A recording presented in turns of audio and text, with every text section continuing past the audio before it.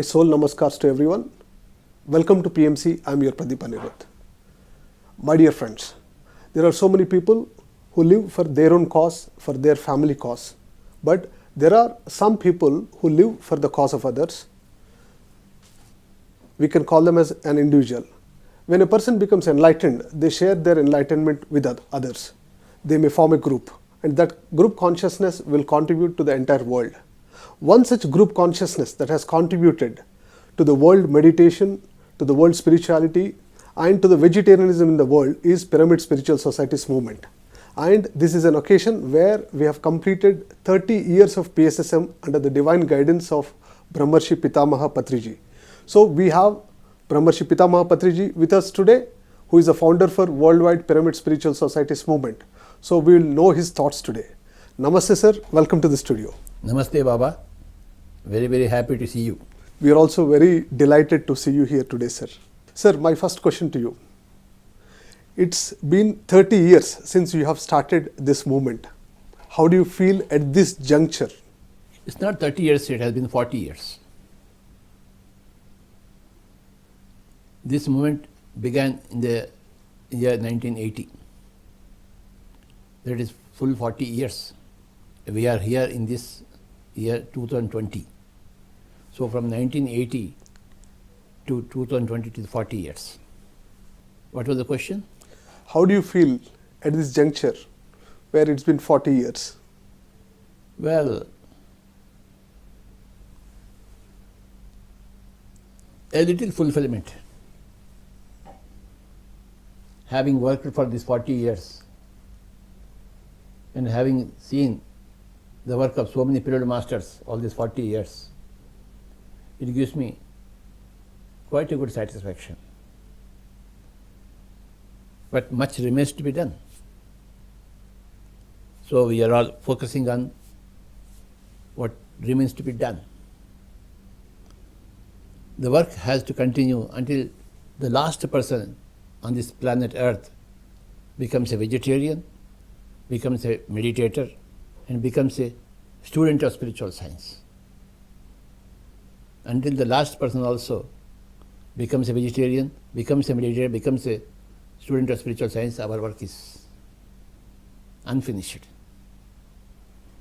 When the last person, last human being also becomes a vegetarian, I will consider myself, yes, my work is finished.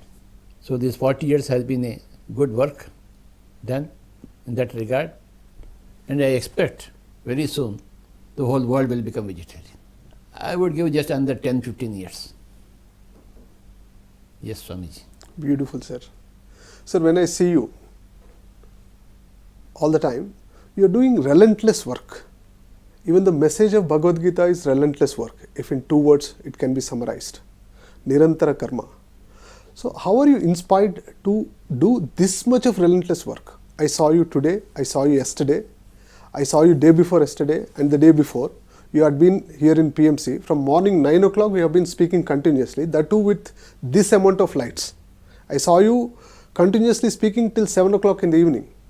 And yesterday we were in Kartal. You went to every bathroom even, and all the arrangements that are being made for Dhyana Mahachakram. So how do you get this amount of patience inside you? Swamiji, it is not my patience, it is my duty. I am duty bound. If I take up a work, I have to do it. If I don't take up a work, I don't care for it. But having taken up the work, I have to do it. I wanted the work to be done, so I have to see that it is done. It is my duty. If I have taken up a work, I will see every comma, every full stop when I am collecting a book. When I can't take the work, I say, Swami, I can't do it. But if I take it up, I will do it perfectly, to the best of my ability. And I don't feel tired, Swamiji. What to do? When you are doing spiritual work, you will never get tired. When you are doing only purely selfish work and material work, of course you will get tired. But whoever does spiritual work, so much energy he collects from his own spiritual work that he can never get tired. That is the secret of spiritual work. Nobody gets tired in spiritual work because it is tension free. And I am doing spiritual work. I can take up any amount of work. For us, spiritual people, spiritual work is play. Spiritual work is rest. Spiritual work is great peace of mind. Spiritual work is great energy. So, when you are doing spiritual work, it is self-sustaining. It is so with every spiritual science worker. I am just one of them. Beautiful, sir. Sir, when a person works, what kind of expectation should he have towards the result of the work? See, we should work with a goal, with an idea to get perfect results. Our goal is perfect result. Our work should give result. If I am correcting a book, it should be over in shortest possible time. I can't take 3 years or 3 months to correct a book. I must do it in 3 days or 2 days. And I will see to it that I will correct the same book again and again 10 times. Because first time you see correct a book, you cannot find out all the mistakes. Second time when you see, you will see a few more mistakes. So you have to see a number of times each and every work. That's what I do. Until finally I am satisfied that the work is perfect, I will continue my work. The goal of work is perfection in the shortest possible time. Both things are there. Wonderful, sir. Sir, in Bhagavad Gita, there is this quote which says, Karmanya vadikaraste ma phaleshu kadachana. So we don't actually have to worry about the result at all. So just be focused on the current work. So how do you see it? We are not focusing on the result, but we want the result, isn't it? Yes, sir. I want the book to be printed fast. I want the book to be printed well. I want the book to be flawless. Without the goal as perfection, no work is done. Work is done always, it's a means to an end. And what is the end? Perfection is the end. And perfection not in the next 20 years, the next 3 days, I want the book to be completed. Not in the next 20 years. So in the next 3 days, I must see every word, every comma, every full stop, every apostrophe s, every exclamatory remark, so that everything is perfect. And when I give it to a printer, I expect him to do it perfectly. Karmanyeva adhikaraste ma phaleshu kadachana. That shloka has to be understood in a particular context. Okay. What is the context? If you do any work, don't expect any accolades. Don't expect any financial rewards or recognition rewards. That's what it means. But when you are working, you must keep the target in your mind, which is the quality and timing. Otherwise it won't happen. It will keep on dragging on for the next 20 years, the same book. No. If you want to catch a train, you must rush from the home. No, I may catch the train, I may not catch the train. That is futile affair. You must leave early from your home, you must catch the train in right timing. You must run even, because you want to catch this train. So that shloka must be understood in its proper context, Baba, right? Got it, sir. Thank you. Sir, in one of your classes, you were mentioning about this shloka, Yatra Yogeshwara Krishna, Yatra Pardo Dhanuddharha, where you said one needs to imbibe the qualities of Krishna and also one needs to imbibe the qualities of Arjuna, not just worshipping them. So in the context of work, what can we learn from both of them? See, we are simultaneously man and God. As man, we are Arjunas, we must be Arjunas. And as gods, we must be Krishnas. As Arjuna, we have to use our mind. And as Krishna, we have to be educated by our own soul. We have a mind, we have a soul. Mind is there for working, obeying the soul. Mind is the Arjuna, and the soul is the Krishna. This mind should be tempered by the soul. We want Arjuna to be guided by Krishna. Arjuna unguided by Krishna is not at all Arjuna. Mind unguided by soul is not at all mind, useful mind. So, yatra yogeshwara Krishna, yatra partho dhanodhara means wherever there is a soul consciousness, yatra yogeshwara Krishna means wherever there is soul consciousness, partho dhanodhara. Dhanodhara means he is ready to fight. That's why he has used the word dhanurdhara. Partho is of course Arjuna, ready for action according to the guidance of the soul.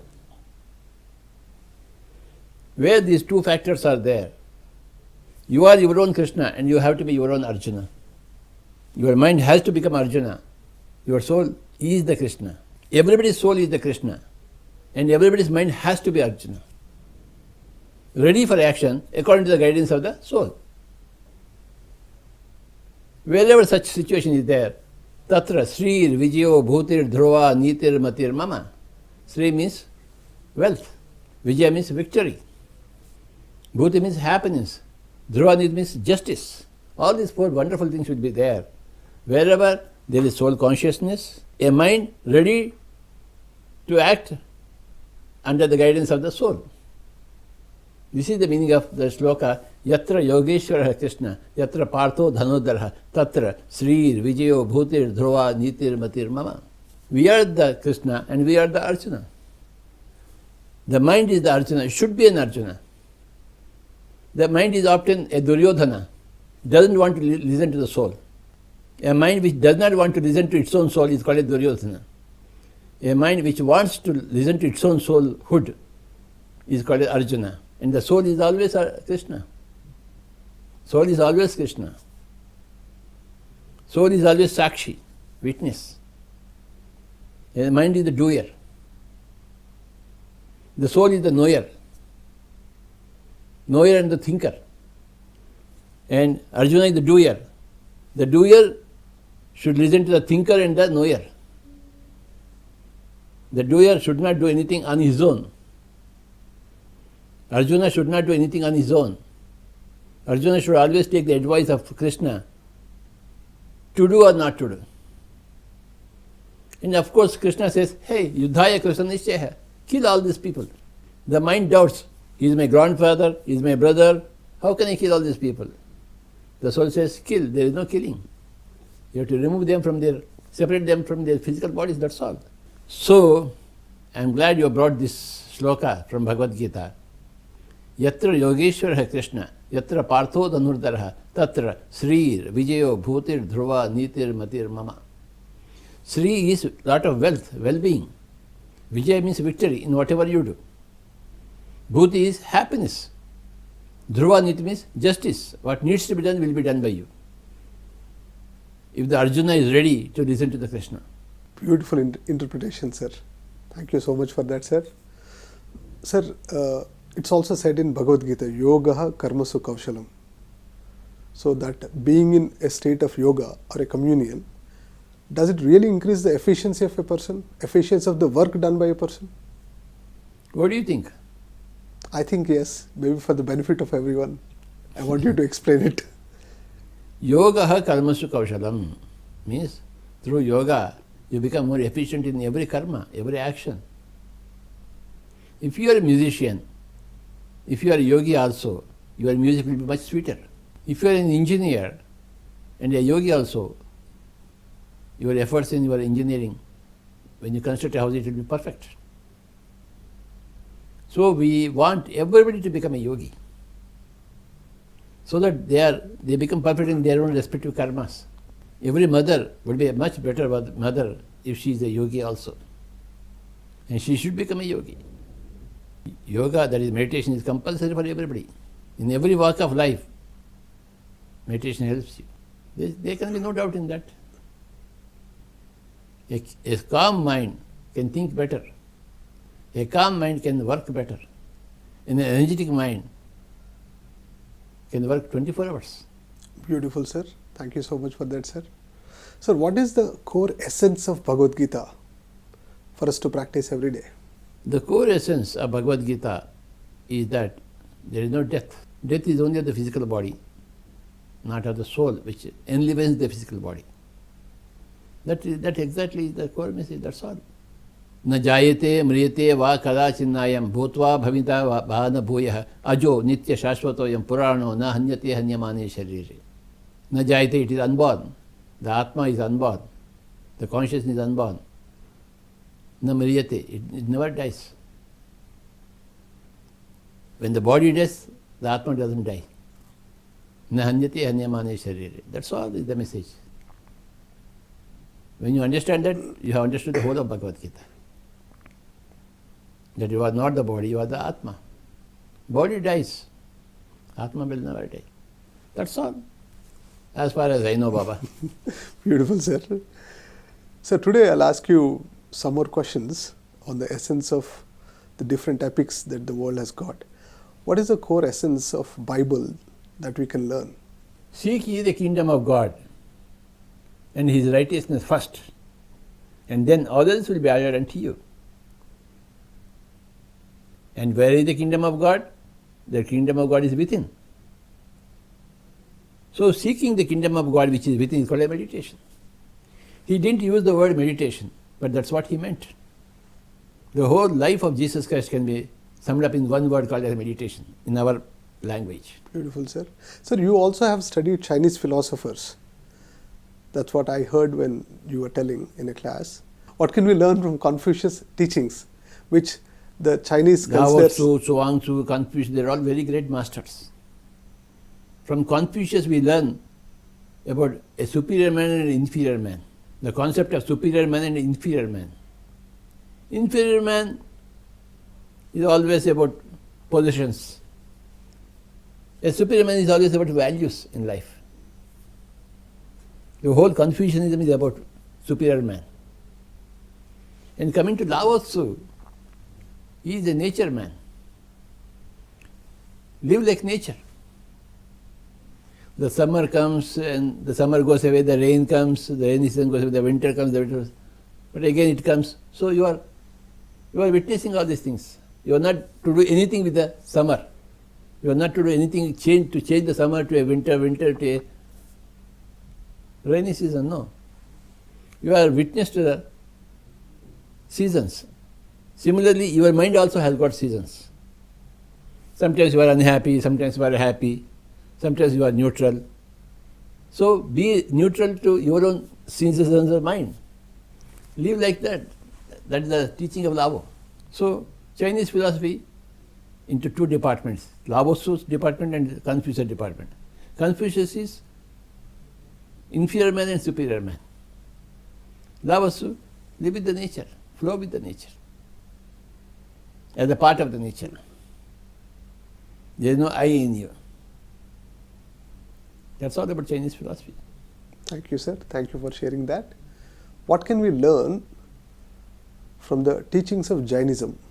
The most important feature of Jainism is ahimsa, non-violence, non-killing. For me that is very, very dear. You cannot kill animals, birds, fish. That is the most important message from Jainism. What can we learn from Mahabharata, sir? There are three types of persons. The majority are like Kauravas, 100. The minority are like Pandavas, 5. And there is only one rare person like Krishna. That is the ratio between 1:5:100. That is general ratio all over the world. Selfish people, 100. Selfless persons, 5. And enlightened persons, 1. That is the lesson from Mahabharata. Beautiful way of looking at it, sir. How about Ramayana, sir? How about Ramayana? A king should be a real king, living for the people, not for its own kingdom's sake or its own lineage, not for his name and fame, but it should be really for the people. The essential of Ramayana is Ramarajya. Rama is famous for his Ramarajya. We don't say Krishna Rajya. We don't say Jesus Rajya. We say Ramarajya. A kingdom should be like Ramarajya. That is the essential message from Ramayana. Ramarajya. Got it, sir. Sir, living with you or being with you seems like, living on the edge. So it seems a very sharp walk on a very thin wall. Maybe some people call you as a Zen master. What is Zen? And do you practice it in any which ways? I don't know what is Zen. How do you define Zen? Maybe from what I have known, a Zen master is one who is so unpredictable. One thing. It's not because of unpredictable, it is ruthlessness. Ruthlessness. A Zen master always has a big stick in his hand. If you move unnecessarily, he will hit you. Any movement should be purposeful. Every word, every thought should be purposeful. Even if you have a wrong thought, he will perceive that wrong thought in your mind, it will hit you. A Zen master is ruthless, pitiless fellow. No pity for the Zen master. Yes, I am a Zen master. I don't have any pity for anybody. Yeah, we see it, sir. Sir, what can we learn from Sufism? They are mad with the other world. They are mad people. They don't care for, like the Avadhutas in Hinduism. They are only dancing in ecstasy, ecstasy of the truth. Dancing in ecstasy of the truth is Sufism. Like Chaitanya Mahaprabhu. He always dances. Sufis are the same. So Osho talks about creating a new man on the lines of Zorba the Buddha, a Buddha who celebrates. So what is your view on it, sir? Zorba is not a celebrate fellow, he enjoys. He enjoys. He is not anti-enjoyment. Okay. He is pro-enjoyment. And Buddha is a pro-enlightenment. Zorba is pro-enjoyment. So simultaneously you have to be pro both enjoyment as well as enlightenment. That is the Zorba the Buddha concept, or the Osho's concept. And your enlightenment is not anti to your enjoyment. Your enjoyment is not anti to your enlightenment. They both go together hand in hand. That is the great contribution of Osho. Thanks for mentioning Osho. I can pay my pranams to him. Thank you, sir. Sir, you also tell there's no need for vairagya or renunciation.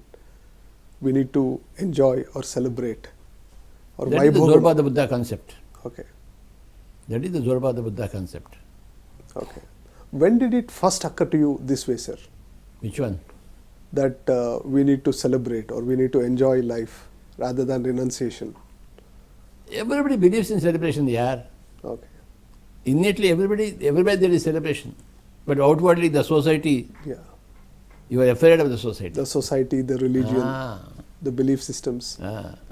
Otherwise, if the society was not there, you must remove clothes and happily dance nakedly, like any animal does. Alone, you are not afraid, you are not shameful of your nakedness. It is the society which makes you shamed. In spite of this society, we must learn how to enjoy ourselves, how to celebrate ourselves all the time. You must become a Zorba the Buddha. Beautiful, sir. Sir, in your schooling itself, you have studied Indian philosophy. And you may have come across so many dharmas. You may have read many, many books. And how did you feel that there was a need for a society like PSSM to flourish? There was a gap that is there in the context of world spirituality or Indian spirituality. When I was a student, I did not feel any necessity for any society like this. I was searching for my own truth, that's all. Later, in the process of my searching for truth, when I went to so many institutions, I was not happy to see the way those institutions are trying to teach the subject to others. I could find many false lines everywhere. Insufficient or wrongful concepts everywhere. So, I tried many institutions, to join many institutions, but I couldn't fit myself there. Ultimately, I came to know that I am more enlightened than every other fellow. So I had to start my own activity, which led to my own organization. It was not a planned affair. It evolved like that. It just happened like that. It just happened like that. Gradually. Wonderful, sir. And we see now PSSM as such a massive movement across the world in so many countries. So, it is a confirmation of the point that there are many people like me. I am not the only one person like me. Every other person who is like me has come to the same conclusion, has joined PSSM. There are millions of people like me with the same thirst for knowledge, with the same bent of mind. So I am very happy to be in PSSM.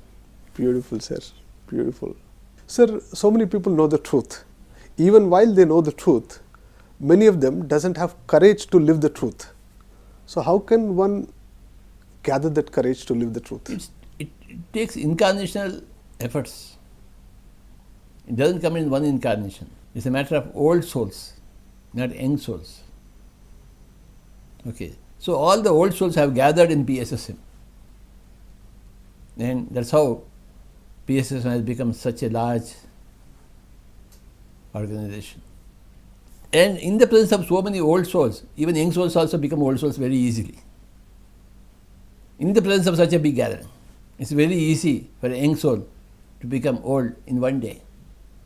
In the presence of this PSSM. That is what is PSSM. I am very happy to be in PSSM, Swamiji.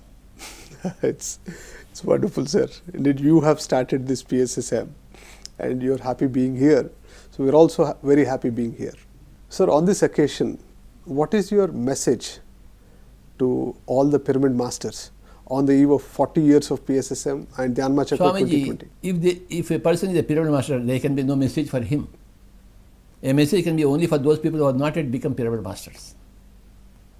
So the message for all the non-pyramid masters to become a pyramid master immediately. That is the message for the non-pyramid masters.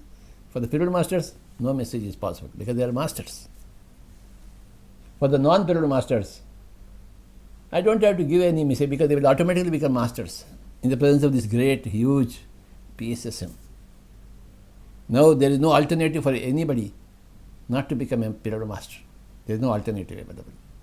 All the rivers flow to the ocean naturally. You don't have to apply special pressure. Similarly, all the people will become pyramid masters in no time.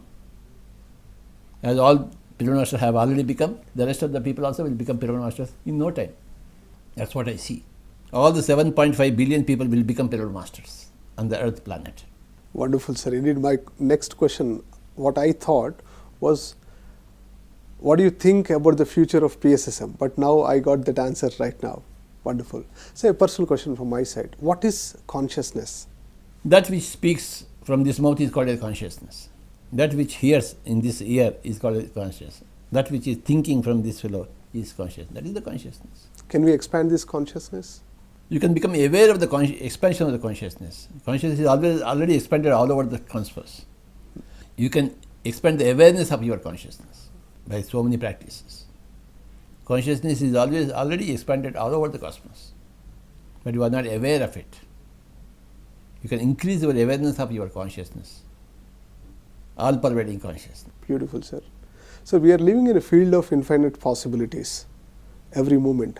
So which possibility to choose upon, how can we decide?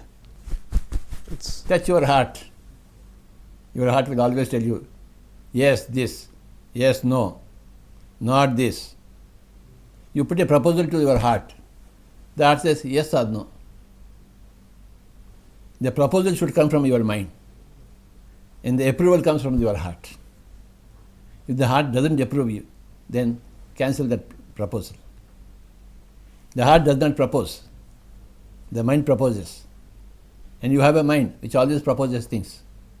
And heart is there to decide yes or no, yes or no, yes or no. Whenever it says yes, you proceed. You have a heart and you have a brain. Brain proposes and heart approves. Heart doesn't approve. Everybody has a heart. Yes, sir. Got that. Thank you. Sir, what is your mission for 2021? We have to concentrate upon PMC English department, PMC Kannada, PMC Hindi and PMC Tamil. and bring them up to the level of PMC Telugu. That is my aims for the next year, 2021. Yes, sir. We all will work towards it, sir, with all our heart and mind. And your final message to the people of the world. Enjoy your life and increase your wisdom every day. Thank you so much, sir. Thank you so much for being with us today and sharing your thoughts on the eve of 40 years of PSSM and Dhyana Jagath 2020. Swamiji, thank you very much for this interview. So, my dear friends, we shall take Patriji's message, and we are now very clear what we need to do in 2021, and let's all do it together. We'll meet again. Your Pradeep Anirudh signing off. Thank you.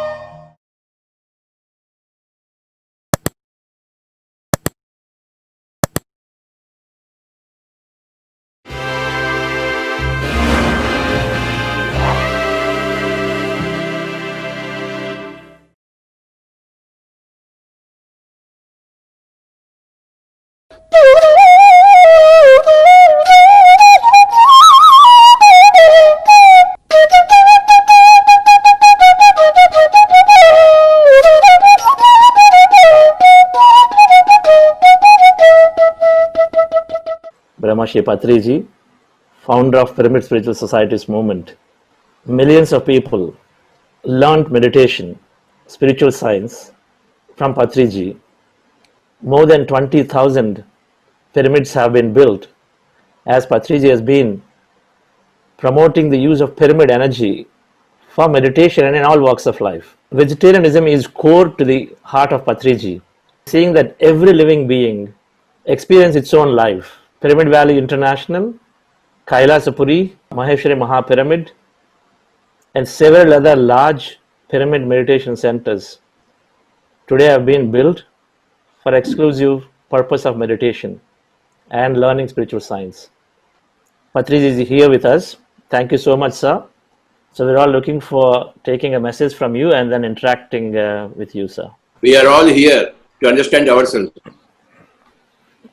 We are all here to explore ourselves. We are all here to meet ourselves. That is the main purpose of ourselves. Why we are in any given situation. Why we put ourselves into different situations throughout the life. And in each lifetime, we put ourselves in different situations and events to see how we act and react. By observing how we act and how we react, we understand ourselves. We explore ourselves. We improve ourselves. In a different situation, in a different event, we act differently, spontaneously, and we react differently, spontaneously, without thinking. Without thinking, we act and react.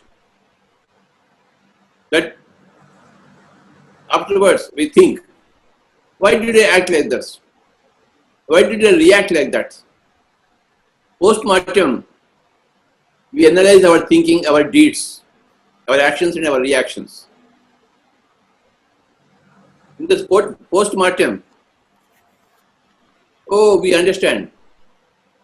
I should not have done that. I should have done the same thing in a different way. I was not understanding when I was acting, when I was reacting. I should have understood the whole situation and then should have acted and reacted. So all this post-mortem is done. And again, we put ourselves to different events and situations. After the end of a lifetime, we again plan one more lifetime. Like a film actor, an Amitabh Bachchan, after the end of a film, already he is thinking of another film.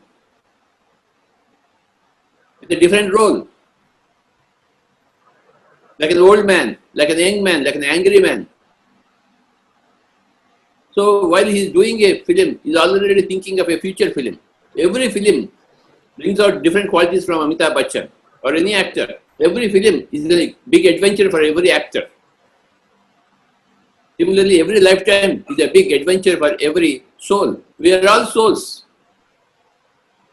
And lifetimes are big dramas. And lifetimes are succession of events and situations, different events and different situations, so that we understand ourselves. We observe how we act and how we react. We observe our own life. We observe our own mental workings. We observe our own creations. All our life situations are our own creations. They are our own co-creations. So, while we are observing our own actions and reactions, we also observe others' actions and others' reactions. How my mother behaved, how my father behaved, how my sibling, my brother, my sister behaved, how my wife behaved, how my children are behaving in the presence of ourselves, how they are acting, how they are reacting. Everything we observe. A soul is a grand observer, and the mind is a great thinker. We are all minds on the one side and souls on the other side. Two sides of the same coin.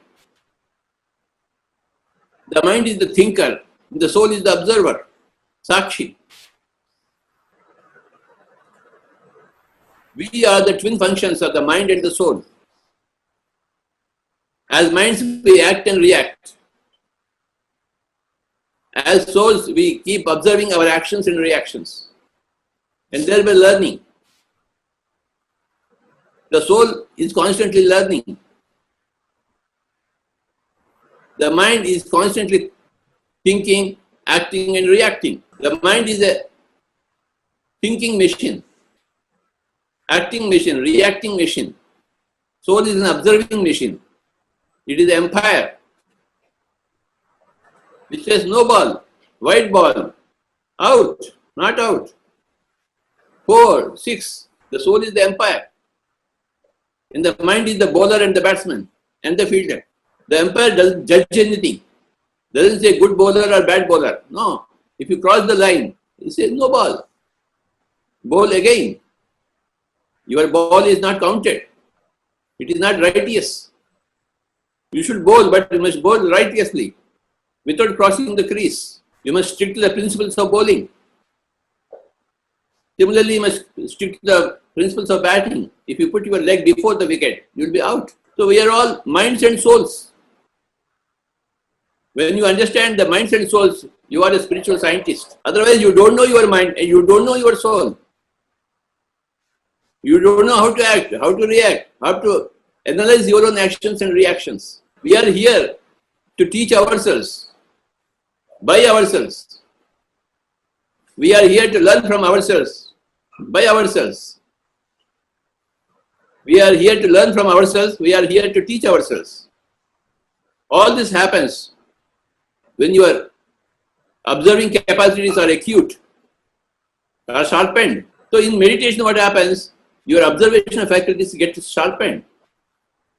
When you close your eyes and observe your breathing and spend time with yourself, you are observing your incoming thoughts and outgoing thoughts. You are observing your relevance of your thoughts, irrelevance of your thoughts. You are observing the intensity of thoughts or the rarity of thoughts. You are observing everything. You are observing your own mind. And as the quantum principle says, a thing which is observed changes because of the observation. So as we observe our minds, In meditation, we modify our minds. The mind that sits in meditation and the mind that comes out of meditation is not the same, because you have observed the mind and the mind has got changed. The observer changes the observed. This is the great quantum principle which we apply in our human situations. In meditation, the soul is the observer and the mind is the observed. So we observe our own minds. Without the practice of meditation, we don't observe our minds. We act as pure minds and zero souls. As you practice meditation, the observer content of yourself increases. And to that extent, the observed content gets transformed, modified, metamorphosed. The observer is the mind. The observer is the soul. We are eternal minds and eternal souls. We are double-edged swords. We are two sides of the same coin. One side of the coin is the mind. The another side of the coin is the soul. One side of the coin is the batsman, the bowler, the fielder, the captain of the team, the member of the team. But the soul is the empire of the team, empire of the match. The soul treats both the opposing teams in a similar fashion, doesn't judge. The soul never judges. The soul only says, okay, wrong ball, right shot, wrong shot, right catch, wrong catch. When you catch the ball, half of the ball is on touching the ground, so it is not allowed. No part of the ball should touch the ground. Then the catch is allowed. The third umpire is used to see whether the ball is touching the ground or not. And according to the data of the third eye, third umpire, the umpire says, okay, catch invalid, catch valid. So, same thing happens in human lives and situations. Our own soul says to our own mind, hey, this particular action is invalid. Or it says, okay, you have done well, you bowled well, you get the wicket. Indeed, your appeal for LBW is right. That fellow is out. I agree with you. The soul says to the mind, you are right, sir. You acted well, you reacted well. The soul gives marks to the mind. Otherwise, the soul says, no marks for you. Please try again. That fellow is not LBW. You think that you are LBW, but he is not LBW. So he is not out. You have to bowl again. You will continue to bat until you get him out. So this is how it goes on. The ding-dong battle between the mind and the soul. We understand the ding-dong battle between the mind and the soul. Our own minds and our own souls. The mind is the driver and the body is the driven. Mind says, okay, early morning we go to Chandra's session and sit. The body follows. The body wakes up and sits and follows Chandrasekhar's meditation session early in the morning. Otherwise, if the mind says, oh, no Chandrasekhar, no meditation, all stupid things. Who cares? I want sleep. Then you won't get up in the morning and attend Chandra's session. You would have been still sleeping. You would have not got up from your bed. The body follows the mind. The mind is the actor and the reactor. And the soul is the observer, grand observer, observing your own mind. When you close your eyes and observe the breathing, what happens? Thoughts cross your mind and you observe those thoughts very keenly. Otherwise, you are not observing your own thoughts. Thoughts come in, gush out. Gush in, gush out. You are not aware of any of your thoughts. You are like an unthinking machine, unthinking thinking machine. But when you do meditation, you will be a thinking machine. Oh, when a useless thought comes across your mind, you will know that it is useless thought. It is not right to comment upon Chandrasekhar or anybody, to criticize or anybody. That thought is invalid. Because you don't know anybody, you can't judge anybody. You don't know yourself and you can't judge yourself. How can you understand others and judge others? So when you are thinking properly, you cease to judge others. You begin to appreciate others in every given situation. The more we do meditation, the better human beings we become, the better human minds we become, the better human bodies we become, the better citizens of the world we become. Meditation is the fine-tuning of your own observation capacity. In meditation, you are not here to observe anybody else. In the world, you are observing everybody, including yourself. But in the meditation, there is no other body. You have closed your eyes to the world. Only you are there. Only you are available to yourself, totally. And you begin to observe yourself. You begin to understand yourself, begin to explore yourself, you begin to modify yourself. It happens naturally. When you observe yourself, you become the changed person. That's how enlightenment happens. The more you observe your meditation, the more you observe yourself in meditation, the more enlightened you become. What is enlightenment? You are more aware of your own actions and reactions. Meditation has to be taught by everybody. Whoever knows about meditation, he has to teach others. Meditation should be the general property of every human being. Basic education of every human being. It is an everyday element in everybody's life, every day. When you do meditation, the body becomes healthy, the mind becomes happy, the intellect becomes brilliant, and your own overself becomes happy because the underself is doing well. The whole creation is happy because of your better actions and reactions, which affect others, other beings in a better way. Without meditation, we are left in darkness. With meditation, we come into the light, the bright light of the sun, sun of the soul. We understand the Father, we understand the Son, and we understand the Holy Ghost, the Trinity, Holy Trinity, as it is told in Christianity. We understand that we are the Son. We are the only begotten Son of the Father. The Father is the Overself. And the Overself is a part of the Spirit.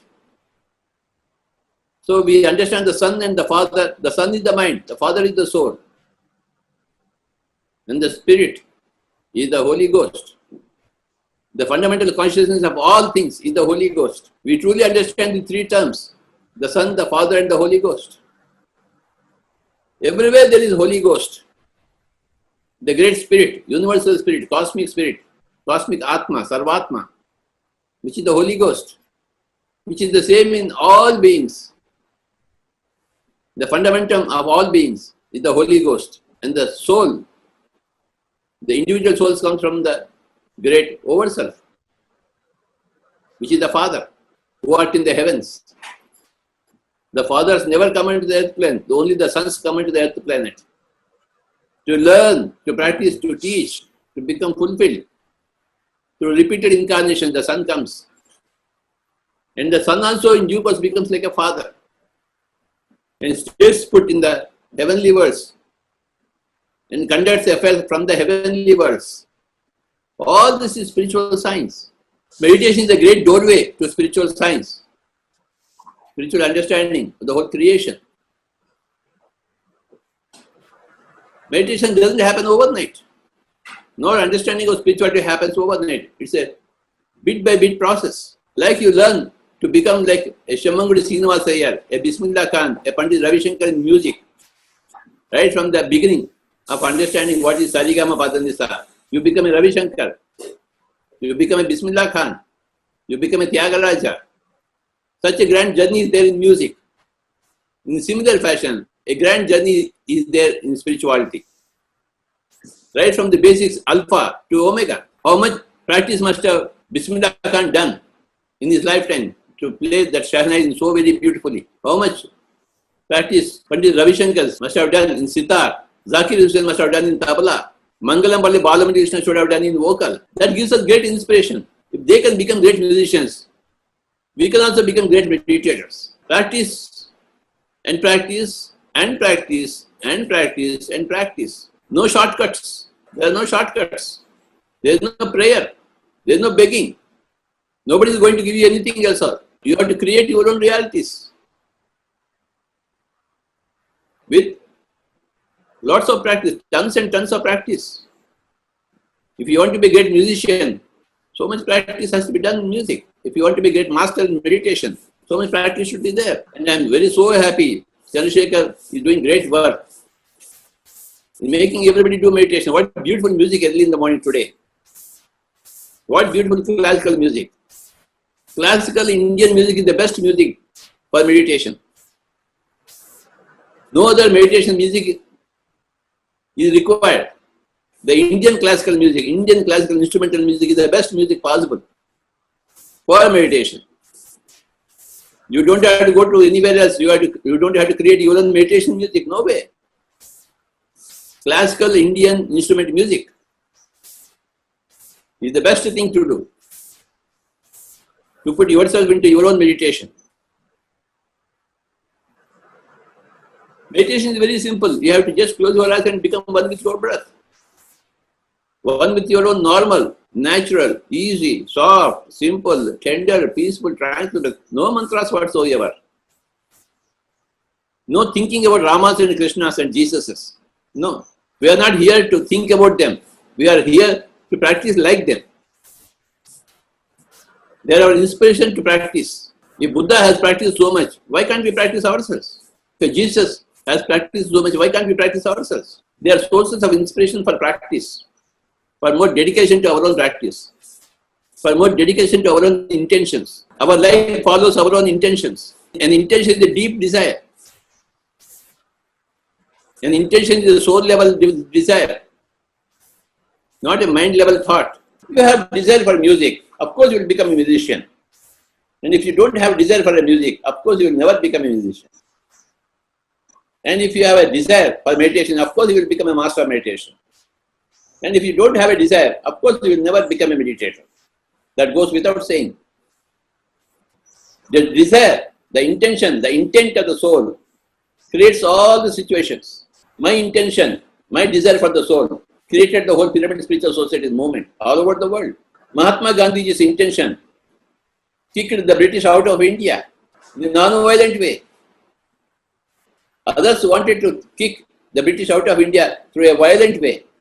But Gandhiji said, no, we kick them, but in a non-violent way, without hatred towards anybody. We are all followers of Mahatma Gandhi. We change ourselves in a non-violent way. We will change the world in a non-violent way by teaching meditation, by practicing meditation in the way, the non-violent way. We change ourselves and we change others. When we teach others meditation, we change others. When we practice our meditation, we are changing ourselves. This is non-violent way of revolutionizing the earth conditions and the earth situations for all the humanity. 4 things are there. Learn meditation, practice meditation, teach meditation, spread meditation. These are the 4 things. After all my lifetime of study, of exploration, I have come to these 4 phrases. Learn meditation, first phrase. Second phrase, practice meditation every day. Teach meditation to your neighbors. 4th is spread meditation.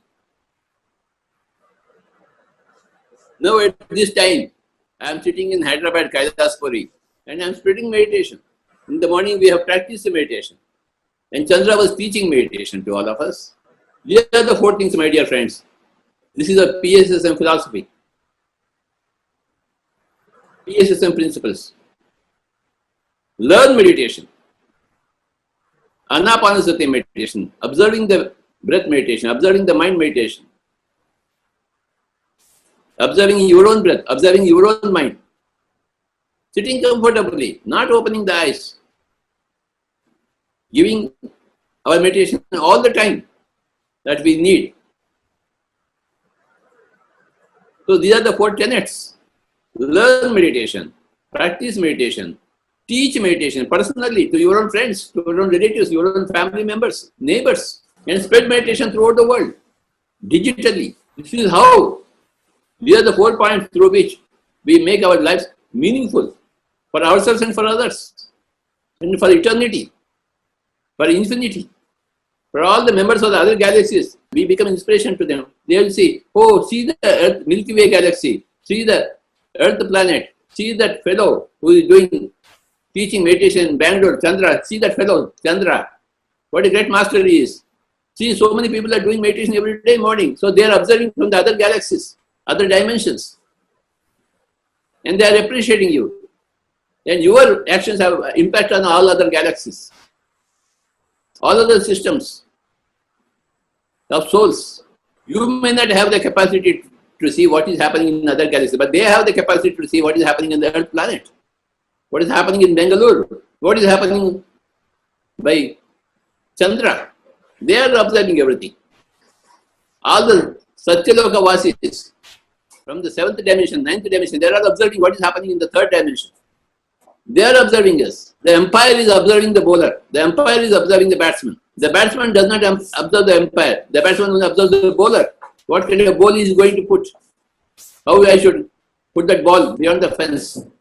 But the umpire is observing everybody keenly. So we are impacting every soul in every other planet, every other dimension. We are so very important to everybody else as we become important to our own selves. You must become relevant to your own self. You must become important to your own self. You are the teacher of your own self. You are the student of your own self. You are the helper of your own self. Self-help is the best help. Self-help is the only help. That's why in Bhagavad Gita, Krishna says to Arjuna, Uddhared Atmana Atmanam, Atmanam Avasadayet, Atmaviya Atmano Bandhuhu, Atmaiva Riparatmana. You have to lift yourself by your own efforts. You can't let down yourself. If you do meditation, you are your own best friend. And if you don't do meditation, you are your own worst enemy. This is the shloka from Bhagavad Gita, the essence of Bhagavad Gita. We have to read the Bhagavad Gita. That is the best document possible. Best meditation document possible. Best spiritual science document possible. Every shloka of Bhagavad Gita gives you a different dimension of spirituality. One shloka from Bhagavad Gita, Uddhared Atmanatmanam, Atmanam Avasadayet, Atmaviya Atmano Bandhuhu, Atmaiva Riparatmana. Nobody else is your enemy. Your own lack of meditation is your enemy. Nobody is your friend. Your own presence of your meditation is your friend. You have to thank yourself for your own betterment. And you have to condemn yourself for your own non-betterment. You can't thank any Krishna or Rama. You have to only thank yourself. You can't blame any of your father-in-law or mother-in-law. You have to blame yourself. If you are not doing meditation, if you are not learning meditation, if you are not practicing meditation, if you are not teaching meditation, if you are not spreading meditation, you are here to blame yourself. And if you are practicing, learning meditation, teaching meditation, you are here to congratulate yourself. Nobody else is going to congratulate you. You can't depend on others for congratulations and appreciations, for motivations, for inspirations. You have to be your own inspiration. You have to be your own motivation. You have to congratulate yourself. You have to depreciate or appreciate yourself all the time. You are your own judge. The soul judges and the mind gets refined. There is no end to the refinement of the mind. The soul is eternal verity. So is the mind. The current mind is the product of all our past actions and reactions. In so many past lifetimes, hoary lifetimes. Our mind is a great result of all those actions and reactions, involuntary and voluntary. Understand these great terms of mind and the soul. Then you understand everything. For that you need to study a lot. Read all the books of all the spiritual masters, how they lived their life. A Milarapa, an Elizabeth Kubler-Ross, a Shirley MacLaine, a Ruth Montgomery, a Linda Goodman, a D.T. Suzuki, an Alan Watts. You have to read all those books. A Yogananda Pavansa, a Swami Rama. How did they lead their lives? A Mahavtar Babaji, a Yukteswar Giri, a Lahiri Mahasaya. How did they lead their lives? And how are we leading our own lives? By observing great masters, we also acquire our own greatness. Lot of reading books is important. I see on Chandra's table, Michael Singer's book. From here I can see that book. Yes, I went to America to meet this great master, Michael Singer. I went to his ashram. I read after reading the book. And it was such a great ashram and such a great master. This is a very great book, The Surrender Experiment. I went all the way to America to meet that master a few years back. We are here to learn from every great master, shamelessly, unabashedly. We drove to Florida to meet that master from Atlanta. We spent a whole day with him. Michael is a singer, The Surrender Experiment. Great masters are available all over the time. Masters are always available. The disciples are not available. The teachers are always there. The students are not always there. When the student is ready, the master will appear. How does the student become ready? Through meditation, through desire for meditation, through intention of meditation, that the student becomes ready.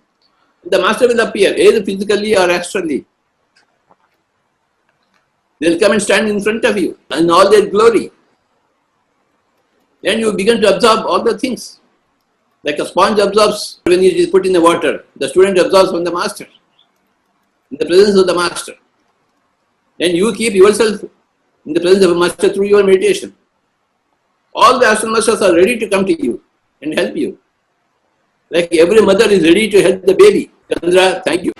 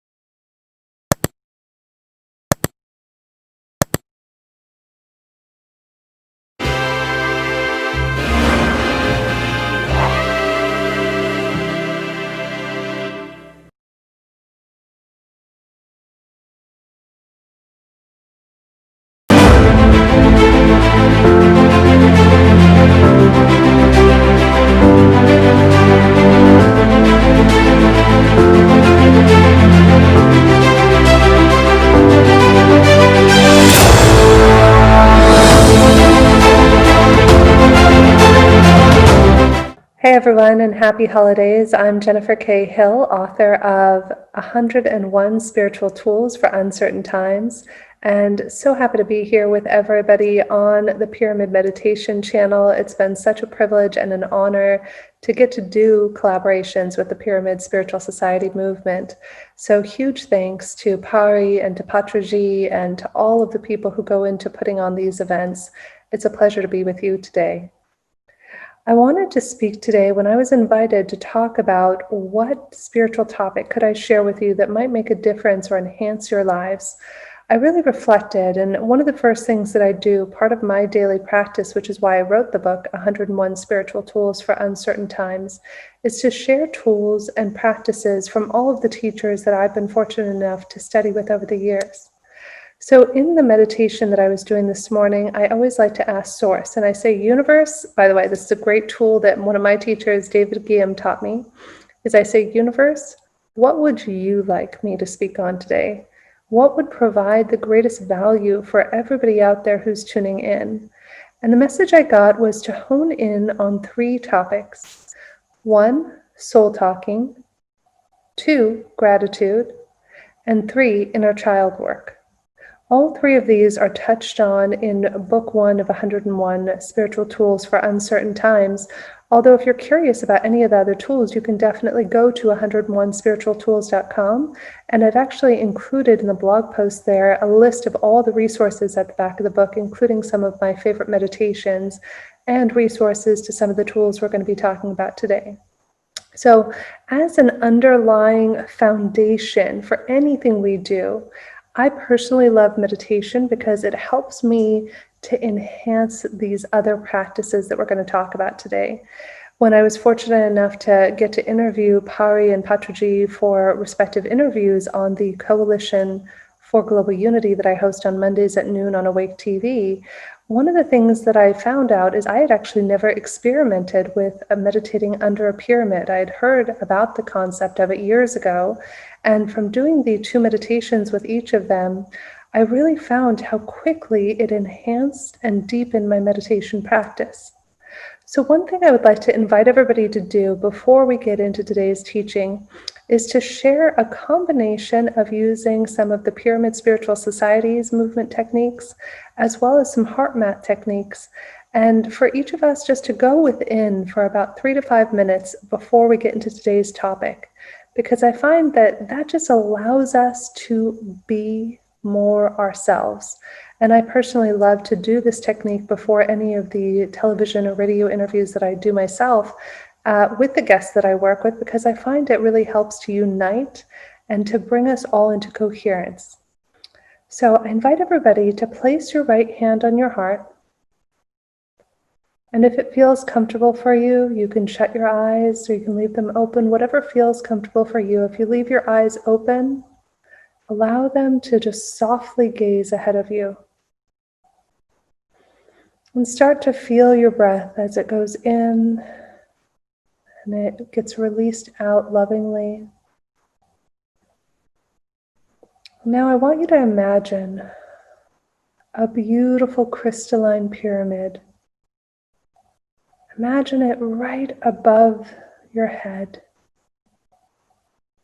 You can imagine it being iridescent or green or red or purple, or any color that really resonates with you, and just visualize the tip of that pyramid right above your head.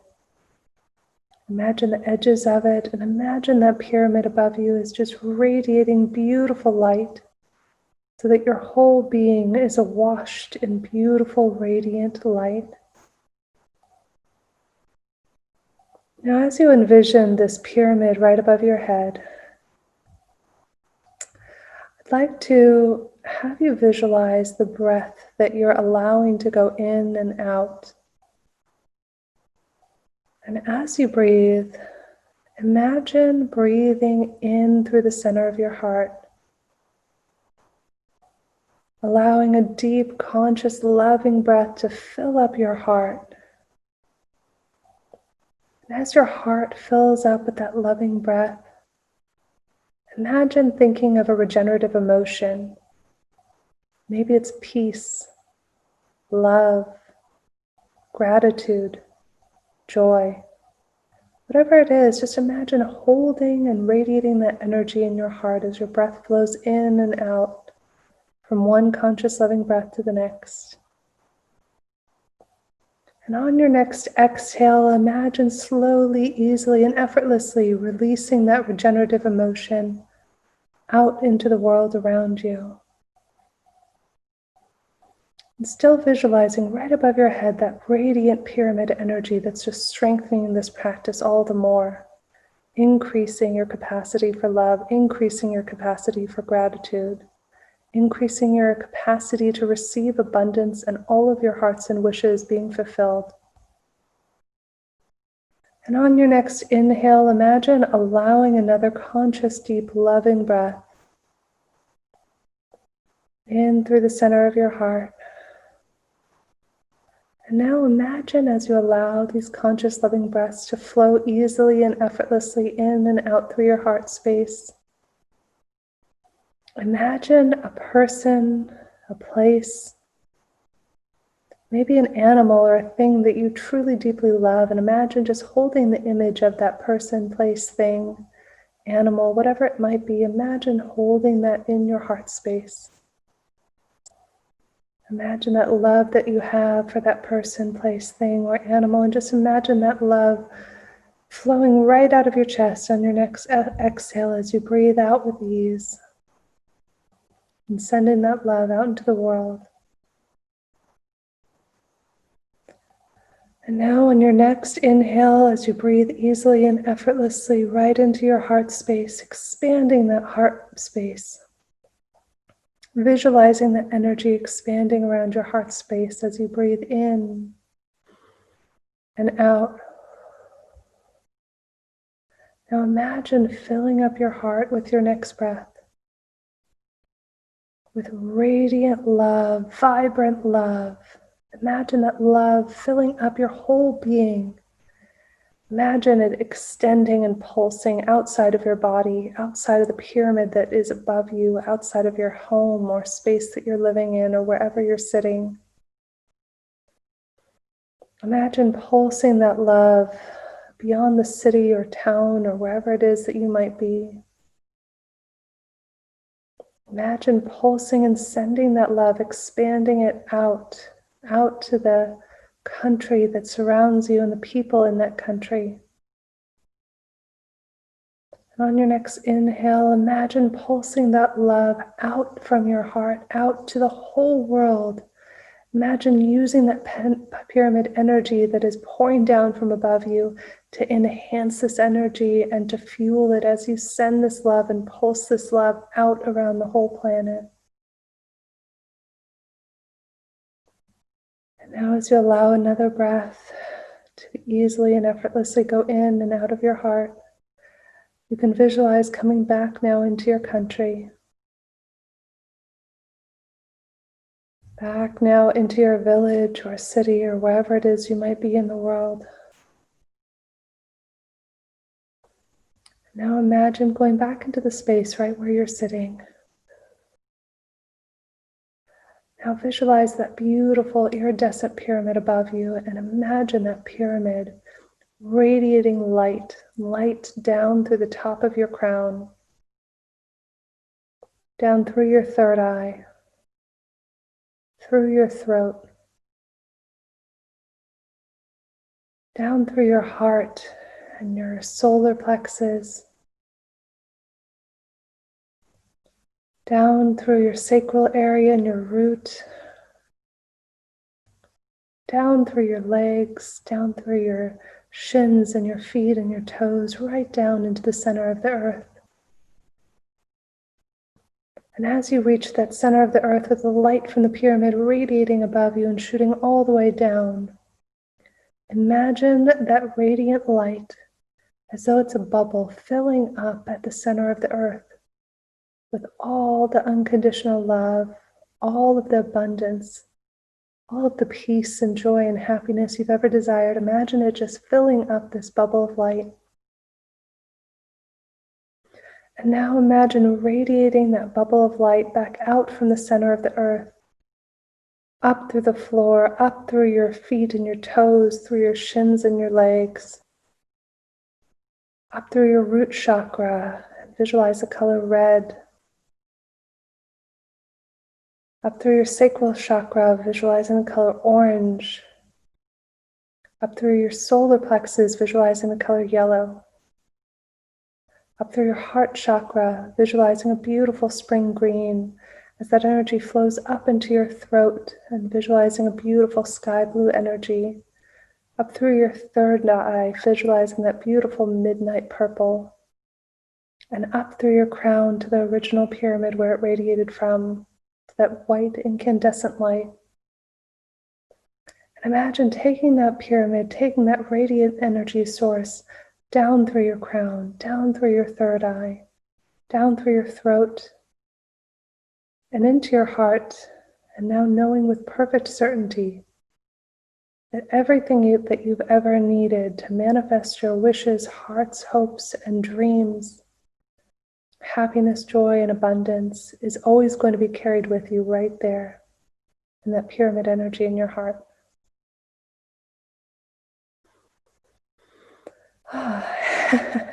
You gotta love life. I was not planning on doing that as part of today's talk, but one of the topics, actually the 11th tool in the book, and it's such an important cornerstone of all the other spiritual practices that we do, is meditation. And there are so many beautiful, wonderful ways that we can meditate.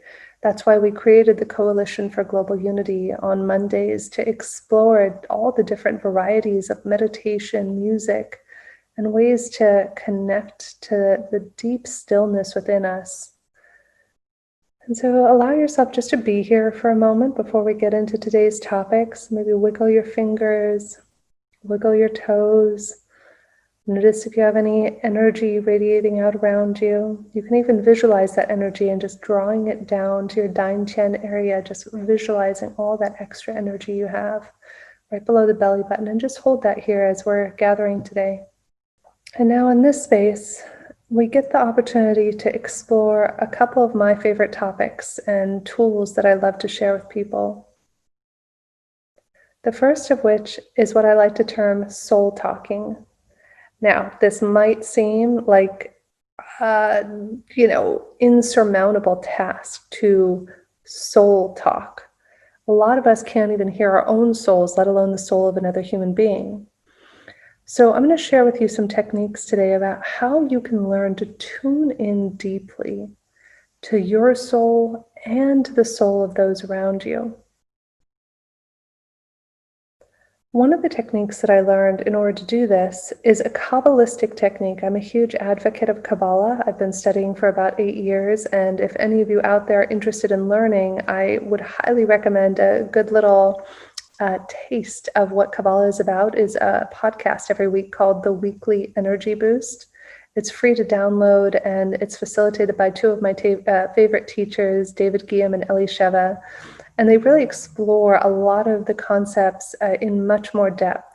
And one of the concepts that we're going to be talking about today, I'm sure if you put it in the search function of the podcast, you might even be able to find a whole episode that they've done on it, called the proactive formula. So the Kabbalists call this the proactive formula. I call it soul talking, and I'll explain to you why in a moment. So the proactive formula is something that I've long believed. It's a technique that I started using in my personal life about 10 years ago before I even started learning Kabbalah. And that first step in the proactive formula is pause. Pause. It's one of the first spiritual tools I ever learned that integrates in such a beautiful way with all of the other spiritual tools that you might explore in your life. When we pause, there's almost a meditative practice element to the pause. When we pause before we react, when we pause before we speak, when we pause before we engage with another human being or animal or our food, whatever it might be, we're creating this sacred space in which something beautiful can be made manifest. So step one in the proactive formula, which we'll call soul talking, is to pause.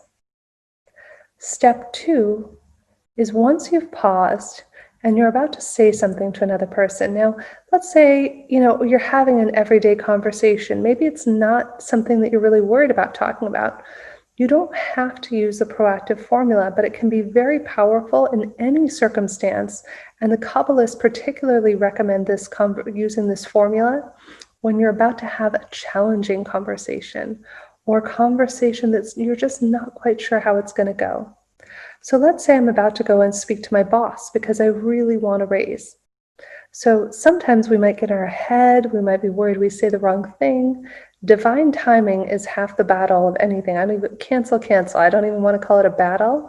It's half of the opportunity is timing things the right way and doing things in the right time. So what you want to do is you want to then ask, once you've paused and you're about to engage in a conversation, maybe it's with your boss or your spouse or your child or your friend, and let's use the example of a boss. And you would want to imagine from your heart space to your boss's heart space, asking, are you available to have a conversation with me right now for a promotion? Now, it's really important to understand that you're not saying this verbally yet. Right now, you're still in the pause phase. You've paused.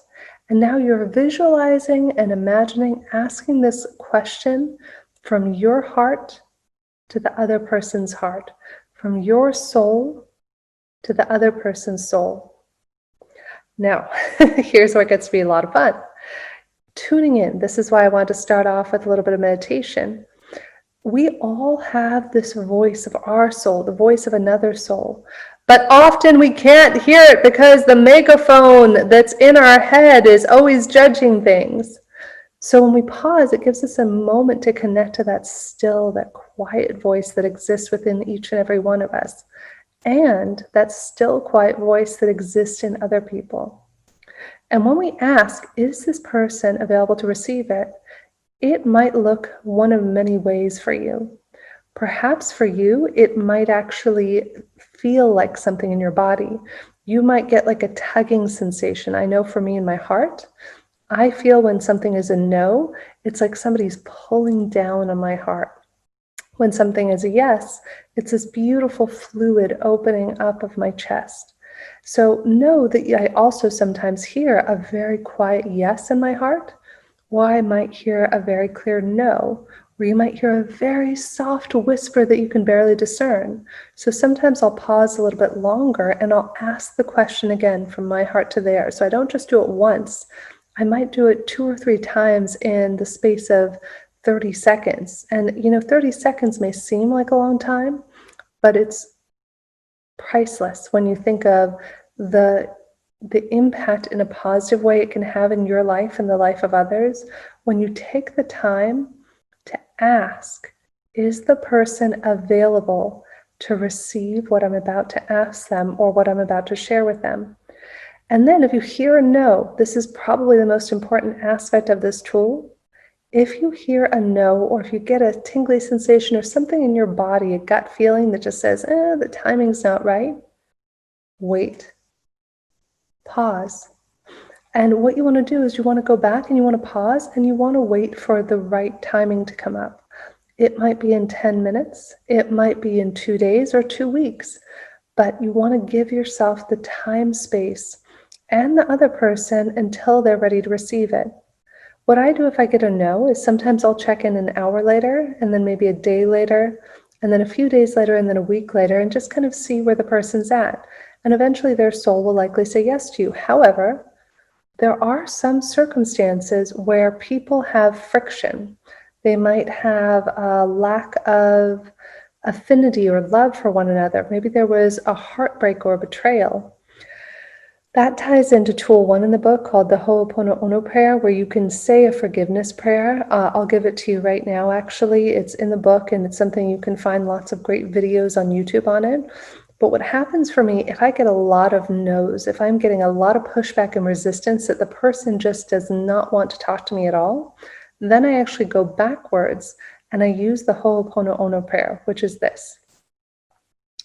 You say out loud, while visualizing the other person's energy, I apologize. Please forgive me. Thank you for being in my life so that I may love you. I'll say it again.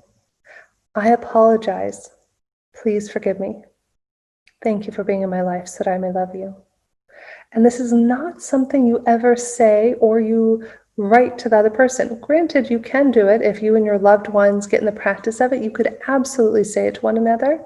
I often will say it out loud while visualizing the person. I might say it while I'm cooking or walking, or I could be doing any number of things, and I'll say this. And one of the other things I do is I ask the other person's soul, to go back to the soul talking, I ask them each day that I do it for them, how many times would you like me to say this prayer for you today? And with people where there's a space between us, where there's that lack of love or lack of connection, sometimes when I say this, I might hear a message that I need to say it 20 or 30 times for a person. Other times I might need to say it 7 times, but I would just imagine, I would say, John, how many times would you like me to say this for you today?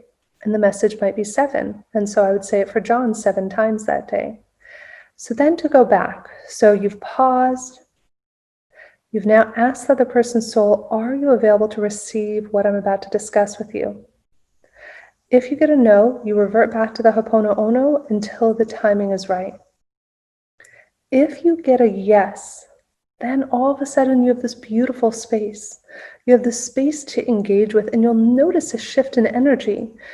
For those of you familiar with the idea of flow, you begin to live life in the flow because you're going the direction that the universe wants you to go. And when the timing's not right, you're listening and you're pulling back, and then you're pivoting to another direction. So the reason I call this soul talking, and I go a step above and beyond proactive confrontation, is that the more you practice this, you actually may begin to hear more than a simple yes or no. So let's imagine that I have John, who is my manager, and I say to John, from my heart to his, John, are you open to receive what I'm about to discuss with you about my promotion? And you hear back from John, yes. What I've noticed is the more I practice this and the more in tune I am by meditating and using prana and other breathing techniques, that I begin to hear other messages, and the person's soul will begin to talk to me directly. A great example of this that I share in the book is there was a gentleman who was in a personal development class with me. Let's call him Scott. And we were all standing around towards the end of this class, and I asked him, I said, do you want to do, actually at first I asked his soul, I said, do you want to do the next class in the program, the next class in the series? And I got a yes, but that he had a hesitation. So when I engaged with him, I actually brought it up from that perspective. I said, what are your thoughts? Tell me a little bit about what's going on, already knowing he was going to have reservations. Then, instead of just telling me yes and no, his soul said that the reason he would want to do the next level of the program is because it mattered to him for his sister, that he really wanted to do something in the world with mental health to support his sister. And so this is why I call it soul talking. We all have these superpowers within us. I am not a psychic. I am not an intuitive. I'm a normal human being and businesswoman who runs a company. And I share this with you because the more that you tune in, the more information you'll receive back. Now, to be clear, if you stop at pausing, if all you get out of what I've just shared is to remember to pause before you speak to somebody, you are already 100% ahead of the game of where a lot of us are as human beings. However, the more you choose to engage, the more you choose to reach your edge of what's comfortable for you, the greater your capacity will be to be in greater flow with the people around you and to receive greater and greater messages from other people's souls. And it really becomes a way to intimately connect to people in ways that are profound and loving and expand relationships into new possibilities. So the next thing I would like to share with you today is the tool of gratitude. It seems cliche. It was funny just today. Of course, this is something that's always happened for me. Whenever I am about to teach a topic, I always get confronted. I don't know if this has ever happened for any of you out there, but for me in particular, what has happened is that I will go to teach a topic, and then I will face an obstacle or a challenge regarding that topic I'm about to teach, to be sure that what I'm about to teach is authentic and that I'm not just putting smoke and mirrors up for people. So as life would have it, I was just given the opportunity to connect to gratitude today. Two of my practices every day are the first thing I do when I get up is I write down 10 things that I'm grateful for. And I try to vary the list a little bit. Sometimes coffee is on there frequently. I do love a cup of coffee in the morning. And sometimes it's a completely brand new list every day, but I always try to add at least 3 to 5 new items to the list, if not 7 or 8. And sometimes it's a brand new list. So the reason I started doing this is there was a project called the 365 Grateful Project that was started by a woman who was a photographer, and she was going through a period of depression in her life. And a life coach suggested that she take one picture every day and post it on social media with a caption of something she was grateful for that day. And then from there, do that for one whole year. So she went and she did that, and I think the project is called 365 Grateful. And so I started off doing that probably about 10 years ago, as I got to about 400 days of posting pictures of things I was grateful for. Now, fast forward, the other practice that I do, so now I write down 10 things I'm grateful for every day, but even just writing down one is a huge victory, so be sure to acknowledge yourself for that. The other thing I do is right before I go to bed, I write down 3 things that I'm grateful for. It's often one of my very last practices before I shut my eyes, because I always want to sandwich my day between what I'm grateful for in the morning and what I'm grateful for in the evening. So back to the challenge I mentioned earlier. It's kind of funny. The challenge I mentioned earlier ties perfectly into this. So I was going through an opportunity for growth. I had a loved one who had a COVID test, and it turns out this loved one had gotten COVID and showed up positive 3 times for COVID.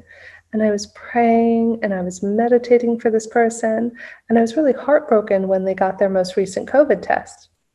So as I went through this experience, I started to notice that I was feeling a little bit sad and disappointed and worried and concerned. And then it dawned on me. One of the techniques that I love to do if I'm feeling sad, depressed, angry, frustrated, is of course give myself the space to feel that emotion. And then what I do is I write down a list of 100 things I'm grateful for, literally nonstop. I do not stop until I've hit 100. And just like today, when I started working on the list, when I noticed that I was getting frustrated and sad and disheartened, is that I got to 129 things. That's where I left my list today. So once you get to be in the flow of gratitude, then all of a sudden things begin to become easy and effortless and shift and transform. So it can be very, very powerful. If you want to create a gratitude practice for yourself, maybe start with 1 thing a day. And if you notice that you're personally getting frustrated, irritable, etc., add a gratitude thing to your list. You might just add 1 thing. So say you already have 1 thing listed for the day, push yourself to come up with a 2nd thing that you could be grateful for that day, and so on and so forth. So every time that you notice you're getting frustrated or angry or sad, see if you could just maybe list 1 thing you're grateful for. You don't have to do it. It's just a fun practice that you could do. It's funny, that's another little aside that one of my teachers a long time ago taught me, is do not should on yourself or others. In other words, don't tell yourself, oh, I should do the gratitude list thing Jen Hill said. Yeah, that would really be good for me. Or I should do the soul talking. I should really pause. Notice that there's no space in that. In fact, just yesterday, I was on the phone with one of my dearest teachers, Julian Adler, who was my business coach for 7 years before I sold my company. And what Jules was sharing with me is he has a recommendation that we remove a couple of words from our vocabulary. One of the words is try. I'm 100% with Julian on this. When we remove the word try and replace the word try with I intend, I am, I will, it can be such a powerful shift in the dynamic of energy. Another thing that he said to get rid of is he said, remove the word nice. When you say that something is nice, you're just using that as a placeholder for a way that you could describe the world in a different way, such as beautiful, delicious, incredible, magnificent. Think of how the energy of that shifts. And of course, another one of the words is should. What if we replace the word should with I will, I am, I would love to, I have the opportunity to? Notice that there's an entirely different vibrational element to that. So the last thing I'd love to leave you with today, and to finish off today's talk with, is the idea of inner child work. I am by no means an expert at it, nor am I the creator or a pioneer in it. Inner child work has been around for a very long time. So let me give you a quick 100,000-foot view of what inner child work is, and then we can talk about how you can do it. So inner child work involves imagining yourself at a younger age. It might be that you visualize yourself at 14 and you're 20 now. Or maybe you visualize yourself at 3 or 4 years old. Now you can either imagine an image of yourself in your mind's eye, or I know some people like to carry with them or have a picture on their phone of themselves as a little child.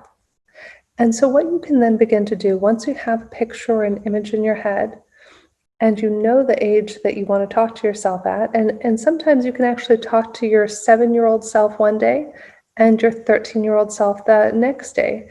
And there is no right or wrong way to do this. You have to follow your own heart's intuition. The way that I was instructed to do it is to put my right hand again on my heart. I just find there was a meditation my friend Mary Jo Lawai did for us for the Coalition for Global Unity.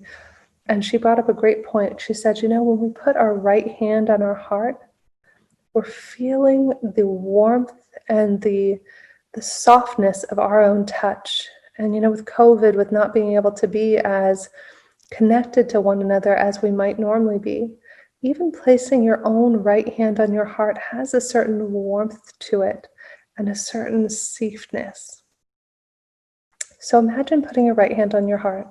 And again, if you have the picture of yourself that maybe is a physical picture, you could hold it up in your left hand, or you could hold it up on your phone if you have a picture of yourself on your phone. Or you could just imagine just shutting your eyes and going internally and visualizing yourself at whatever the age is that you want to speak to yourself. And then you get to ask yourself, what do you want to be called at that age? This is kind of silly, but I have one inner child who's about probably 4 or 5 years old, and she loves to be called sweetheart. So when I go and I imagine doing my inner child work with her, I'll say, hey, sweetheart. Hi, my love. How are you? So I might call her sweetheart or my love. Now, on the flip side, when I visualize my 13-year-old self, which was an endeavor in and of itself, if you have a blockage, you might find it's harder to connect with that version of yourself. I couldn't even remember or visualize what I looked like at 13 because I had such a huge blockage around my heart at that point. And so eventually I broke through it and I got to my 13-year-old self. Now imagine that you have this bitter 13-year-old who has been ignored. You know, I'm 39 years old now, for the last 26 years of her life. She wanted none of it. She did not want to talk to me. I would visualize myself as a 13-year-old and I would try to call her sweetheart, and she would be outright angry with me. She'd be like, I don't want to talk to you. You suck. That's my 13-year-old's favorite thing to tell me is you suck. You abandoned me. You know, you don't know what matters to me. You know, you can just imagine having this conversation with yourself at whatever age that you want to imagine yourself at. You know, and for guys out there, see what feels comfortable for you. Maybe you want to call your inner child buddy, or maybe you had a nickname as a child that you want to call that person. For me, with my 13-year-old self, she detests being called sweetheart or love. And she prefers Jenny, which was my nickname, Jeni, when I was in my teens.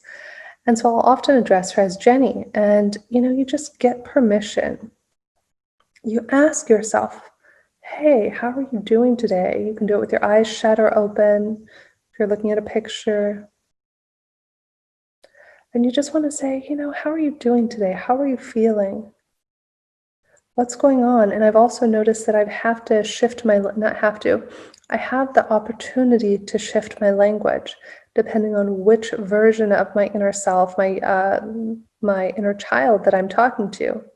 When I'm talking to my youngest inner child, the one I often talk to who's 4 or 5, I'll just be, hey, sweetheart, how are you feeling today? What's going on? Do you want to tell me what's going on with you? And versus with my teenage self, she's a little bit more sassy. I'll say, hey, what's up? You know, you got to kind of shift your language and speak in the language. Now, as you grow this, you can begin to ask yourself, what matters to me? What matters to you? You want to imagine that you're having this conversation with this version of yourself. You might want to ask some questions like, hey, how are you feeling today? Is there anything you need? Is there anything you want to be acknowledged for? What are you most proud of? And you just really want to honor and be with and give yourself the space to be in whatever space that person, that inner child is in. And I always like to say a lot of us as adults are out there and we're angry and we're fighting with our significant others, and we, might be fighting with our colleagues or friends. And really, you want to know who's doing the fighting? Often it's like our 6 or 7-year-old self, or sometimes our 2 or 3-year-old self, having a tantrum because they didn't get their needs met in some way. And when we take the time, it doesn't take long. You could do it for as short as 1 minute, as long as you want, any day that you want to do it. It is so powerful. And in fact, I just realized there is an incredible tool. My dear friend Mark Golston, Dr. Mark Golston, is the top leader in the world and author on the book on listening. And he joined us for the Coalition for Global Unity about 3 or 4 months ago. If you go to awaketvnetwork.live and click on the Coalition for Global Unity link at the top of the screen, I want to say Mark joined us. You'll see his link there back in August of this year. And he does a beautiful, profound healing. I think I cried during it. Inner child work, a great example of how to do that and how to walk yourself through that process. So you'll be able to find that, and it's totally free for you to check out and watch. And it's, again, awaketvnetwork.live. Click on the Coalition for Global Unity link and then scroll back to the August episodes, and you'll be able to find the episode there with Dr. Mark Golston, and that's the Inner Child episode. Inner child work can be very emotional. It can be very intense. And so you want to give yourself the space to explore it. I know one of my friends, Wendy Caldwell, who taught me about inner child work, she said her little inner child, her little 7 or 8-year-old girl, was so mad at her for, ignoring her and feeling neglected that she would almost visualize her hiding behind a tree and kind of peeking her head out. And she really had to get to know her inner child. And why this all matters is because when you learn to love yourself, when you learn to give yourself the things you need, to be intimately in touch with what you need and to get your own needs met, to be able to provide for yourself, it really creates this incredible space to take care of yourself and to not be needy from the people around you. Think of how many times maybe in your life where you might have been angry with a loved one, a boss, a colleague, a friend, because they didn't give you what you thought they should know you needed. What if you could give that to yourself? For me, just yesterday, it was funny, not funny. I went in for a COVID test myself. And I know that ever since I was a little girl, I have been terrified of needles, and in particular, more so than shots, getting my blood drawn. So I went in to go get my COVID test done, to get my blood drawn. And do you want to know what I forgot to do yesterday morning in my meditation practice? You guessed it, I forgot to check in with my inner child and to see if she needed anything to be supported with getting her blood drawn. You're talking to a woman who is literally hanging onto a pole when I was about 9 years old, like for dear life, as my mom tried to take me into the doctor's office to get a shot. So it's, I know that about myself, and I did not check in. And so even after I got my blood drawn, I still forgot to check in with my inner child. And I think it was this morning I finally checked in with my inner child. And I normally don't miss a day. Whatever reason, I forgot yesterday. And my teenage self was pissed. It was almost like laughable. Imagine this surly 13-year-old teenage self who did not want to get her blood drawn and was pissed off at the world. When you start to visualize it and you start to even imagine the next time you see your loved one getting angry or upset, imagine seeing them as their 3-year-old self, their 7-year-old self, their 17-year-old self, and know that you're not dealing with the highest level of, that person, that your higher self is nowhere to be found. When we're angry, resentful, sad, whatever it is, most of the time, it's very rarely our adult self that is experiencing that. It's some tender part of ourselves that has been left unattended to, that needs that extra TLC. that needs that little bit of extra love and that extra bit of grace. And so the more we begin to explore this and take the time, the more we take the time to meditate, to pause and to connect to the still, quiet voice within ourselves, and to pause and to connect to the still, quiet voice in the souls of other people, as well as practicing gratitude, taking the time to do the inner child work. All of these other elements make inner child work so much easier. And in addition to Mark Golston, I would also highly recommend Elaine Zittner is wonderful. She's also someone who, is an incredible teacher, and she helped me to do some inner child work with my 19-year-old self. Whew, that was an interesting journey to get to explore that. So when we start to play with it, we have all these parts of ourselves, and they all make up the whole of who Jennifer K. Hill is, whoever you are. And the more we begin to honor and allow and accept all these aspects of ourselves to come together in the greater whole, and to not see ourselves as broken, to know that when we're angry, sad, happy, afraid, that these are all equal parts of us that are not good or bad, that they're just parts of us that make up the gestalt of who we all are, the greater whole of who we all are. That's where self-expression, self-acceptance really begins to grow. And I'll give everybody like a fun little takeaway. One of my other favorite things, again, you can find all of this in my book, 101 Spiritual Tools for Uncertain Times. I've done other videos on the topic if you Google search Jennifer K. Hill. But I'll leave you with another one of my favorite techniques that I talk about in the book to kind of close out your day. As I mentioned earlier in the gratitude practice, I love to make a list of the 3 things I'm grateful for right before I go to bed. And to tie it all back into the inner child work, one thing you could do before you go to bed as well is to make a list of how you could have lived today better. I don't mean this as a judgment. I want to be very clear. You do it from a place of awareness, from a place of higher consciousness and observation. And you look at your day and you go, hey, how could I have lived today better? Sometimes I'll rush when I get really hungry. I rush into eating and I'm not present with my food. So sometimes I'll write that down. Or sometimes, my inner child, the 13-year-old one, loves to dance. And sometimes I forget to dance. Or sometimes I don't give myself enough rest, or I don't do other things.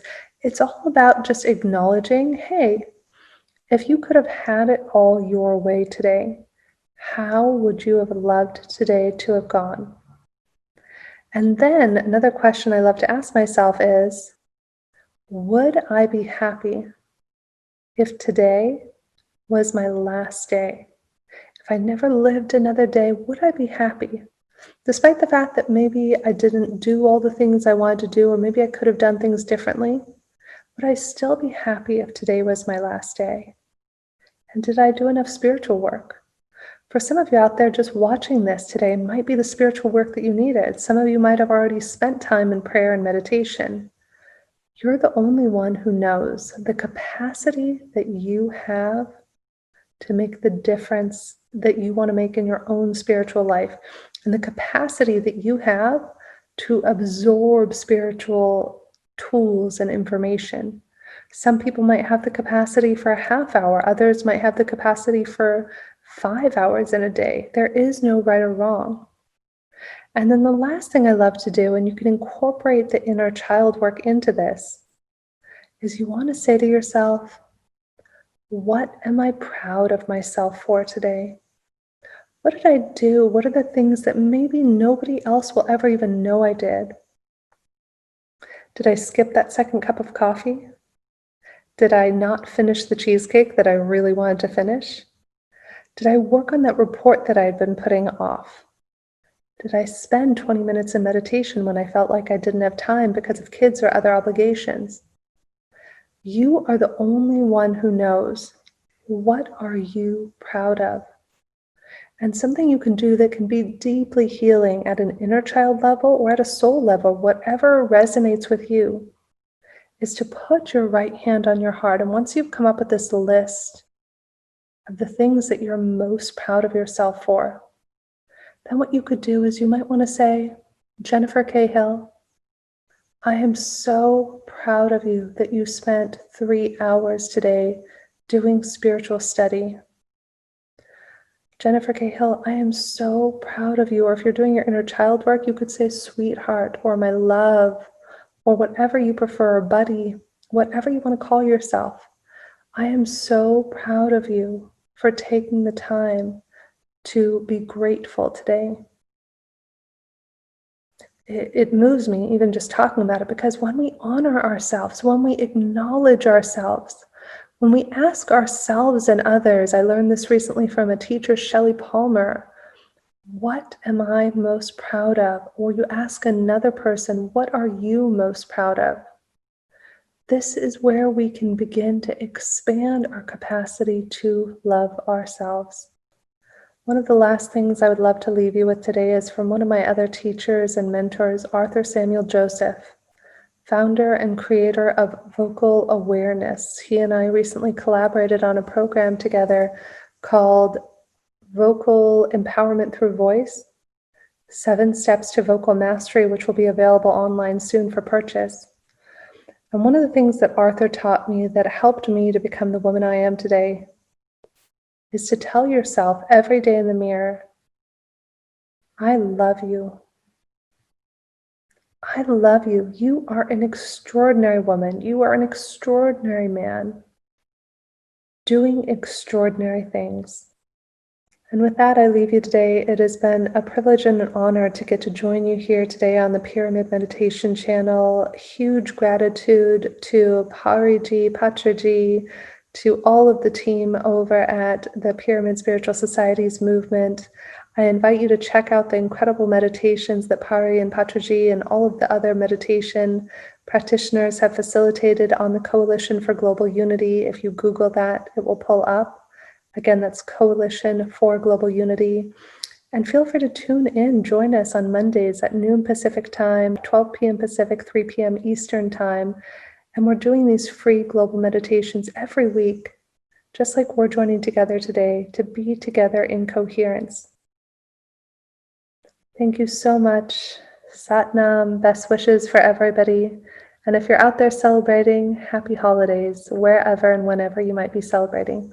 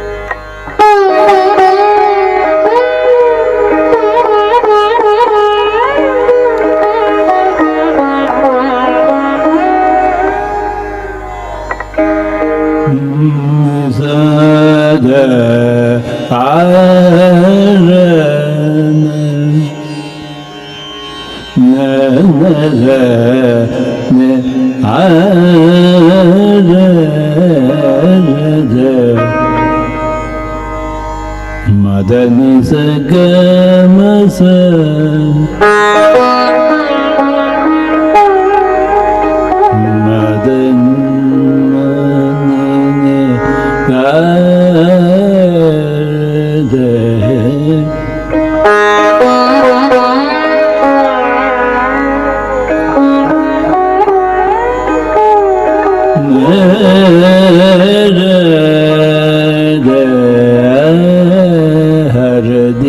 Dhyana kara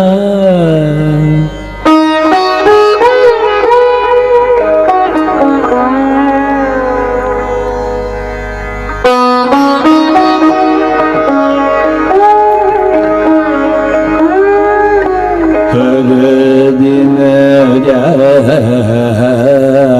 dhyana har din dhyana har din dhyana everyday meditation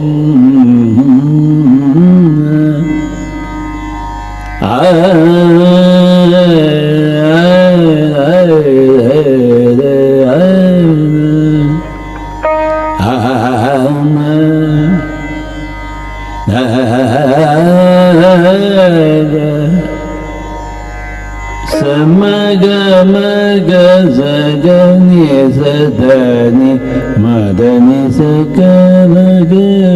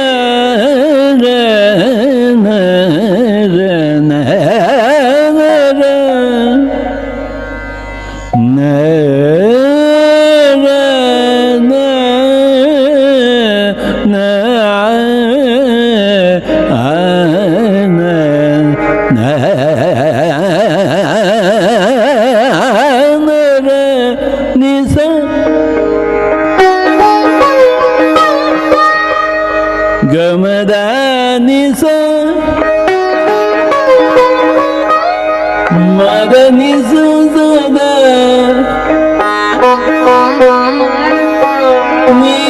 sani da magaza maga maga da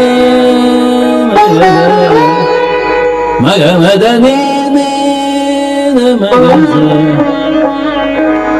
saga maga ni da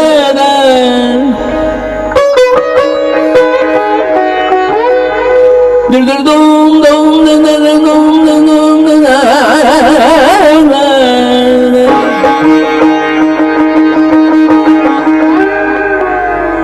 dir dir dir dir dum dir dir dir dir dum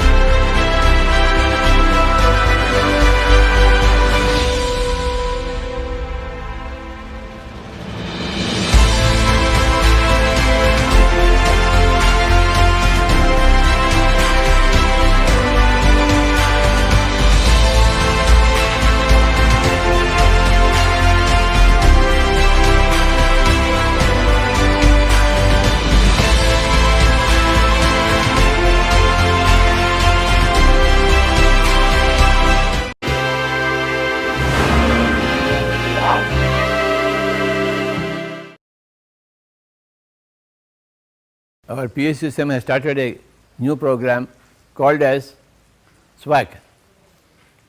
It means Save Water and Go Green. S for save, W for water, G for go, and another G for green. Save water and go green, my dear friends. We should not waste water. We should always be very, very careful in conserving our water resources. Let us not waste a drop of water. Every drop of water should be utilized properly. Every drop of water should be used in the best possible way. If you are wasting water, then you are contributing to the poverty of the nation. If you are conserving water, every drop of water, you are conserving the nature and you are making the nature prosper. We have to conserve water. Whenever you are seeing an open tap, please close it. Let not the water go waste. This is called as save water. And then go green, plant trees. Everybody should plant trees. That is the most important activity for a man, for a human being, to plant trees. We want a very green planet, not a dry planet. And for plants, water is required. If there is no water, there is no greenery, there are no plants. These are the two important activities for a human being. You have to save water and you must see that everything is green. You must plant trees. While we are enjoying the trees planted by others, we should also plant trees. Everybody is forgetting this point and they are not planting trees at all. Why can't you plant trees? Why are you not aware of that fact, that you must plant trees every day? And always, every minute you must be aware of wasting water, and you must never waste water. Water is a very, very precious commodity. It is a divine commodity. And if you plant a tree, plant a seed, sow a seed, you are making it green. So, this is the movement called as swag. It means save water and go green. I like everybody to say save water, and go green. Please repeat. Save water and go green. Again. Save water and go green. Swag. What is swag? Save water and go green. Again. Save water and go green. Again. Save water and go green. Like this. Save water and go green. How many points? 2 points. What are the 2 points? Save water and go green. How many points? 2 points. What are those points? Save water and go green. ಎಲ್ಲರಿಗೂ ನಮಸ್ಕಾರ.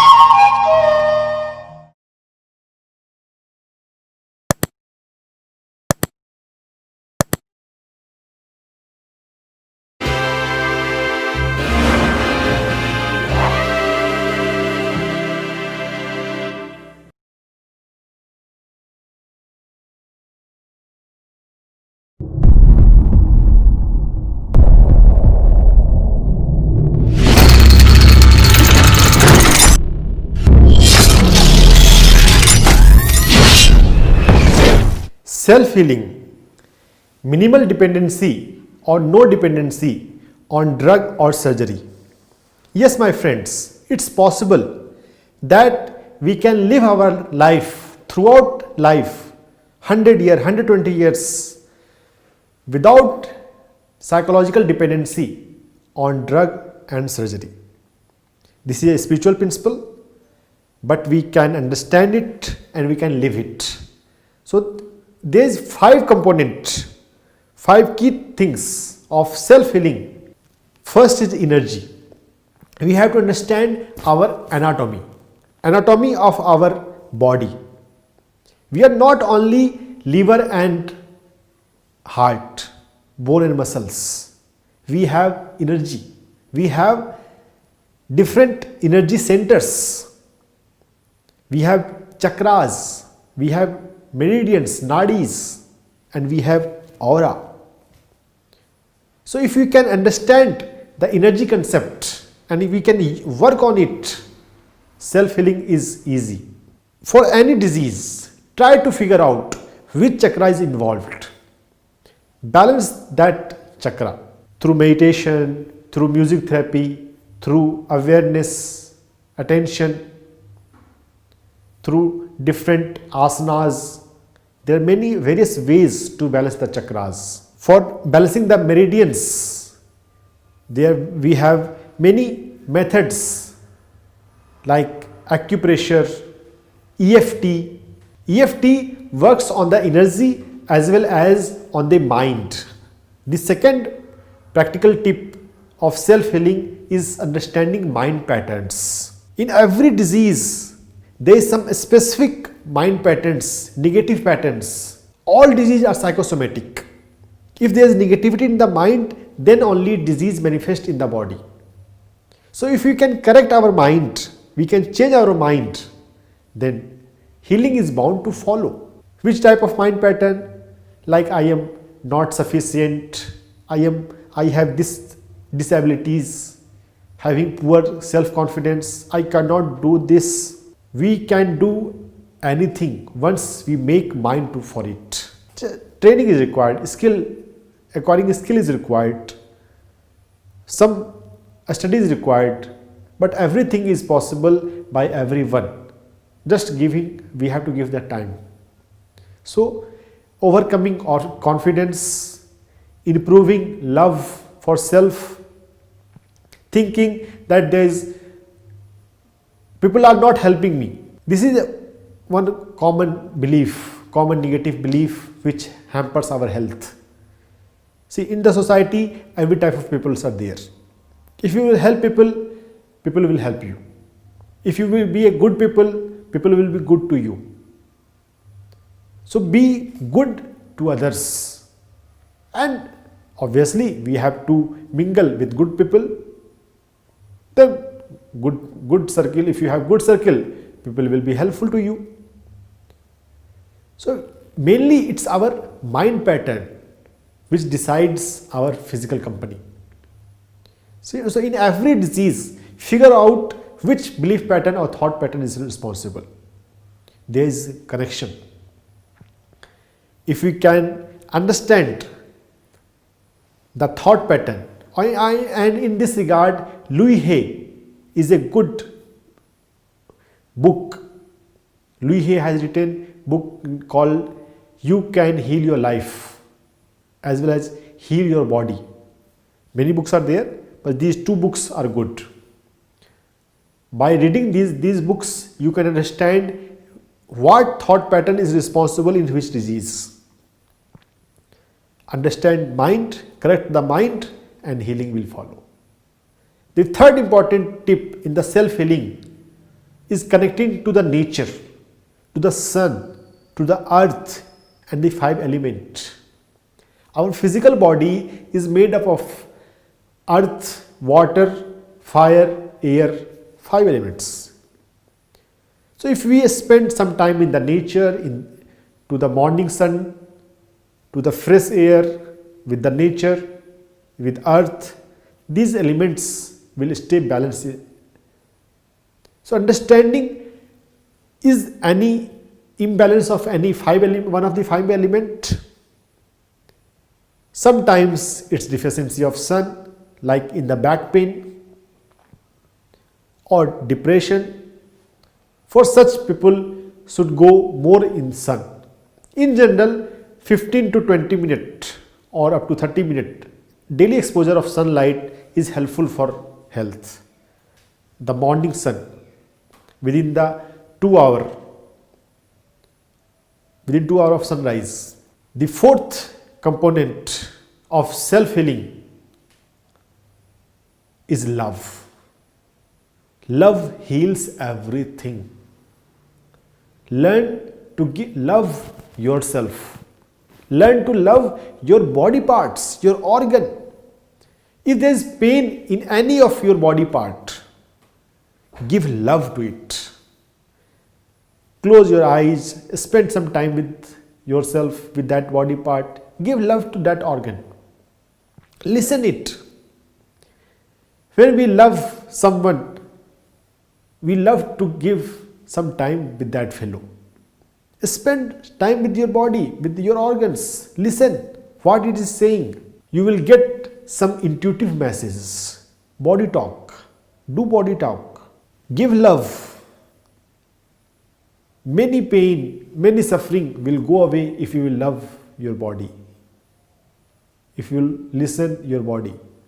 Body never lies. Just whenever you are taking bath, spend few minutes for yourself, for talking to your body parts, for talking to your body. Love your body. Cherish every body organs. It is not like that only face is important, only hairs are important, the visible part is important. Every body part is important. Love yourself, love your body. And the fifth important tip for the self-healing is understanding grace of karma. It is a spiritual concept. Whatever we do to others, we receive. So learn to help people. Learn to serve people who are underprivileged in education, in knowledge, or any types of problem in the society, in your community, among your neighbors. There will be many people who are suffering with different problems. So try to help people for their health problems, for their financial problems, for their relationship problems. Don't live life only for you. Live life for people around you.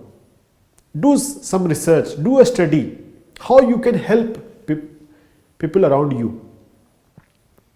Obviously, meditation and understanding of mind will help.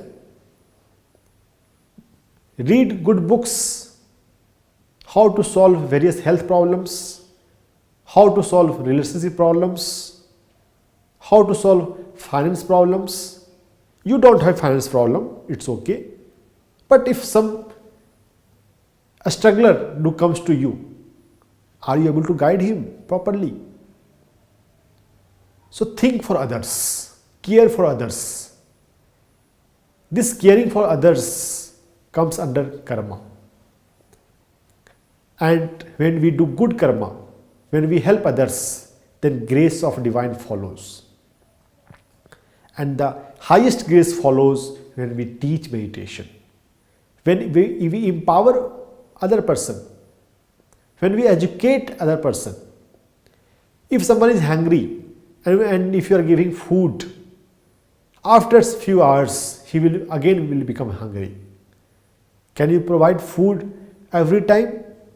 No.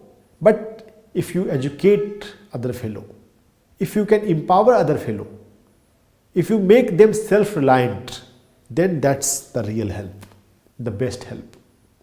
So try to educate, try to teach meditation, try to explain the knowledge of his problem, knowledge of life, how to live a good quality life. Share your life experience. Every person have some experience of few years.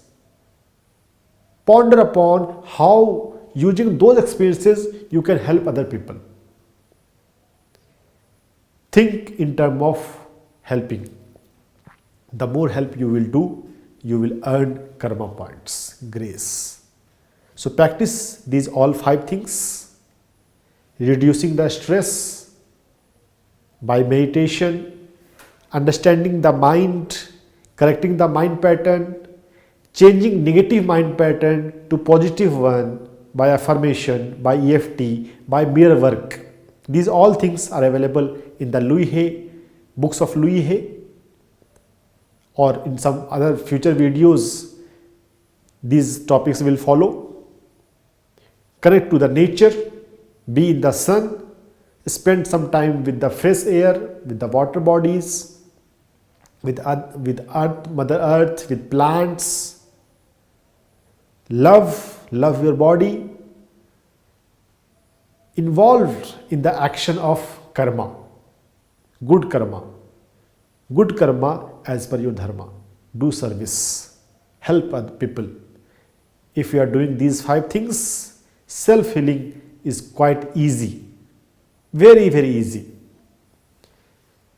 Reduce dependency on drug and surgery. We did not depend on drug and surgery. Better health is possible if we are indulging in the self-healing. Self-healing is the future. Self-healing is good in the long term.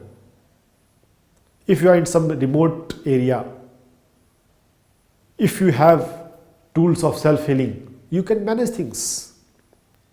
If you know how to work on the energy, you can help yourself or someone else. I am bringing more videos for self-healing, how to work on the energy and meridians. It is possible to manage minor ailments easily and even major ailments with some profound knowledge of energy, of chakras, of meridian to heal themselves. Give some time to study, to watch other videos on this PMC English channel. Educate yourself, empower yourself, and lead healthy life. Thank you for watching.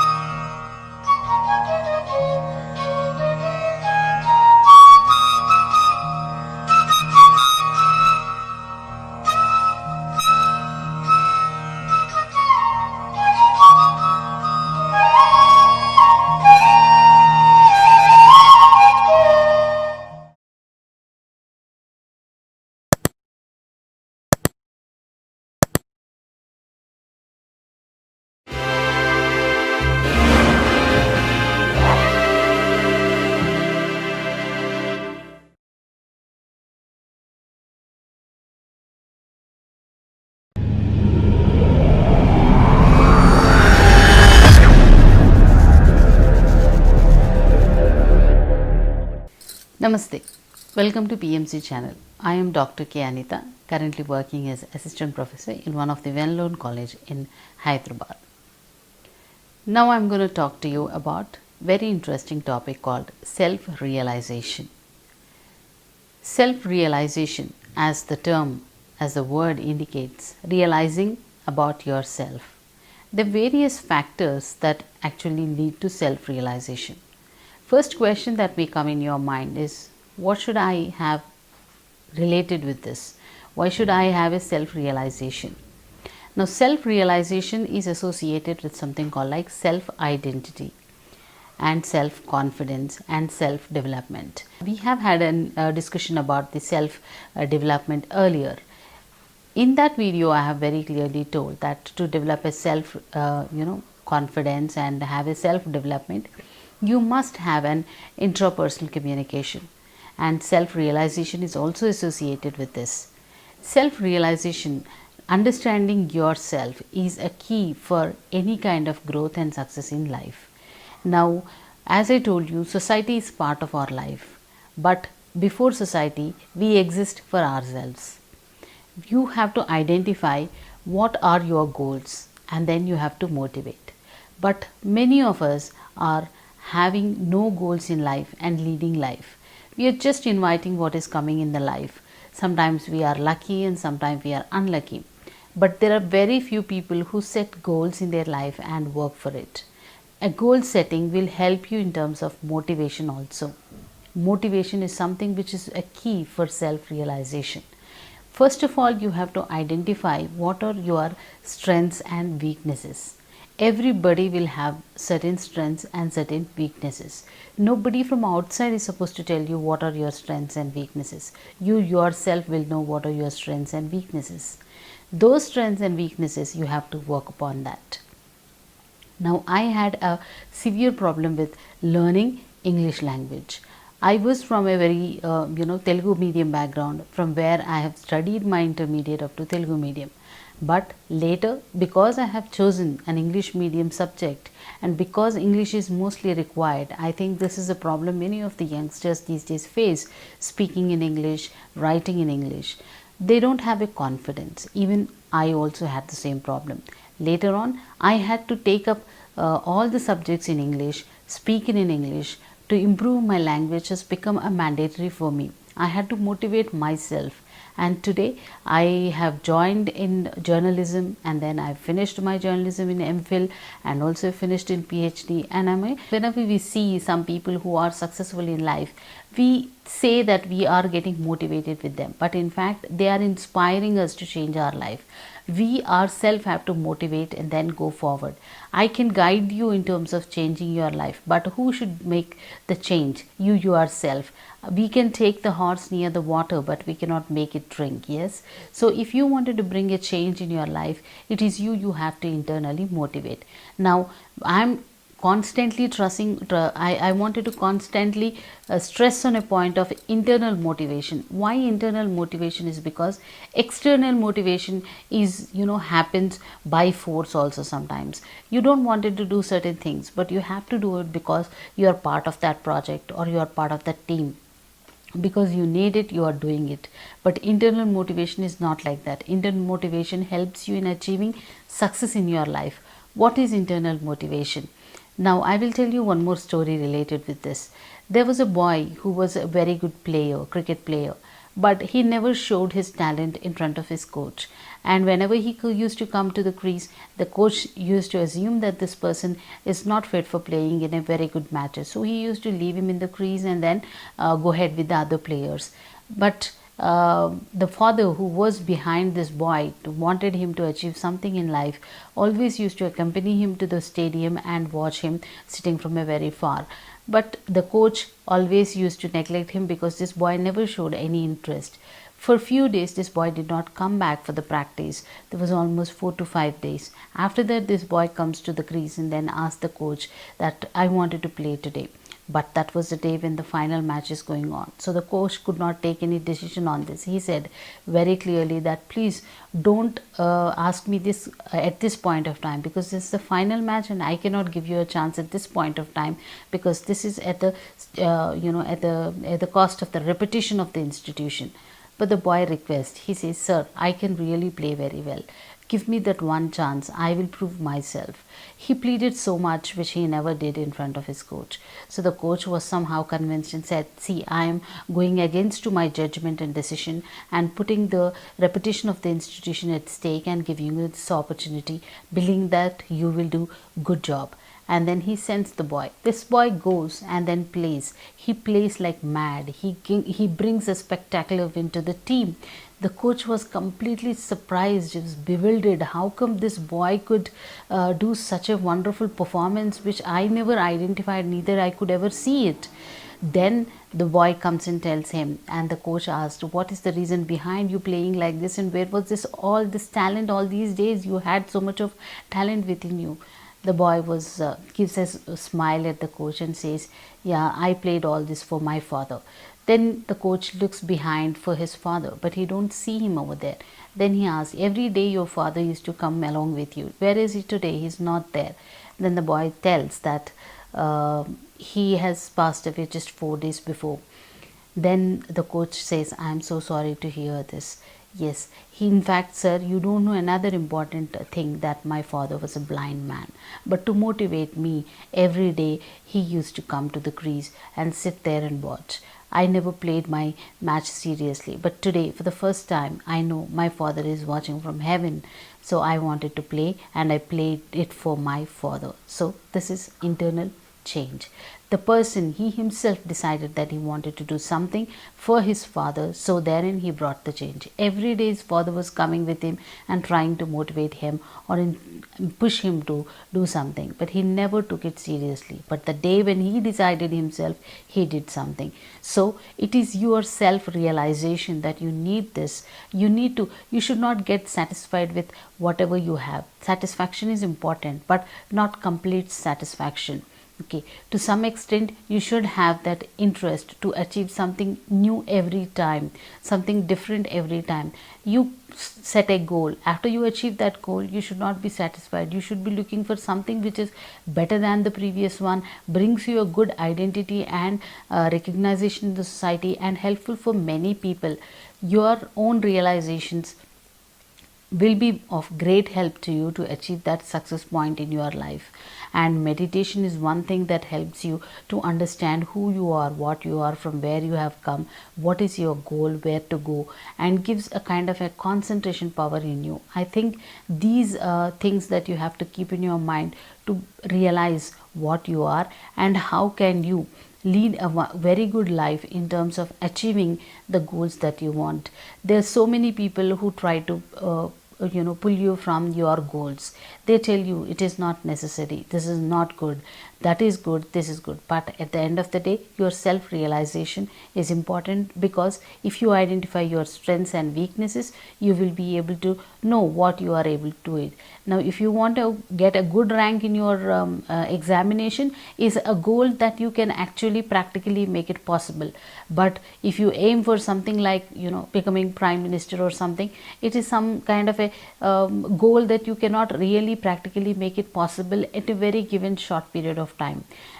To achieve that level of success, you need to undergo so much. You have to do a lot of hard work. You have to go through various situations in your life. But when you have your nearer goals in your life, that will bring it to your final goal in your life. Rome is not built in a day. I hope you know that. So a successful step starts from one. Then only you will achieve the last step also. So self-realization, where you stand, what is your areas in which you can work, and how can you improvise those skills, and who are the people who will help you in improvising them rather than deviate you from that. They will suggest and they deviate because they are already deviated from their goal. They try to deviate everybody from their goal. Such people you should not pay attention. You should only concentrate on the people who will help you in terms of achieving your goals. And diversions in this information and communication world, getting diverted from that goal and the achievements is so often happens to many of us. coming back to your goal, sticking on it, not doing any kind of a comparison with others. The comparison could also lead to jealous. So your comparison with the other person should lead to your growth rather than jealous on the people. So all these are interrelated with each other. So you must realize this all happens only with self counseling. You have to counsel yourself. Where are your thoughts are going? Are your thoughts are going in a right way or a wrong way? If you know that your thoughts are going in a right way, then you can improvise on those thoughts more positively and bring more positivity around you. If you are internally peaceful with meditation, with self counseling and other things, you will be externally also peaceful. How much ever the external disturbances are existing, internal peace will make you have that peace of mind and also good suggestions when required. Some people get tensed with the kind of situations that develop around them. Their thinking process goes down. They cannot be able to take right decisions. They take some decisions and again they cry later on. But if you are internally building yourself in a strong way, even if you have external negativity or external wrong decisions are coming to you, you know what is the right thing within yourself, and that will help others also to come on your way and accept your decisions. So growing internally, realizing yourself what you are, why you have come here, what is that you should achieve in your life, and it is not only for yourself you live, you must live for others as well, and all these things together makes your life complete. Hope this video had helped you. Thank you so much for listening.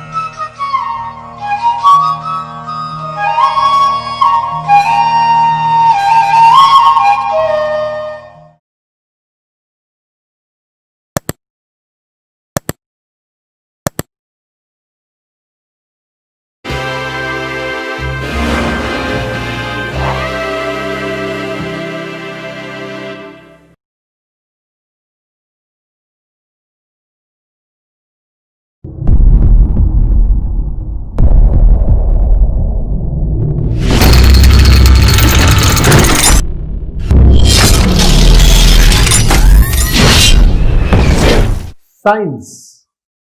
What is science? Science is systematic study. Systematic study of anything, any phenomena, any object, any person. Systematic study of the details, of the mechanism, of the steps. If some phenomena is there, what are the steps? So when we understand the mechanism, the details, specific details, that is science. And this understanding of details, mechanism can be codified as law or rule. What are the laws of this process? So the application of science can be possible in the matter, physical science, as well as in the field of spiritual science. Yes, my dear friend, science and spirituality are not contradictory, are not fight with each other. These are two different disciplines. A study of spirit, who we are, who am I, ko aham, ko aham, ko hum. Knowing thyself is spirituality, spirit. And when we apply the science, the mechanism, the law of the process, then it's spiritual science. So this is the age of science, spiritual science. In this new age, in the age we are living, we should ponder upon everything with that scientific temperament, spiritual scientific temperament. We have to ponder, we have to think upon how this phenomena is happening, like our life, how this life is going on, health, sleep, why we sleep, what happens during the sleep, death, what happens after the death, who dies, do we ourselves die, physical body dies. Science can be applied on anything. We should study spirituality in the scientific manner. We should study spiritual science, and we should study health, medicine with the spiritual scientific temperament. Spiritual science should be applied, should be integrated with the health, and then there will be revolution in this health industry.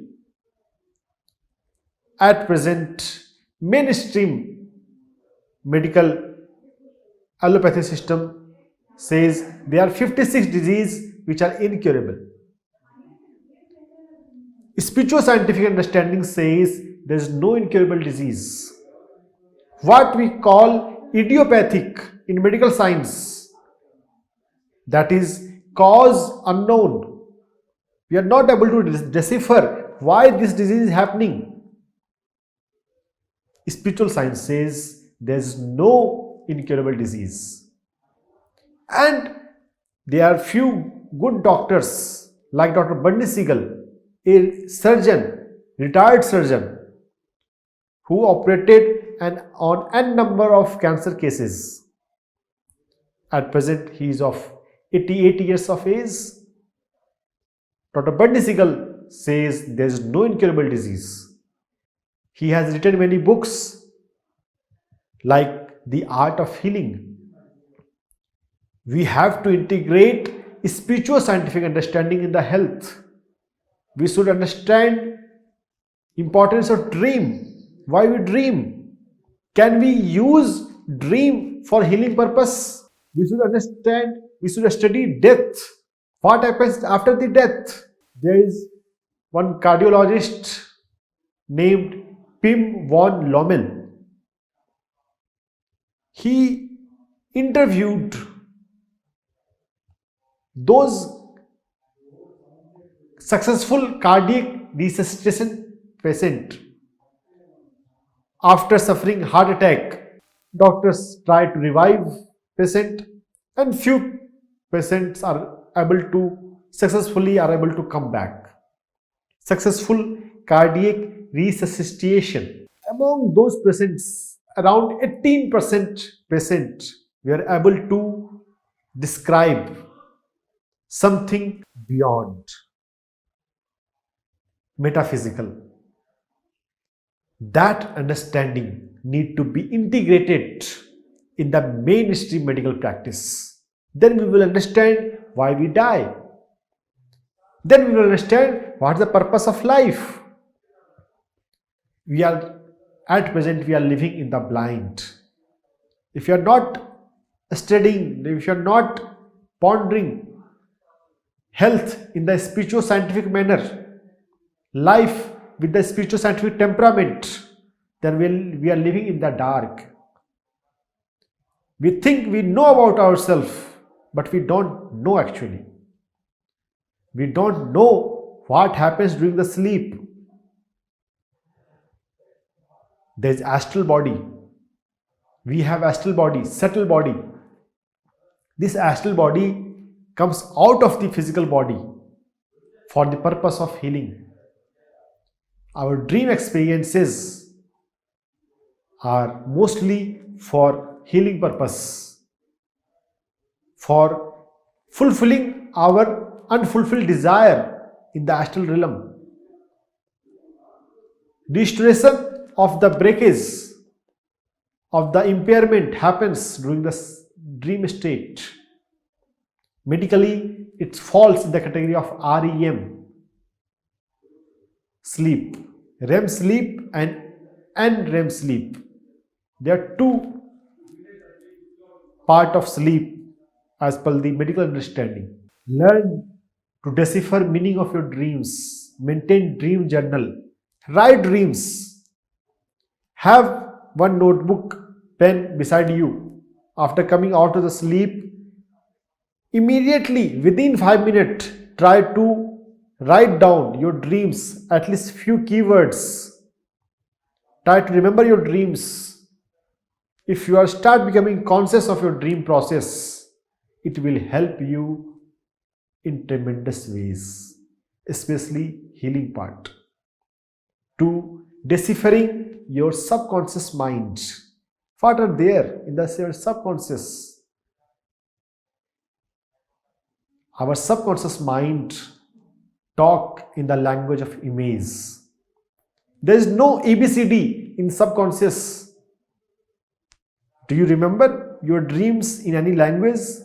If you know two languages somehow, your mother language and English language, can you tell in which language you saw your last dream? No. We see dreams in image. So learn to write your dreams, decipher meanings of your dreams, learn to understand your subconscious mind. Healing will be easier. Healing is much, much easier than we think socially or medically. If you understand health in a spiritual scientific manner, so healing is easy. Beside dream, we can study science of meditation. What happens when we sit comfortably, keeping our eyes closed, and we watch our natural breathing? Why meditation is so relaxing, so rejuvenating? During the meditation, we harness cosmic energy in our Sushumna Nadi. Physically, it correlates with the spine, the spinal cord. So if we can ponder upon the laws of meditation, the science of meditation, then we can tell to everyone. We should share science of meditation with our friends, with our family members. Sharing is caring.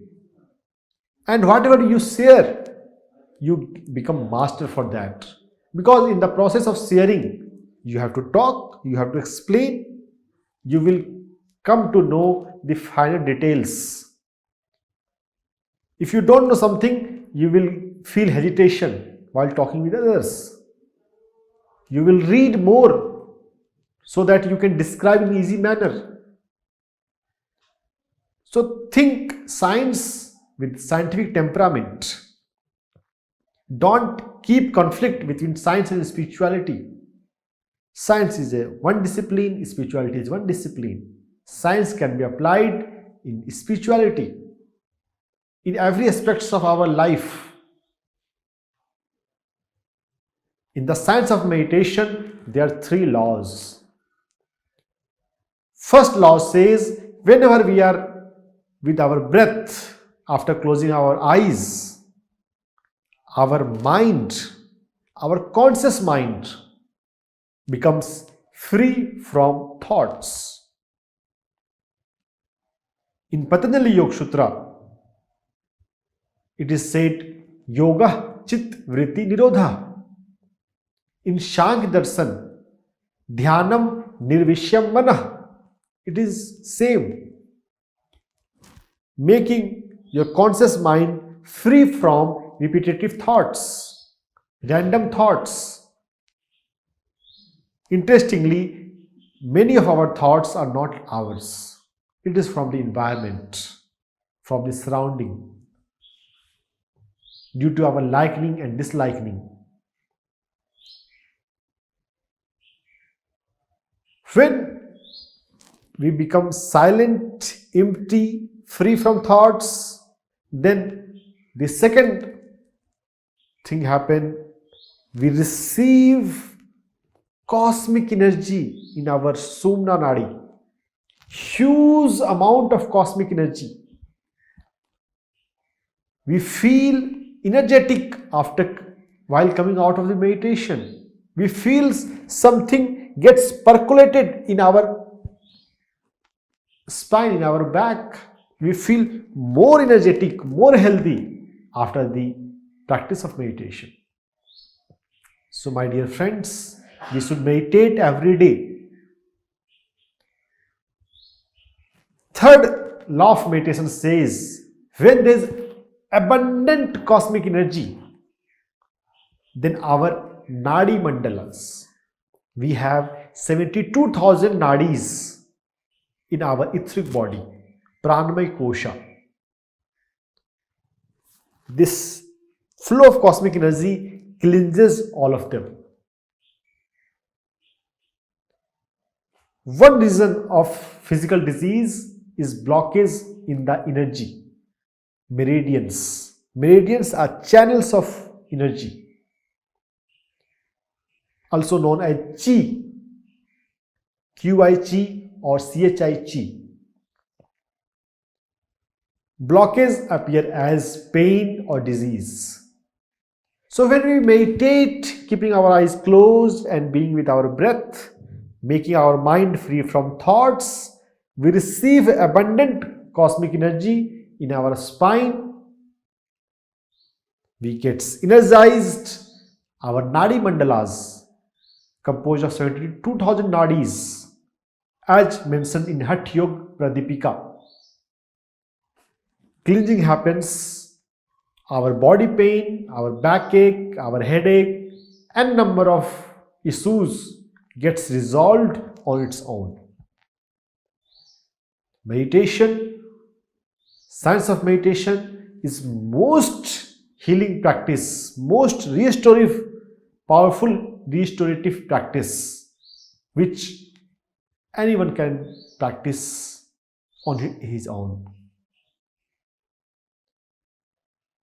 Understanding science is easy.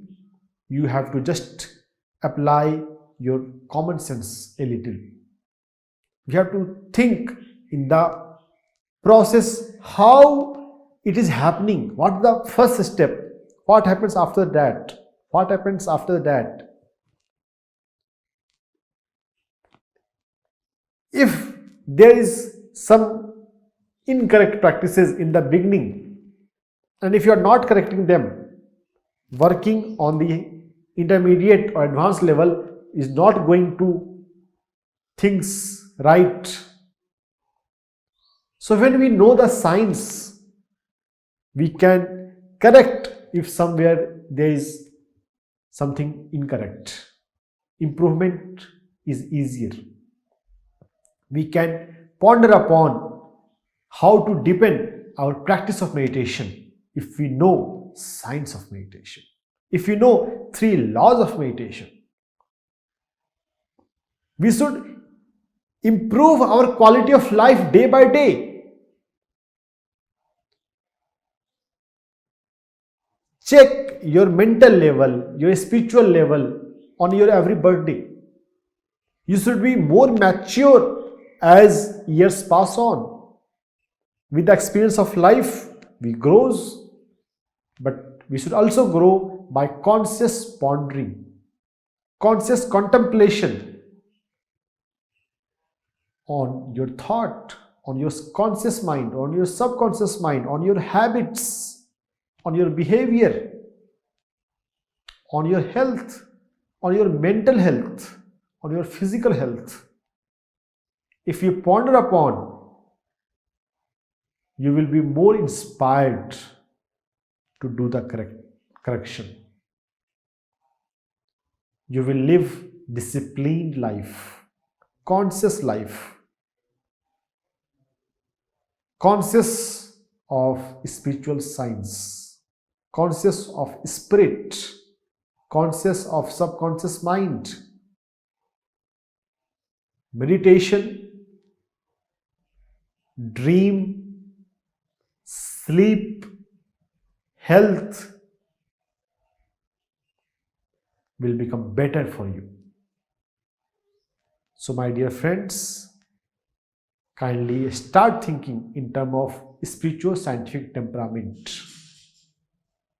Start deciphering meanings of your dreams. Start pondering purpose of your life and purpose of death. Make your death joyful. Many people die with the feeling of sorrow that something they are about to lose. It's not so. Death can be joyful, meaningful, if we ponder with spiritual scientific temperament. In the study of Pim von Lommel, he found out that about 18% people experienced NDE, near-death experience. That is, they continue to exist after so-called death, clinical death, stoppage of the heart. Heartbeat is not beating, but they are able to experience life. Yes, when they are experiencing life on the astral plane, on the higher plane, on the soul plane, it's different from the physical reality. But this helps in understanding this physical reality or physical life is one part, one component of the bigger picture of life, bigger reality. If you think that physical is the only thing, then obviously you are going to suffer, because you are not considering the whole. While taking the bath, if you are just cleaning your face, you are not cleaning your whole body, do you think you will feel fresh? So you should take care of body, you should take care of mind, you should take care of spirit, soul. Why the soul enters in the body? Why? We celebrate birthday, we feel happy. Why? Why you have taken the birth? Think upon it, dear. Ponder upon your purpose, your lesson. You will come out of suffering. You will come out of learning through suffering paradigm. Suffering will become opportunity. Will become opportunity of learning, opportunity of growing. We are here to learn and grow. We are not here to suffer. If someone of your friend is suffering from depression or anxiety or anything, let him know that it is due to incorrect understanding, not having understanding, spiritual scientific understanding of life. Start understanding death. Study NDE, near-death experience. Study Dr. Rajiv Party, who was an anesthesiologist but experienced NDE. He realized that life is not for earning money. not for materialistic possession and luxury. He switched his profession to spiritual healing, to past life regression, for spiritual psychotherapy. He has written a wonderful book named Dying to Wake Up. Dying to wake up. Wake up, my friend, with this video on spiritual science in health. I want you to remind you that wake up. Stop sleeping. Sleep of ignorance. Come out of your sleep. Wake up. If you will wake up, you will find this life is blissful and joyful. If you are sleeping with about the understanding of consciousness, there is depression, there is anxiety, there is a number of disease and problems. If you are awake, there is no problem. The whole perspective changes, dynamics changes. Opportunity of learning, opportunity of growing, lesson of patience, lesson of love, lesson of service, compassion, lesson of eternity and oneness. There are lots to learn. There are around 30 soul lessons. Robert Schwartz, author of book named Your Soul's Gift, describes about around 30 soul lessons.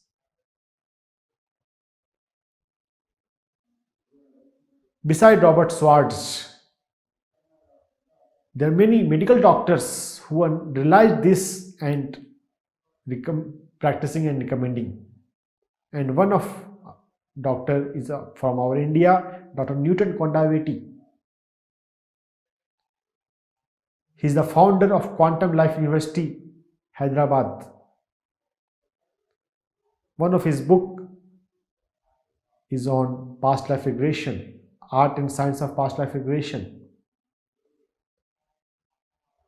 We have Dr. Brian Weiss, author of 8 books like Miracle Happens. These doctors and explorers have found out that death is an illusion. We continue to exist after so-called death, but as a consciousness, as a soul. Now we are living in the physical body. You're watching this video with your physical eyes. After the death, we watch through our soul eye. There is no physical sense organ, but perception is there. For majority of medical doctors, it's enigma. How the brain organ, the brain is not working, the heart is not working, brain is not working fully, but still there is experience, and very vivid experience. Most NDE experiencers describe their experience in so much details. There is also one very profound NDE, a neurosurgeon named Ibn Alexander. He suffered coma due to bacterial meningitis, E. coli bacterial meningitis. Somehow he caught infection in his meninges. There were severe headache, and after a few hours he went into the coma. He was in the coma for around 8 days. When he reached hospital after the comatose state, there was only 10% survival chances as per the attending neurophysician. He himself, Ibn Alexander, is a neurosurgeon. and at the end of 8 days, the survival rate possibilities was of 2%. But with the grace of divine, to bring this knowledge of life after death, he has been sent back. He came out of his coma. While he was in coma, his MRI of brain says that it is not possible to have any experience. All the 8 parts of the brain is undergoing degeneration. As per the medical science, it is not possible to have such a vivid experience. He described astral realm in such a detail. He see himself, his father, other family members, life review. He's sharing his wisdom. There are 3 books of Ibn Alexander. The 3rd book, Living in a Mindful Universe, is quite very good. Dr. Ibn Alexander has published article in medical journal as well. The archive of medical journal is PubMed. As a doctor, whenever I want to know, is there any proper scientific research on any topic, on the topic which I am considering, I go on Google, I type PubMed and that topic. Then if there is any article on the PubMed, that article will appear. So PubMed is a very standard place. Dr. Ibn Alexander has published 2 articles on his NDE, near-death experience, in State Journal, which has been archived in the PubMed. PubMed is for whole world. Medical journal of various countries are stored at one place. Dr. Ibn Alexander was even invited in the meeting of neurophysicians after a few months of his revival to discuss his case. How interesting, a patient is attending, how he recovered in the meeting, because it is a quite rare phenomenon, 2% survival rate, and that Ibn Alexander is now fully normal, giving lecture across the whole globe. We should understand death is not the end. Understand science of death.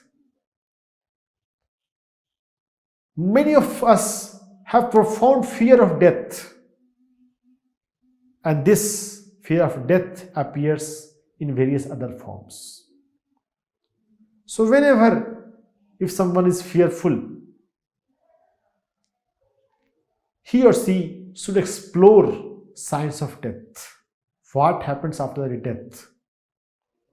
Read books on death. Dr. Rajiv Party, Pim von Lommel, Ibn Alexander, Dr. Raymond Moody, Dr. Brian Weiss. These all are some medical doctors. If there is evidence in front of them, they can't deny. For the welfare of humanity, they are bringing this wisdom. By understanding death, we can eliminate fear from our life. It is possible to live life free from fear. Be fearless.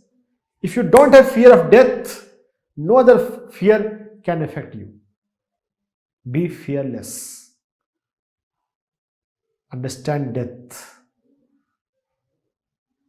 If you are fearless, can you imagine quality of your life? My dear friends, be fearless. Ponder in scientific manner, in a spiritual scientific manner for everything. If any of your family member is getting diabetes, ponder upon why diabetes. What are the factors on the mind level, on the energy level, on chakra level, on meridian level,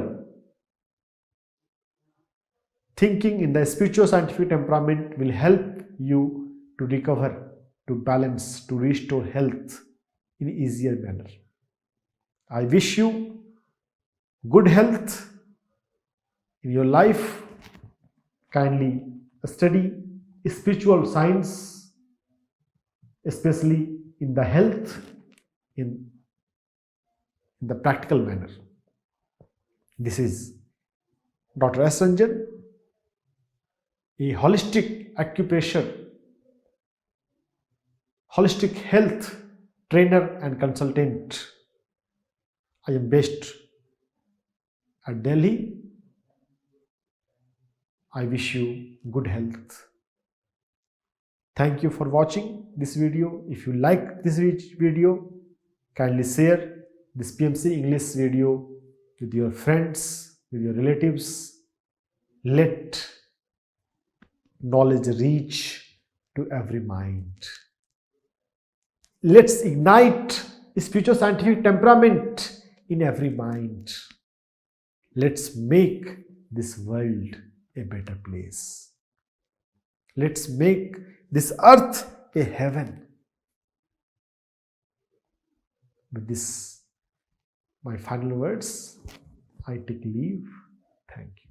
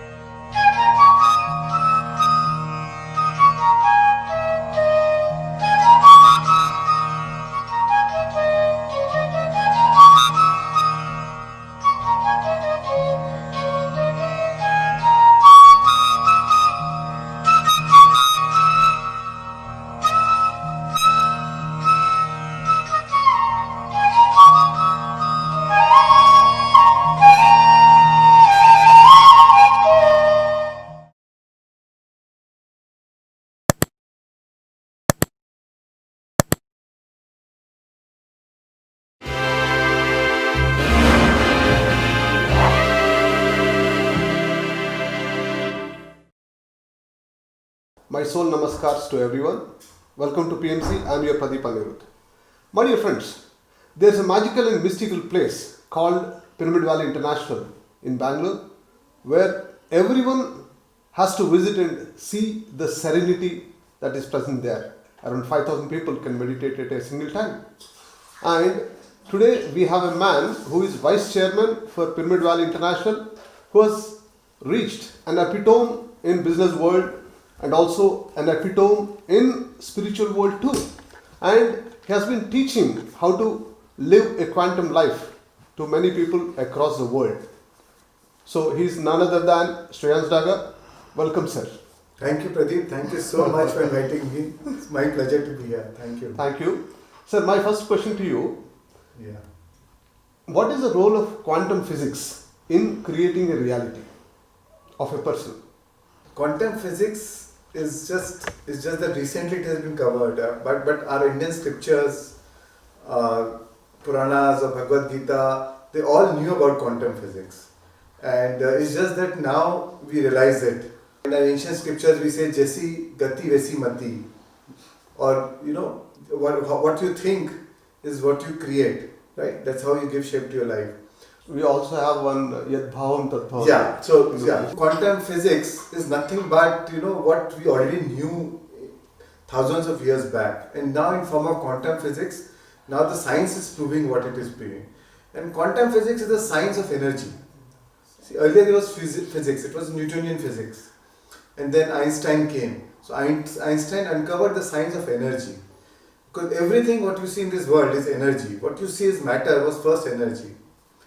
Before, we only used to think what we see is real.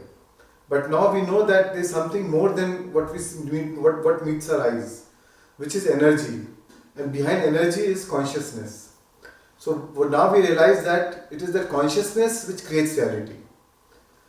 Whatever we see in physicality today as matter was first in form of energy. First, what we see as particles was first waves. And through our consciousness, through our intention, through our attention, it collapsed those waves of possibility into matter. And that's how we came to the conclusion that we create our own reality. We create, and that's what quantum physics proves that.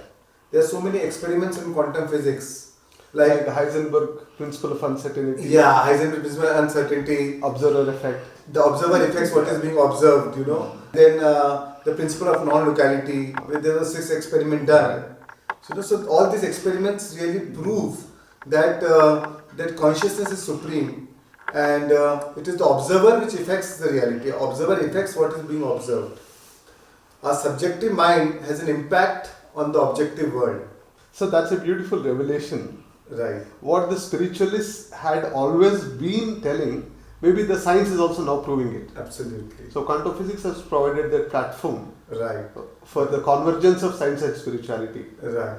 And how did this thought come to you for the first time to share this wisdom to the world? So see, when I go into spirituality and I go into meditation, lot of things, whatever I was thinking about was manifesting in my life. That was in 1997, where I met Patriji. I got into meditation. I was going through TB. I healed my TB, but that was how I started meditation. But the side effect was I was able to manifest whatever I was wanting in my life very effortlessly, and it was happening very magically. But then, over a period of time, I was realizing that there are few things I was manifesting, but few things I was not able to manifest. Few things I was trying too hard. Few things which were really missing in my life, and I was trying too hard to manifest, but I was not able to manifest. And then I realized that if spirituality is a science, if manifestation is a science, if consciousness really creates our own reality, then why is it that few things I am able to manifest and few things I am not able to manifest? So that answer, when I did research, I got it in quantum physics. And that's how I first encountered, I attended a workshop of Ramtha, JZ Night in 2002.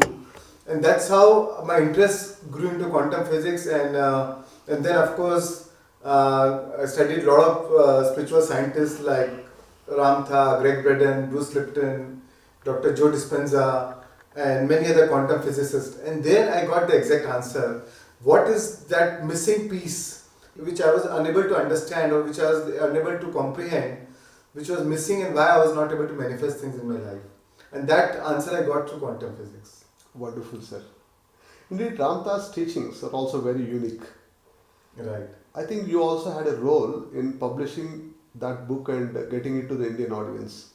Right. So I was so enthralled by Ramtha, and for a long time I treated that book as a Bible for me. And then I took the publishing rights from them to publish that book in India, and yeah, but that's still a history, you know. That was so nice indeed. The books that we have read, the Ramtha books. Right. So we got it maybe through your efforts. Thank you so much for that. No. Thank you. Yeah. So what are the results that you have got after you have understood this science of manifestation? See, whatever we do in our life, we do it for an emotional payoff, right? If I get a good house, I'll be happy. If I marry this girl, I'll be happy. Or if I buy a new car, I'll be happy. If I have a good health, then I'll be happy. If I go on a holiday, then I'll be happy. Everything, at the end of the day, there's an emotional payoff. Now, and if we do not get that emotional payoff, if we do not get that thing, so we determine our happiness on something outside. That is how we live our life. And if we don't get that emotional payoff, if we don't get that thing from outside, we feel disappointed. If I crave for a car, if I'm not getting a good car, or the car I want, or the house I want, then I feel I feel disappointed, I feel unhappiness in me. So my source of happiness is external. And that's how we've been conditioned, right? From since childhood, that our whole education system, our whole economics works on that premise. Even the whole parameter of economic growth means if you are consuming more, that means the country is growing. There's more on consumerism and capitalism. So that's the whole basis of our belief. If you possess more, that means you are a well-to-do person. But nobody knows whether you are happy or not. But the truth is, it is the consciousness which creates, and we can change the whole paradigm of creation. So there are two ways of creation. One is you change there's a change in the environmental situation, like I'm talking about car or house. There's change, and that gives you that reflects your emotion, or that influences your emotion. So there's a change in condition, and then it influences your emotion. Now the quantum physics believes in there's a law of inverse proportion, law of inversibility, where you can change the whole dynamics, where you can change the emotion to change the condition outside. And that's where meditation comes in.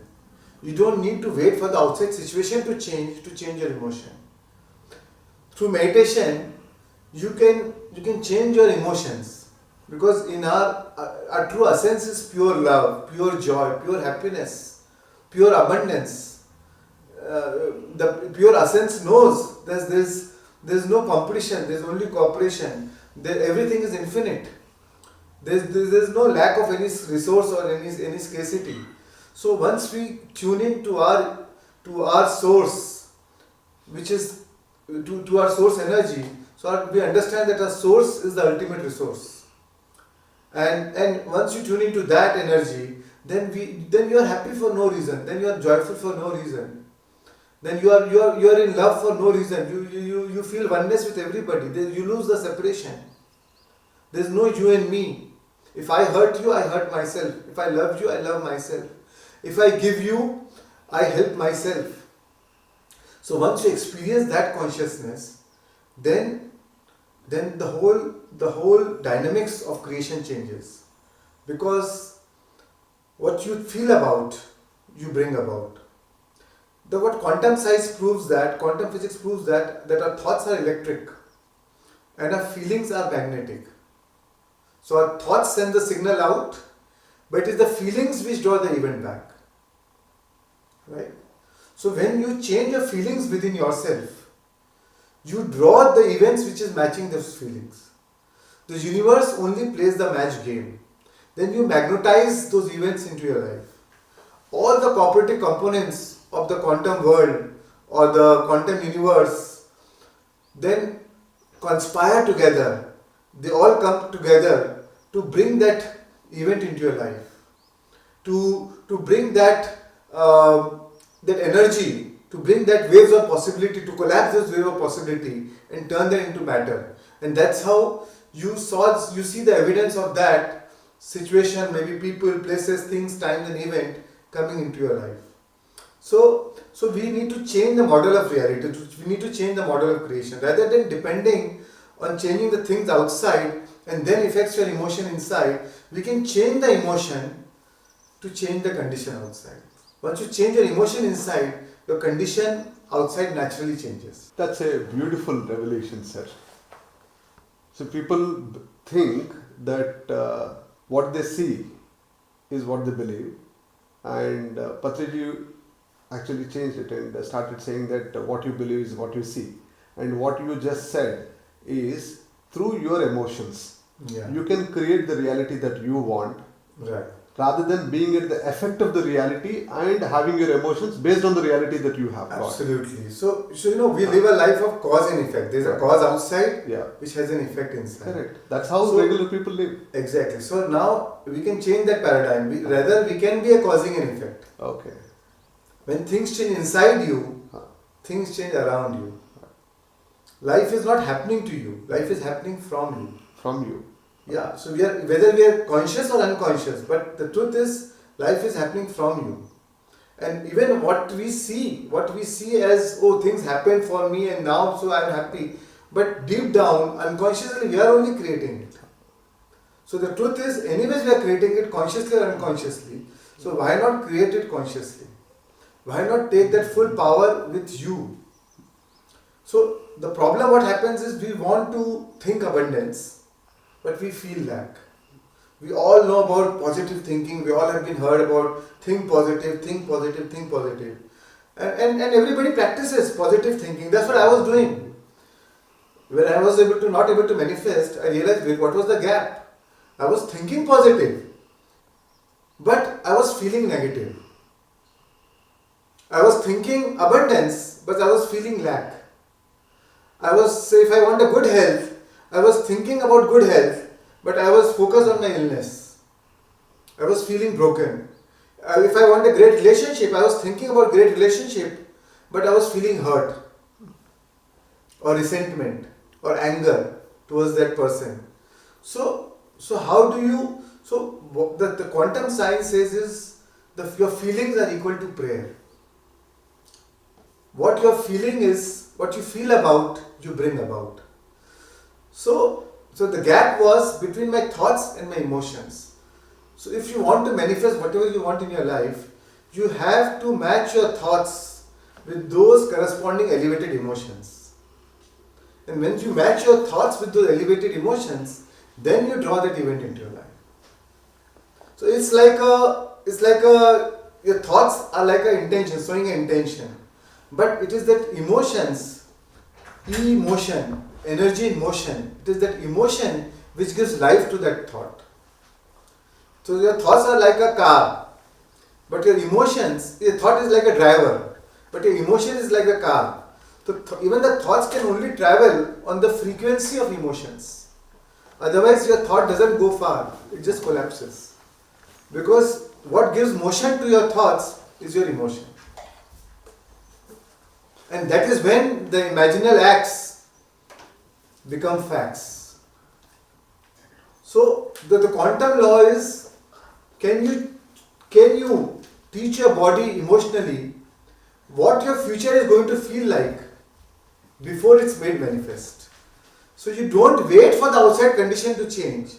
You already see the change condition as if it's already happening now, and feel it before it is manifested as if it's already manifested. So contemplate yourself living in the condition that you want to produce before it is produced. And when you live in that condition as if it's already produced, then you will actually change the reality. So that's what the law of reversibility is. When we see matter, it all came from energy, right? It all came from energy. So now, if we already believe that the matter exists, because it is there in the energy form, so energy will actually turn into matter. We don't need to see matter and then change our emotion. We need to feel that. We already need to feel it that matters already exist, or any those people, places, situation, time, events, whatever, or a relationship, everything that already exists, and then it will come into fruition. Our problem is most of the time we are so focused on what's missing in our life. So like worry is a prayer for manifesting what you do not want in your life. Because when you're worrying, you're speculating the worst outcome, right? By speculating the worst outcome, by feeling the worst outcome, you're in a state of anxiety. By feeling the worst outcome, you're increasing the probability of that happening in your life. So as a human being, we've been given a gift of imagination, which is only unique to us as human beings. So anxiety is the worst use of imagination, and creativity is the best use of imagination. So why not use imagination for things we want to create in our life? So the whole idea is to focus on the solution, not on the problem. So change your attention, withdraw your attention from what you do not want in your life. Most of the time, suppose I don't have a good relationship with you, even though I'm not expressing with you, but my inner conversation is going on. this guy is like this guy is like this. If I meet him, I'll ignore him. This is the way he did this to me. That inner resentment, inner talk, inner emotions, it's all going on non-stop. Even though we carry a facade, so many times we meet a person, we'll say, oh, so nice to meet you. But now inside I am saying, he's a jerk, he's stupid, he's idiot. Right? So whatever is my inner conversation, my inner talk. Now with that projection, with that projection of with that inner projection, actually I'll evoke the similar response from that person. That is where the observer affects what is being observed. And not only with that person, if I'm carrying that emotion in my heart, I will see the evidence of that from everybody in my life. I'll draw more of those people into my life. People may change, personalities may change. If I don't get along with one girl, I may change my girlfriend. But then I'll see the evidence in another girl, in another relationship. I may not be happy in Bombay, I may move to Delhi, but then I'll create the same environment in Delhi. The same thing gets repeated. The same thing, we repeat what we don't repair. So, bottom line is, so the truth is, we all are in this world, we all actually face challenges in our life. So what we need to do is, with the help of meditation, with the help of consciousness, with the help of awareness, with the help of being aware of your subconscious thoughts, belief systems, patterns, we need to be aware that is this emotion aligned with my future vision, or is it a memory of the past? So it's our choice. Either we can be a host to our future, or we can be a hostage to our past. Beautiful, sir. And you are making some really powerful statements. So either we can be a host to our future, or we can be a hostage to our past. That's Right. a beautiful statement from you. Another beautiful statement was, anxiety is the worst use of imagination and creativity is the best use of imagination. Right. These are some very power statements that people can connect with. Right. So out of all the infinite possibilities that lie in front of us, Right. so we need to choose with creativity Right. and with a vision of the future what Right. we exactly want, Right. rather than choosing from what we do not want. So that's what we say. Absolutely. Okay. But you have to match it with those elevated emotions. Or we also need to match our elevated emotions. Because it is the emotion which gives life to that. Okay. So it's like, whatever thoughts we have, whatever ideas we have, you impress on your subconscious mind through the means of your feelings. And the only way you can impress on your subconscious mind is through the means of your feeling. And whatever is being impressed on your subconscious mind will be expressed in our life. Right? So it is very important to what you are impressing on your subconscious mind. So unless also you say a word, so suppose few old friends meet and you talk in abusive language, but you don't mean it, right? It's fun. This is your way of conversation. This is how childhood you have grown up, and it's fun. This is more about how we connect to each other. So that does not make that abusive language, that MCBC language, a taboo. Or how can I talk like this? But suppose I am abusing somebody with those emotions, With anger, hatred, Yeah. and with that, then, so it's not about the act, it's about the emotion behind the act. it's not even about the words, it's about how you're feeling It's inside. about feeling. So feeling is the key. That's why I'm saying that feelings are equal to prayer. Whatever your feeling is, this is what you're praying for. What you feel about, you bring about in your life. Beautiful, sir. Sir, you told about elevated emotions. One has to be in elevated emotions.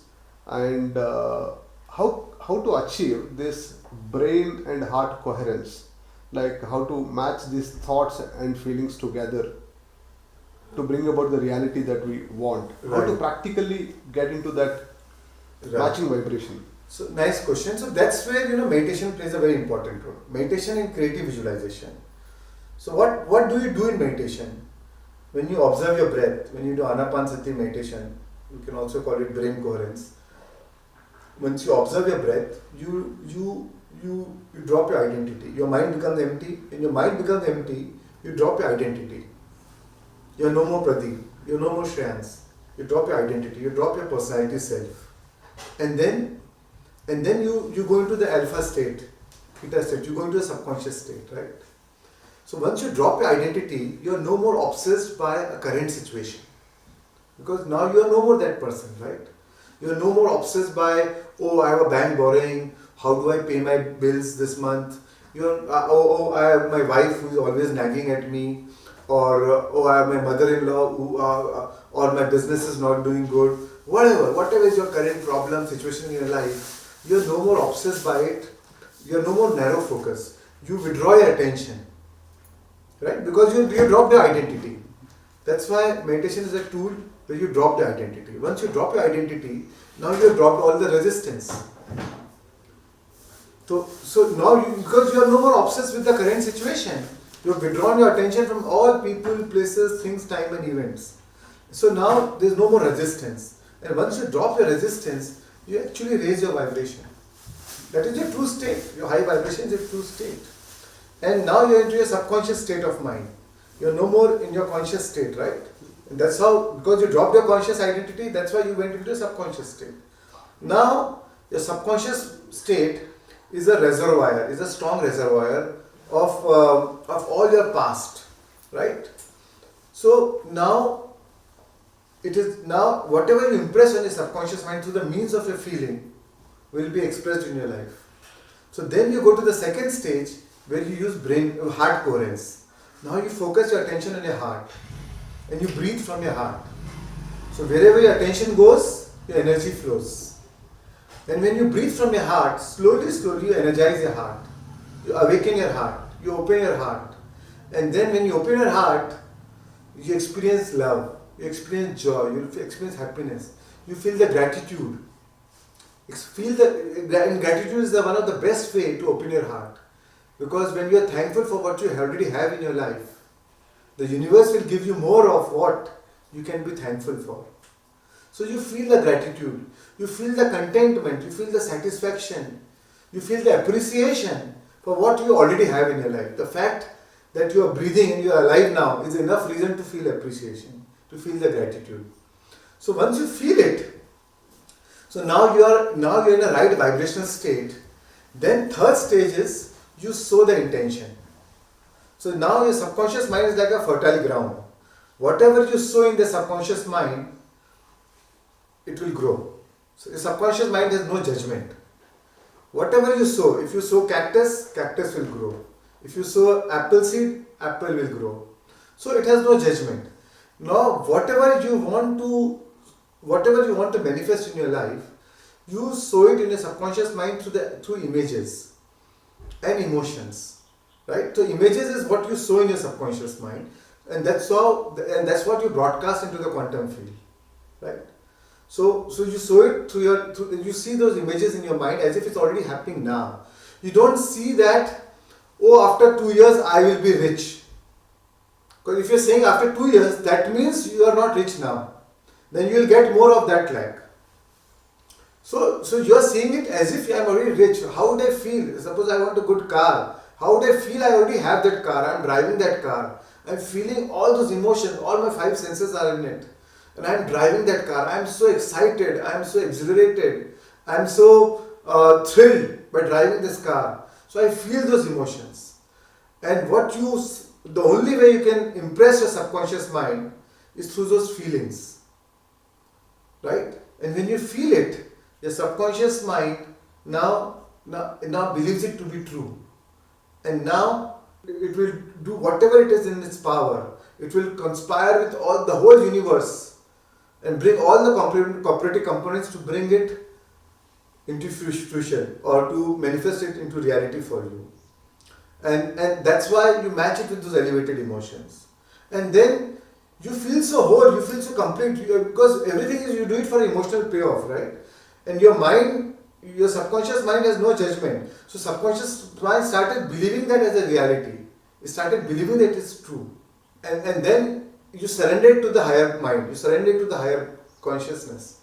You visualize what you want in your life. You do not visualize how it should come into your life. Suppose I want a good house. So I visualize a good house. If I need 2 crores to get that house, I don't visualize 2 crores. Money is a means to that end. Money is only what money does. So I visualize what I actually want. If I want a good house, then I visualize a good house. Maybe my father-in-law will give me a good house. So I don't really need to work hard. And this is a technology of working where we don't need to work hard. We need to work smartly. And then when you get up from that, and then you surrender, and then again end with gratitude as if you already have what you wanted in your life. Because gratitude is the ultimate state of receivership. When you feel the gratitude, it's like a handshake to the universe that you already given me. And then you get up, you act as if you already have it. So you act as if that the universe is rigged in your favor. You contemplate yourself as if that you are surrounded by the situation which you wanted to produce, as if you already have it. And that's how you move into your life. So what happens is you have changed your state of being. Most of the time we are focused on doing, right?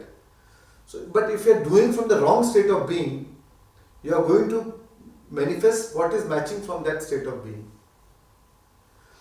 So my idea is, why don't you change your state of being? Focus first on your state of being. When you are surrounded by challenging situations, withdraw your attention from that. Take time to meditate for 10 minutes, 15 minutes, 20 minutes. And through this meditation, through this technology, change your state of being. Once you change the state of being, then do what you want to do. Because your soul does not care what you do for your living. Nor will you care when you vacate your body. What your soul cares is your state of being while you are doing what you are doing. The journey is more important than the destination. So once you change the whole paradigm of being in the right state, being in the right emotion, then you live a life of effortless ease. Then you don't have to work hard, then you work smart. Because then you are conspiring with the whole universe is working for you. The whole cosmic forces are working for you. And then you will see more of that evidence coming into your life. Because that is your vibrational output to the universe. And whatever is your vibrational output, you will see that into your life. Because your vibration always precedes manifestation. Before anything is manifested, it was first vibration. So your vibration precedes manifestation. So don't be, most of the time, when we talk about manifestation, we get very obsessed by the physical manifestation. And my message is, don't be obsessed by physical manifestation. Be obsessed by emotional manifestation. Because the only way you can physically manifest is through emotion, first emotional manifestation. So why not focus on emotional manifestation? And for emotional manifestation, there is no competition. There is no lack. Because through the imagination, you can create whatever you want in your life. If I am sitting in Bombay, in the moment I can be in New York and having a food in a restaurant in New York. So because your imagination transcends time and space. For imagination, it is beyond time and space. Our physical body, we have time and space. Like Einstein said, time and space are not the modes in which we live, but the modes in which we think. So this is the beauty, this is the faculty only human beings have. So you can use your imagination to your advantage of what you want in your life and feel it. And your mind, and the beauty is your mind does not know the difference whether you are imagining the event or it is actually happening in your life. So like when you go for a movie, you see some sad event, some sad scenes in the movie, you actually start crying, right? Your body just reacts. Your body does not know whether it is just a movie or it is actually happening in your life. So that way you can actually fool it.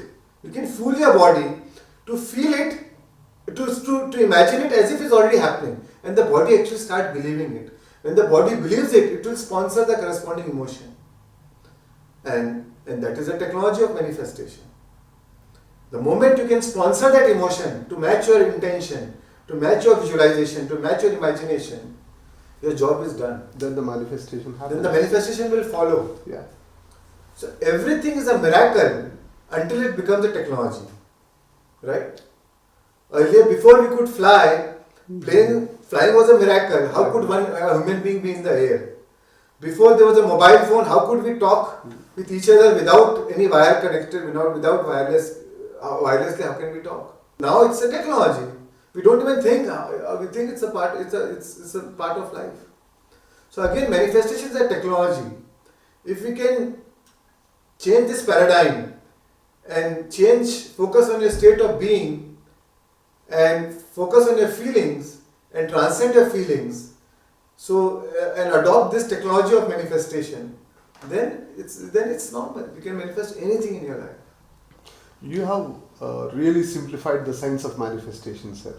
It is such an awesome explanation that you have given today. Thank you so much for that. And right now, I want to ask you, Pyramid Valley International is such a beautiful, magnificent, wonderful, awesome place. Maybe, I'm running short of adjectives to describe it. It is such a serene and good place. So what was your role in bringing Pyramid Valley International to this stage? I feel I don't have any role. Honestly. Honestly, I feel I don't have any role. When Patri sir showed that land really inspired me. Patri sir's vision inspired me. And when I saw that land, that same night I had a vision that we are building the Asia's largest pyramid here. And it will not be a pyramid, it will be a monument. If somebody comes to India to watch Taj Mahal, the vision is they should come to India to visit Pyramid Valley. So that was that vision. And that vision was so alive in my mind that I felt it that it's already there. I never felt it is going to happen. I always felt it that it's already there. And every time you go back, I live in Bombay, that place is Bangalore. I would go back to Bombay, and sometimes I get caught in my three-dimensional reality. Oh, my business is not doing, my work is not doing good. How will I get money? Where will I put in money? I will fly back to Pyramid Valley, and the moment I am on that land, again it will spire. It will keep that dream alive in my mind. And when I started doing that, I actually, and of course I found the right team of people and the trustees, and together with the whole PSS movement, we started getting donations, and then my business started doing good. Because the money is an energy, right? So the energy wants to go where it is meant to be, where it can. So if you are honest, if you are sincere, then even the money will come through you. Because I am not asking for money for me. It is my dream which is alive, and now I am doing my routine businesses. But the universe knows that if I give this person money, then Pyramid Valley, he will put that money in Pyramid Valley. And so a lot of times I started making abnormal gains in my business. I know it was not my hard work. And I thought of 1 crore, I started getting 5 crores. I made 5 crores in that deal. And I am wondering how this is happening. But the more I felt it, the more I gained that kind of profits, I realized I felt more responsibility. I realized that this is not my money. I am only the custodian of this wealth, and this is to be channeled for the Pyramid Valley. And it is the Pyramid Valley, it is a pyramid which manifested this wealth for its own. So honestly, for its own purpose, through me, I was only the medium. So I don't really felt that I made any role. It was its own destiny of the pyramid and the Pyramid Valley to come, and Patri sir's energy and his vision. I see your humbleness in this, and also maybe it is truth. Sir, you've been associated with Patriji for so many years. Right. How has been your experience with Brahmarshi Pitamaha Patriji, who is the founder for worldwide Pyramid Spiritual Societies movement, and has taken an aim to make every person in the world as a meditator and a vegetarian? So see, the beauty of Patri sir, which I find is, he walked the talk. First thing, he's teaching the highest truth. There is no nonsense. There is no if and buts. Truth is truth. There are no different shades of truth. For him, truth is truth. He tells it straight. He tells it straightforward. He doesn't keep any facade. Whether you like it or you don't like it. Whether you're a poor or a pauper or a prime minister. For him, the truth is same for everybody. And not only with Patri sir, I've been associated with so many spiritual masters. But sometimes when I got too close to other spiritual masters, somewhere I got disillusioned. And with Patriji sir, the more I got close to him, the more I fall in love with him. Because of his simplicity. Because of his being such an extraordinary master, he displays so much of ordinariness. So I believe that being ordinary is extraordinary. Simplicity is the ultimate sophistication. There are so many masters who create so much of facade and they behave so sophisticated, talk so sophisticated, but I feel that this simplicity is the ultimate sophistication, and that's the beauty of him, you know. So and then the whole movement is not about him. He never made it about him. So many masters you go and it is all about him, them one person. But here he gives us the freedom to be what you are. There's no dependency on that master, right? He gives you the freedom to be your own master. There's no student-disciple, there's no guru-disciple relationship. It's a student-teacher relationship. There's no begging or there's no touching your feet and taking blessings. There is that you create your own reality. Take back the power to yourself. So even though we respect him, we love him, but we are not dependent on him for our spiritual growth. Right? So, and he gives us so many books, he will give us so many guidance, he tells us that you must invite this master, like how we started Global Festival Spiritual Scientist. So he said we have to learn from everybody. Every flower has its own fragrance. Every master has his own way of expression. It may be same truth, but they may express in a different way. So we have to learn from everybody. So that kind of freedom only, it's unique that he has given us that freedom. And that's why the movement, we have seen so many masters. We have seen so many masters evolving on their own, in their own right. Right? So that is where I find the beauty of Sir. Sir, wonderful, sir. And from yesterday, 2 o'clock onwards, you have been with Patriji, and most of today also you are with Patriji. How do you feel this experience for this? It's very overwhelming. It's very exhilarating, you know. It's like feeding your soul. And with every time we speak to him, he comes up with new knowledge, new guidance, new awareness. So, and sometimes even with just his presence, sitting next to him and meditating, or when he's taking his class, just sitting in the presence, you feel so exhilarated, so overwhelmed. And every time I go from him, I go and meet him and then go back to my life, I feel so humbled. I take the quality of humility from him. A little bit knowledge, a little bit book we read, we feel so empowered. And sometimes we develop the spiritual arrogance, right? Because clarity gives power, spirituality gives power. And we develop that little arrogance, we develop judgments around people. But when I meet him, he judges nobody. He judges nobody. For him, cooking with love is the highest form of spirituality. So that is his beauty. And so when every time I meet him, I take that virtue of being ordinary is extraordinary. Simplicity is the ultimate sophistication. Humility is true power. So these are the virtues which again imbibe in me, and I carry that in my day-to-day life. That's so nice to hear, sir. And on the eve of 30-year celebration of Pyramid Spiritual Society's movement this year, so what is your message to the world? So my message is, friends, meditation is an awesome tool. It is a great tool for changing your life, transforming your life, for changing the world around you, and for manifestation, for creating what you want to create in your life. So, and it's such a simple, easy tool, and nobody has brought in as simple as Brahmarshi Patriji. Just simple technique of observing your breath, being with your breath, can transform your life. And I see, I'm not saying from the theoretical understanding. I'm saying it from my own transformation, from a whole practical, from my practical experience. So I think this is the best gift you can give to yourself and to others. So please embrace meditation and change yourself. And when you change yourself, you change the world. When you change the way you look at things, the things you look at change.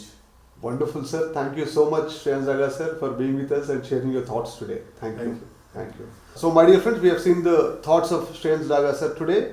And let's all embrace meditation more and more. And let's also know the science of manifestation through an understanding of quantum physics and manifest the reality that we always intended to.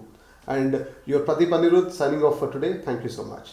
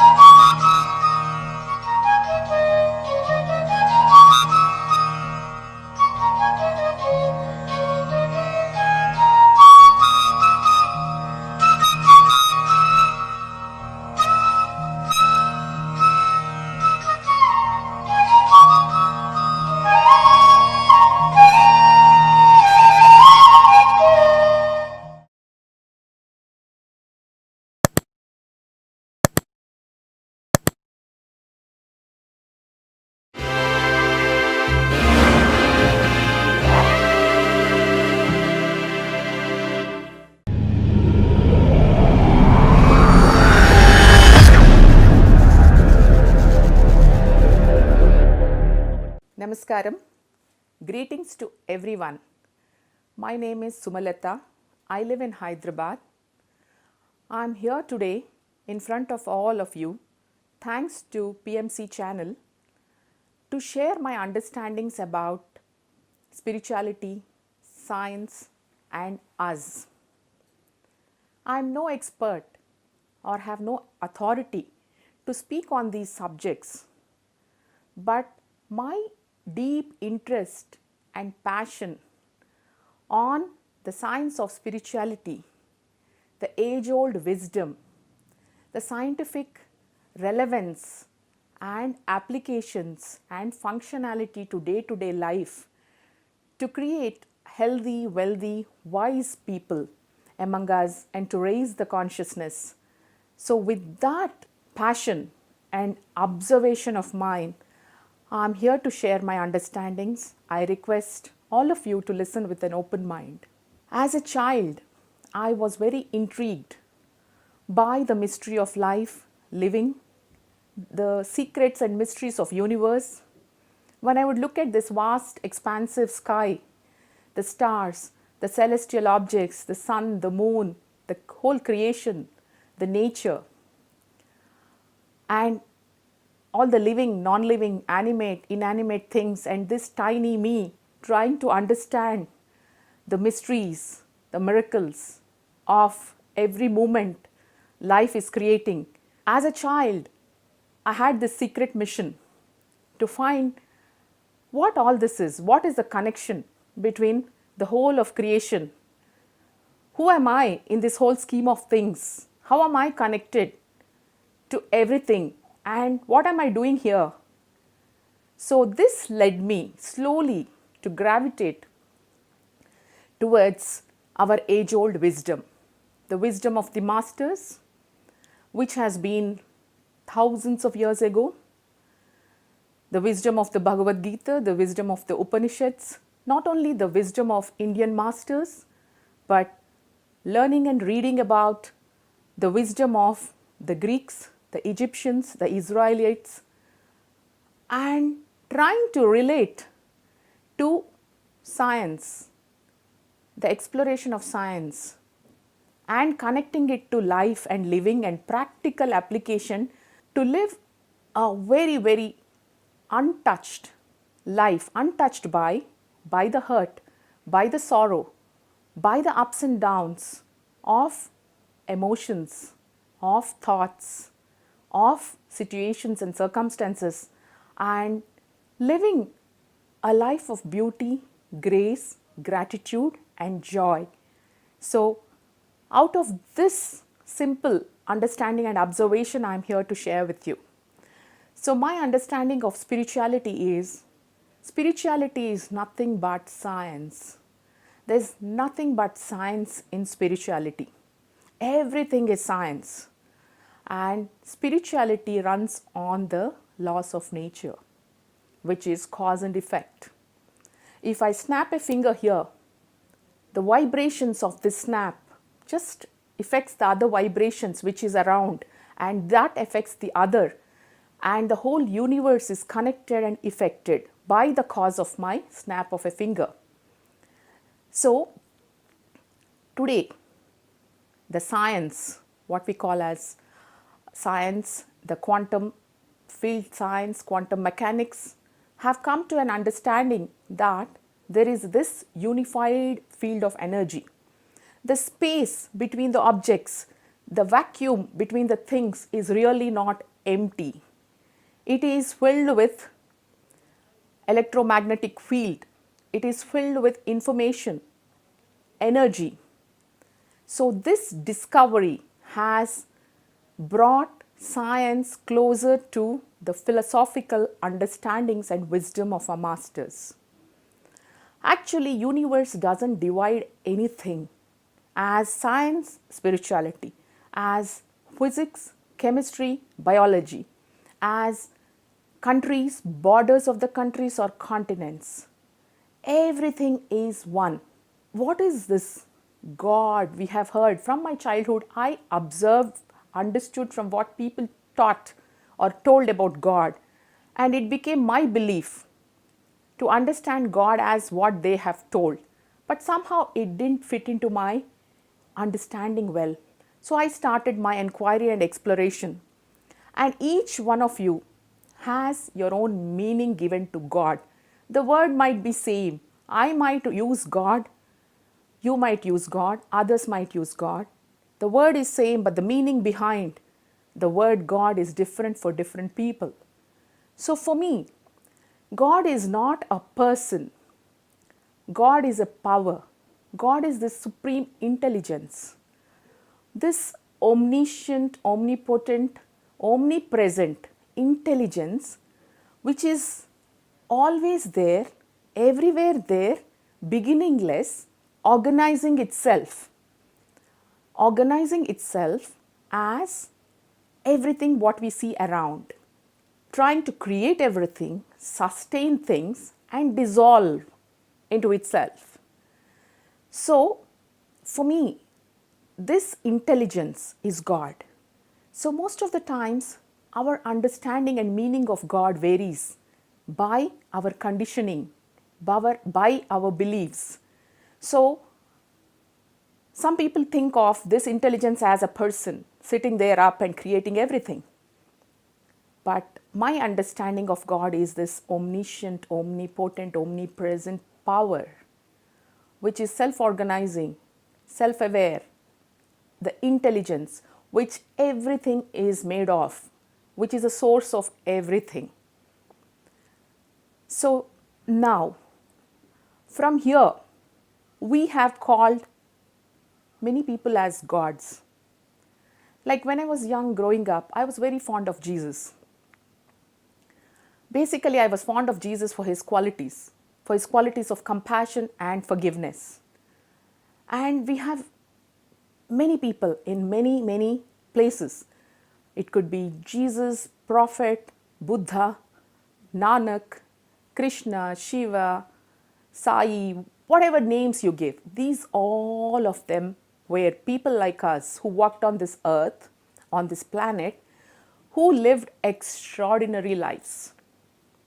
So, since they have overcome the limitations of the humanness, who have lived life bigger than what we know of. So, we call them gods. Instead of emulating their personality traits, instead of emulating them, we have deified them. We have put them on a pedestal and just started praying. It doesn't mean you don't revere or have gratitude for the people who have inspired you, who have lived extraordinary lives, but it has to be from a deep understanding of what they have achieved, how to get inspired by them, how to emulate them, how to transcend these limitations of our instruments, mind, body, and live lives powerfully, is what I learnt over the years of my enquiry. So basically, all of us are searching for a meaning in life. Why are we here? What's the purpose? And every time we have been taught or trained from our childhood through the education system to look outwards for answers. We have divided everything. We have divided everything into bits and pieces to understand. We have divided people. We have divided religions into religions, countries. Everything is a division. So our education system has trained us to divide and learn. So we are conditioned, we are habituated to see these differences, these divisions, which lead us into conflict, confusion, and chaos. To go beyond all these divisions into the unification, the source of one unified energy field or consciousness or Atman, Brahman, self, whatever you call, we see all the multiplicities and diversities of that one source. And how do we find this oneness? How do we find this source, the truth which is eternal? Sat Chit Ananda. We are Sat Chit Ananda, our nature. Sat, which is eternal. Chit, consciousness. Ananda, because it is forever. Actually, the Upanishads tell us Satyam, Jnanam, Anantam. When they teach us about the nature of truth, consciousness.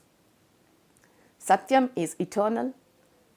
Jnanam is that existence which is all-pervading. And Anantam, which is infinite, beginningless. Because it is infinite, it is blissful. So, Satchitananda. So, in the philosophical terms, you call it Brahman. In the physics terms, you call it unified field. So, how important is it to find out the spiritual truth, the spiritual understanding of this oneness, which is connected, which is the source of everything what appears, and bring it, marry it to the material life, to use that wisdom in day-to-day life is what is very important. So let us understand what is the problem to understand ourselves. What is science saying? What is physics saying? Let us see. Now, we are made of trillions of, maybe a trillion cells, and each cell has trillions of atoms, and there are so many protons in each of our atom, and every minute, split of a second, there's a miracle happening. There are maybe 1 billion chemical reactions happening in us, maybe millions of, growth and repair works happening within us every split second. And this is intelligence. This is intelligence which is functioning in us. So every proton we have is connected to any other proton in the universe. Physics has come to this particle entanglement. When you tickle one proton here, the effect of that tickling can be seen in another proton which is far away. So this particle entanglement has shown that these micro wormholes where the information is traveling immediately, instantly. So that means if we want to understand universe, where do we go? We need to go within us. And what are we trained to do from childhood? To go outwards, outside, and seek. Now, what is the problem in seeking outwards? I can tell you something. We all have these instruments of perception, the sense organs, the mind, the brain behind the mind. So the sense organs, the eyes, the ears, the nose, the skin, the sense of seeing, the sense of hearing, sense of taste, sense of touch, all these have limited kind of seeing. See, we can just see only a spectrum of visible light. Beyond that, we can't. The vision, what we see is because of the instrument, the eye of a human. So it can see things in a certain way. Whereas the instrument of a housefly, the eye of a housefly is very different. It has a compound eye. Maybe it can see one person as hundreds of people. Or maybe the eye of a tiger can see us as giants. So the instruments of perception limit our reality to what they can see. Same way, hearing, we can hear only certain frequencies, certain sounds, whereas there are other animals, the deep sea animals like dolphins or sharks or bats, which can hear supersonic sounds. So, if we can understand this, that our instruments of perception are limited. So you can gauge only so much. You can observe to the visible eye, to the audible ear, to the sense of smell and touch and taste, only that much, which the instrument is capable of deciphering. Then, how can you know the absolute truth, the ultimate truth? What you can know with these instruments of perception is a relative truth. No doubt, but it is not absolute.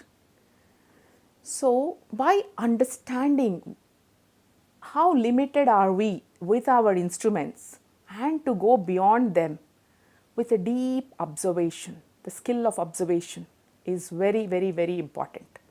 So, everybody says, know yourself, know yourself. Why should we know ourselves? If we know ourselves, we can know the whole universe, because that unified field of the universe, that source of all potentialities, all possibilities, all potentialities means everything what is created around, is the same intelligence which is the source of us. What appears to us, these sense organs, this mind, this body, these cells, these molecules, it has immense 99.9 space in between, so solid forms what we see. Even the universe has 99.9% space, the vacuum, but vacuum is not empty. Now the scientists have discovered that this is the field which is every millicentimeter is filled with energy and information. Earlier, our scientists, what are they doing? Scientists are just mimicking the cosmos. That's why I said spirituality is nothing but science. Scientists are just mimicking what is already there. They are discovering. They have used the Maxwell equation and Faraday and really made this technological civilization today we are in. They knew how to control this magnetic field, electromagnetic field, which is there around. Maybe about 150-200 years ago, nobody would have even imagined that somebody can fly in an aeroplane, or even for that matter, have these metal bodies, vehicles to move around. The television, the transistor, seeing things far away and so close. All these were unimaginable and unbelievable. What does our science fiction do? I'm very fond of science fiction movies and the comics. Science fiction is nothing but the imagination of the consciousness to create the future. If you have seen all the movies of Star Trek and all that, cell phone, smartphone was unthinkable. The communication, the computers, the language fed into the computers, all these are possible because of mimicking the intelligence of the universe, discovering the laws, the science, which is the source of everything. Now, what is science up to the next level? I think the innovations from 1900 to 2000 and 2000 to 2016 are much more rapidly happening because we have very smart scientists and NASA working on observations and scientific research and findings. Of course, science has not reached to complete spiritual science, but it has advanced a lot. So what is the next level of scientific innovation which is going to be dependent on the discovery of the unified field? They are studying or seeing how to have control of power of gravity. They have already found how to, get into the magnetic field power and electromagnetic field power and use it technologically for the advancement of humanity, for the comforts, for the evolution of material world.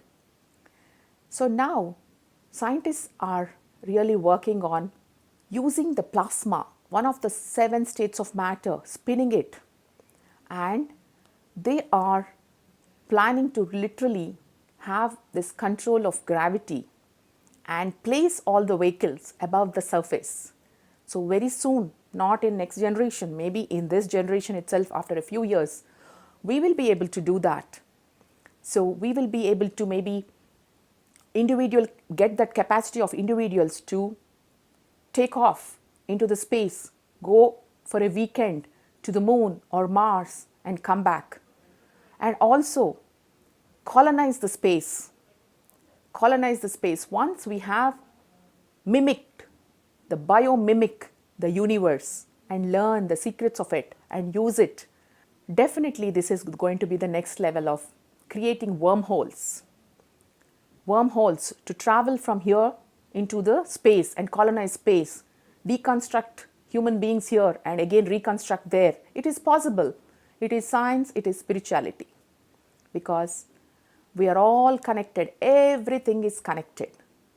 So individually, how can we get to the source of this oneness, this non-dual state of consciousness?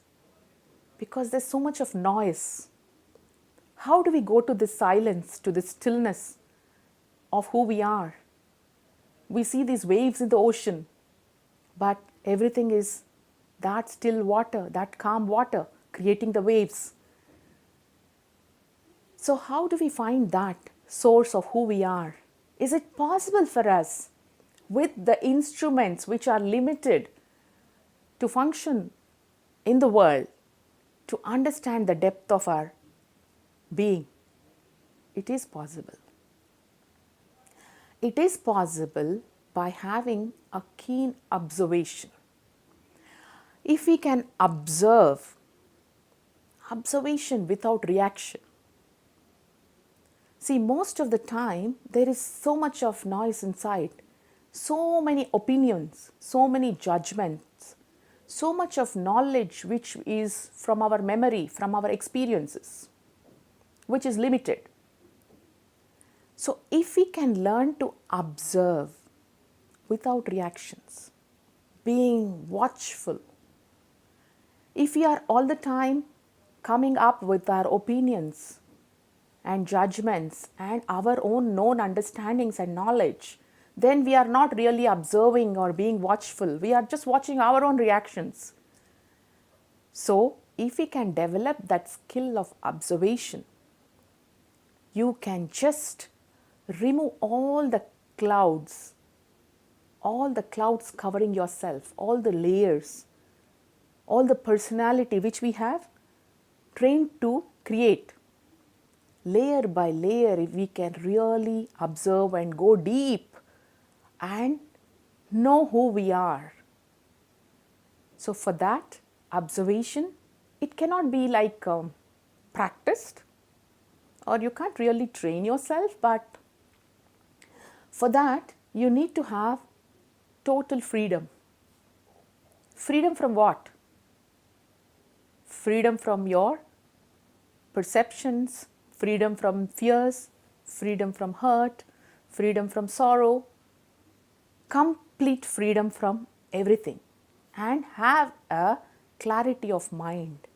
With that clarity of mind, if we can observe, we can fathom and dwell deep into the source of who we are and know the infinite potentiality and possibility of this self, this Atman, this omniscient, omnipotent, omnipresent consciousness, this intelligence which is within us, and tap into that, and with that marry the material world, live in this world untouched by everything.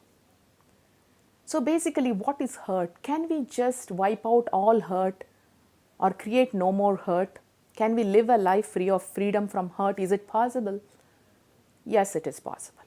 Is it possible to get freedom from fears? Yes, because all these are very delusionary and illusory.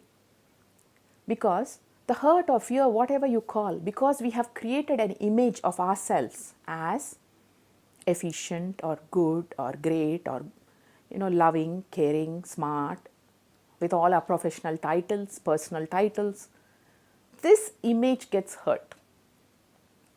So how to be free from hurt is to be free from images. It is possible. It is possible. It depends on how willing are you to know yourself, how much desperate are you to find all answers for all solutions, for all questions which have arisen in the past, present, or which will arise in the future. Complete solution for life. If you are really interested in that, you can.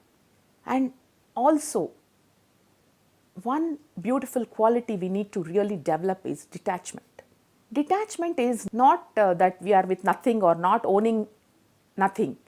It's about being with things, yet not letting them consume us, not letting them own us, basically. So, knowing when to withdraw from something, when to pull back from something, when to have a bird eye view, when to engage, this wisdom comes from the clarity of mind. So, detachment is a beautiful way to function. So, with this trait of detachment, nothing can touch you. You can be midst of chaos, conflict, confusion, but that does not touch you. The hurt does not touch you. The sorrow does not touch you, but you are among everything. So, once you know yourself, once you become self-aware, the self-aware of infinite intelligence, then you can function in the world and see the magic and miracle every moment and be grateful. So how do we live like this? See, most of the time, most of us, even including me, I lived my large part of life with my belief, with my faith, with my dogma, with my God, with my guru, all kinds of things. But all these can take you to only certain place. After that, you need to detach, you need to let go of everything what you know, and it's an individual observation and a journey which you need to plunge into. From all that which is known, you need to just let go of all that you know. How do you know that truth which is unknown to you if you are stuck and attached to what is known?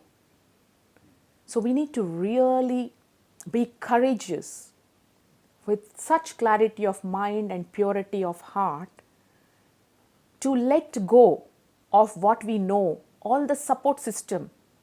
We can be inspired by the gurus, by the teachers, but unless we detach and plunge into the depths of our being to find who we are, nobody outside can help or guide. I'm not saying, see, as long as you're blind, you can use a stick to walk around.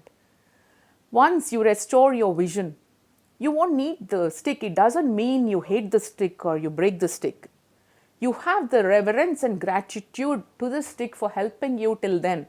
And then you know how gracefully to let go of it because you no more need it.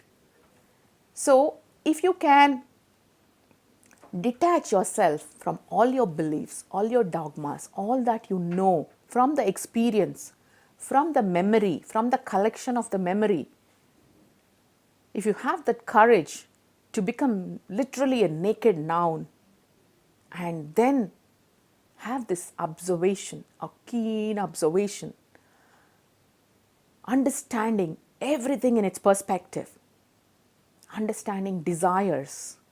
What is a desire, first of all? How these desires can entangle you, enmesh you, and engage you into the superficialness of life. Understanding that anything these senses come in touch with, what you see, what you come in contact with, create a certain sensations in you, a sensations of pleasantness and unpleasantness, of cravings, of not wanting things. So these sensations will, from the contact of the senses come the sensations, from the sensations comes your mind, your thoughts, the movement of your thoughts which tells you, oh, this is pleasant, I want this is unpleasant, I don't want this. And so your desires sprout. Desires are not entirely useless. Nothing is given to us which is useless. They are needed to a certain extent. Even fear, for that matter. Fear is needed to self-protect physically. Anxiety is also needed to protect ourselves, to secure ourselves.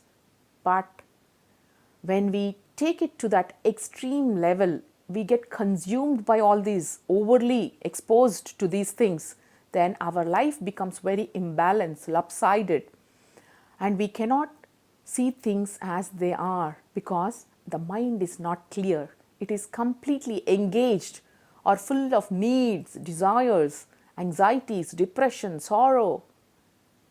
So when are we going to get free? How are we going to overcome these anxieties, depression, the greed, the envy, the jealousies? We have this plethora of emotions. How to overcome these and go towards the higher? This is a skill we need to learn. We need to overcome. That's how you create the purity in the heart. You need to create a purity in the heart and clarity in the mind. And have the courage to let go, to detach from everything known, every support, and then see things as they are. So we need to help ourselves. We need to take the journey alone. We need to shine the light onto ourselves without depending on anything external. We can depend on the masters or the books or biographies or autobiographies or the gurus to a certain extent, to get inspired, to be encouraged to take this journey. But it cannot be done by them to us. We need to be these soul, lone seekers to find the truth by ourselves. And then we share that with the world, make a world a better place, make ourselves change makers. So when we share what we understand, and again it helps us to refine and understand more of us, because we are constantly expanding and becoming more and more self-aware. So this is a beautiful journey of life where every moment, once you really understand yourself, get to the bottom of things, dwell deep and touch the true chord or the core of who you are, and from there marrying this to the daily life and activities and engaging with everything untouched, unscathed. That is the beauty of living and life. So for this, meditation is one technique. Suppose we have a toolkit. One tool is meditation to go deep into ourselves, to find ourselves. But it is not end of it. You need to do reflection. You need to do introspection. You need to do a lot of searching, journaling, understanding, unlearning. Actually, we need to do opposite of what we have been trained to. Generally, from childhood, when we are seeking the education outside about the subject knowledge, we divide everything, decipher everything, and we understand, we learn. Now, to know ourselves, we need to unlearn everything. So each one of us has to have the courage, the wisdom to unlearn, take this journey of great courage to understand who we are. So, we need to develop a process for ourselves, daily process, maybe 1 hour, 2 hours as soon as you get up, a morning routine, a daily routine, by which that can be your meditation, that can be your reflection, that can be your breathing techniques, that can be your journaling or gratitude, See, gratitude is another big movement in this. Now it has gained so much of momentum, so much of research, how this gratitude can help you have better relationships, better life, better mental health. A lot of research has been done. So as soon as you get up, how do you start your day? Being grateful for the earth, for the food, for the water, for the sun, for the sunlight, for the air, for the way you walk, for the gratitude to the earth. How do you start? You have to make your own daily routine a process of a 1 hour or 2 hours to support this self. And just that 2 hours of meditation or 2 hours of routine is not enough. What you do beyond that, the rest of the time is very, very important. Are you bringing this clarity of mind to your daily activities? Are you applying this understanding, this wisdom in living? That is very important, not just your 2 hours of routine or practice. It is so easy. We are living in these times. This is 2020. I think the maximum surprises we had in this year, I don't think the chaotic, the conflicting, the traumatic times we are in. How do we create that environment for us? It is so easy to get lost in the environment of chaos around.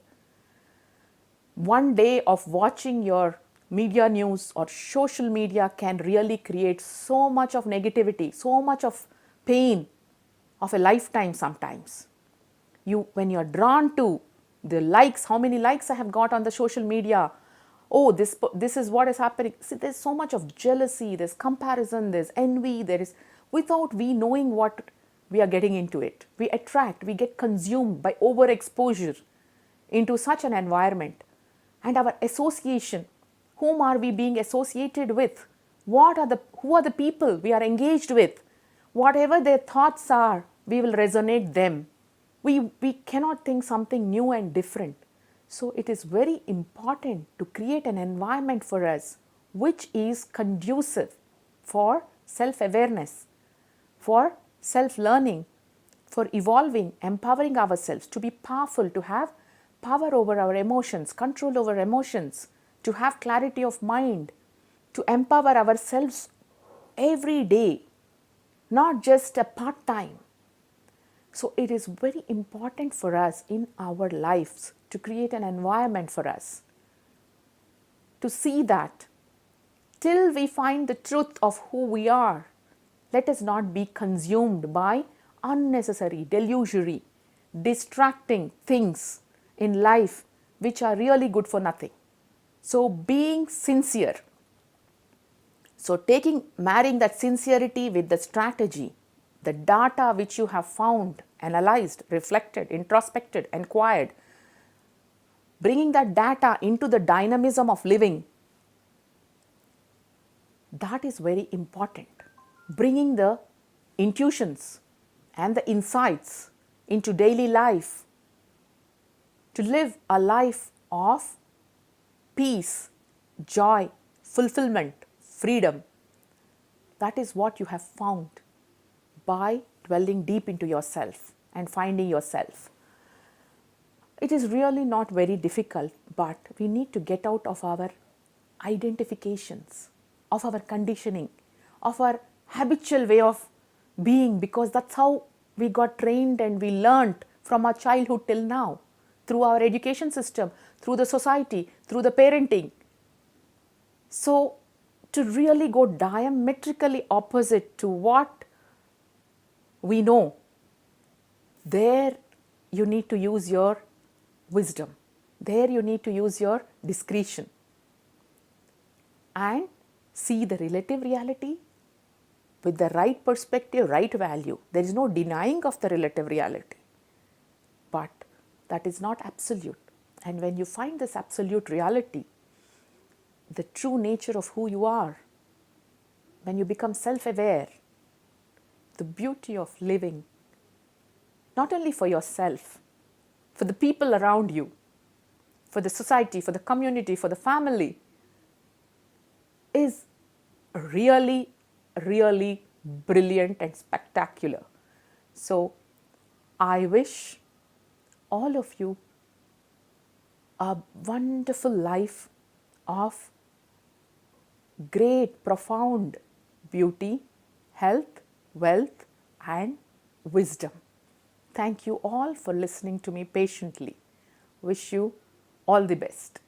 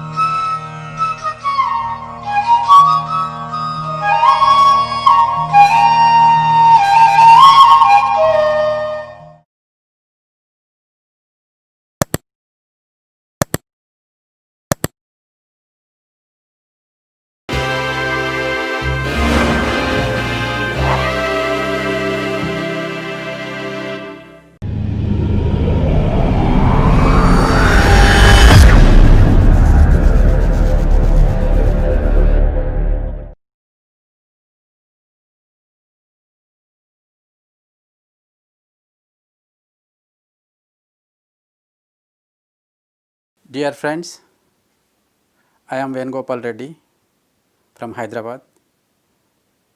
I started my spiritual journey in the year 1997 after reading a book called Chakras by Leadbeater, and later a magazine called Osho Times. At that time, I was searching to know something about beyond this physical reality. There is something. So there was a great urge in me.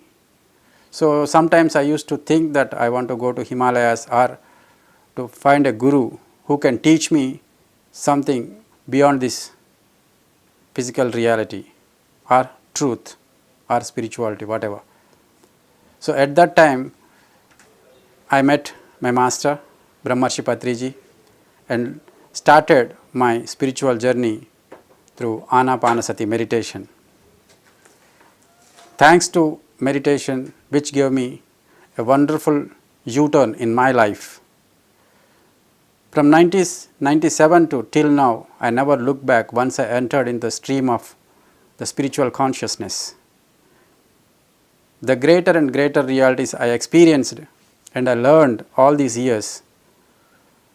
2003, Patriji gave me a wonderful job to publish a magazine called Spiritual India and Spiritual Science.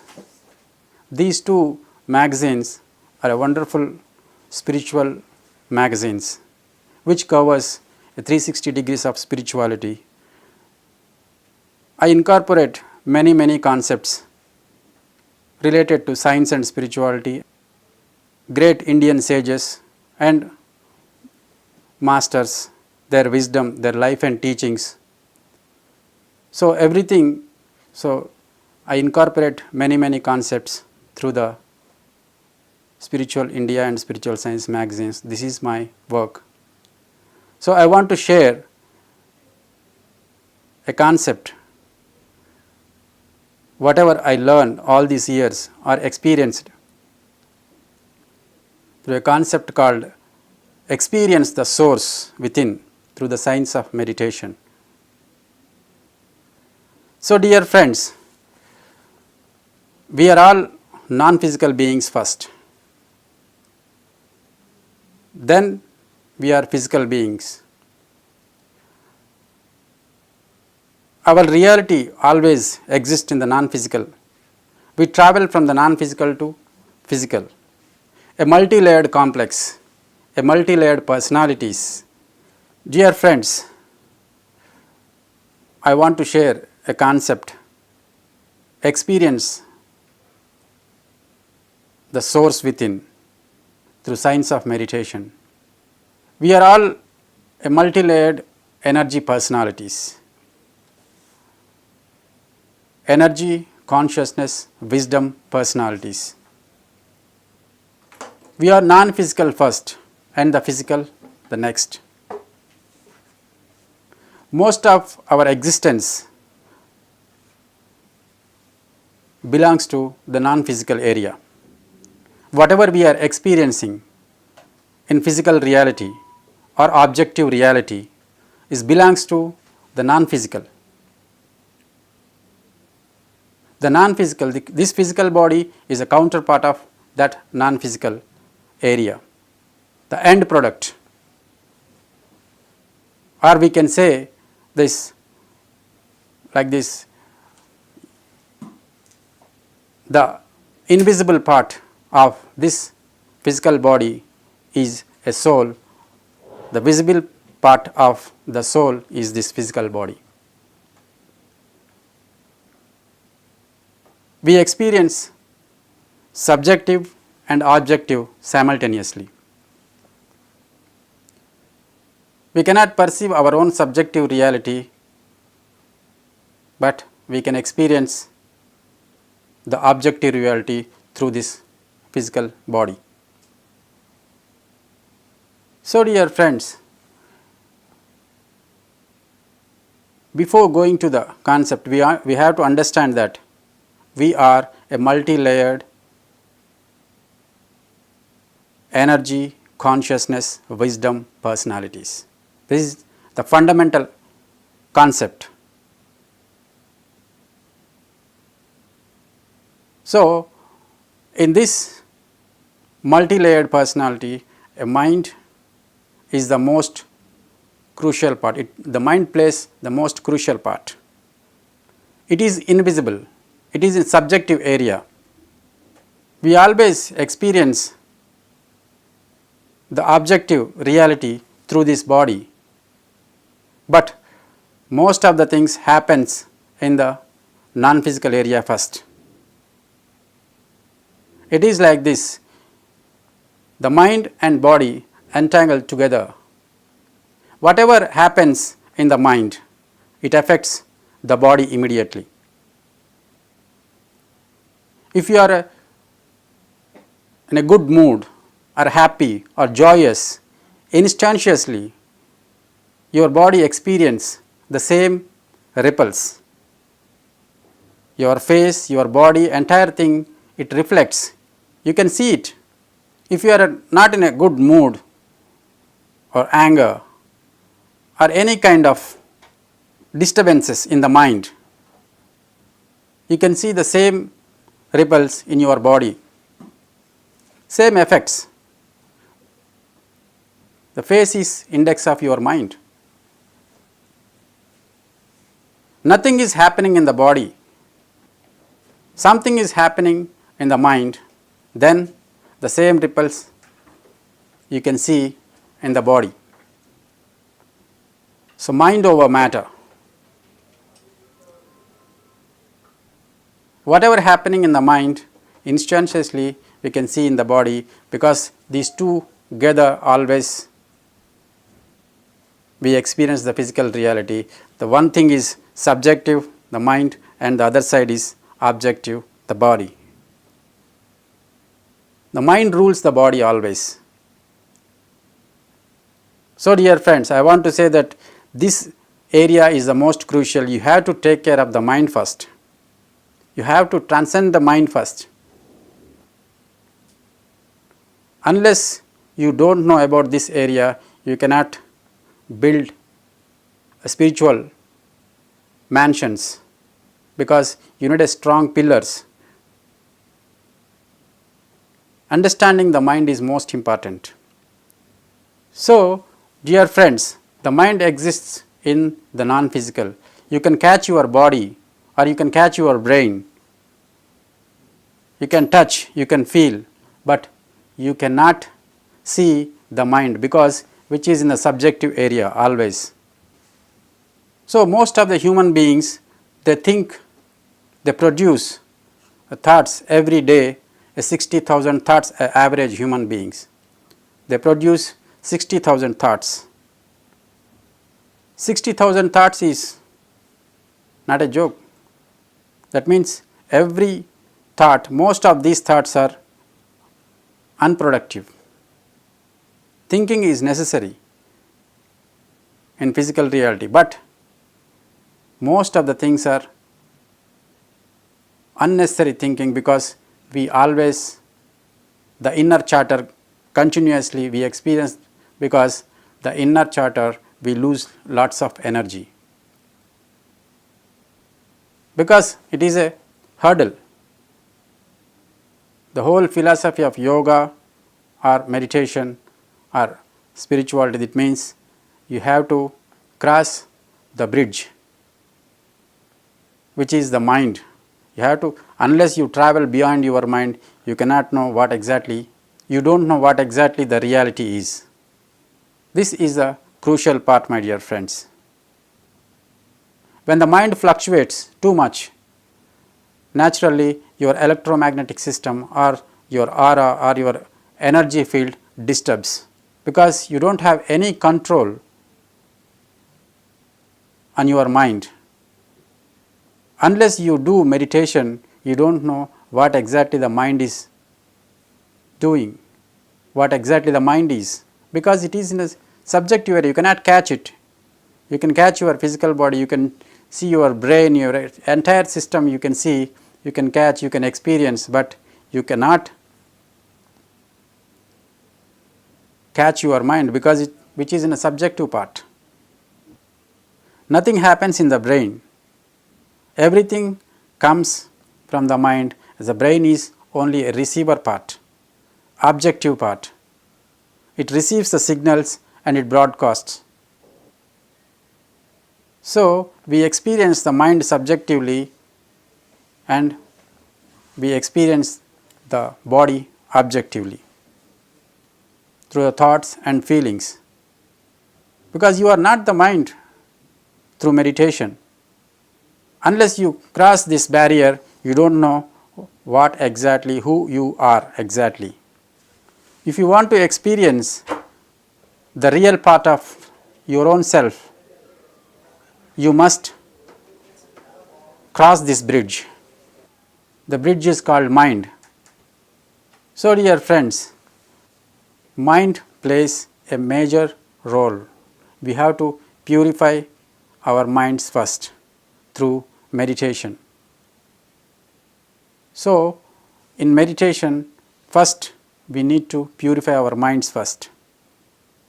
If you don't know what is exactly happening in yourself, then nobody will find out what is exactly happening. We have to check. We have to see our minds, what is happening inside.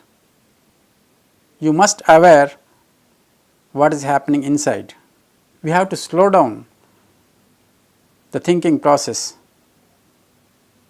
Because of your mental chatter, you cannot see yourself clearly, either subjective or objective experience. In physical reality, if you go 100 km speed, you cannot see the objects clearly. If you go slow, if you slow down yourself, you can see the objects, you can see the reality much bigger, much clearly.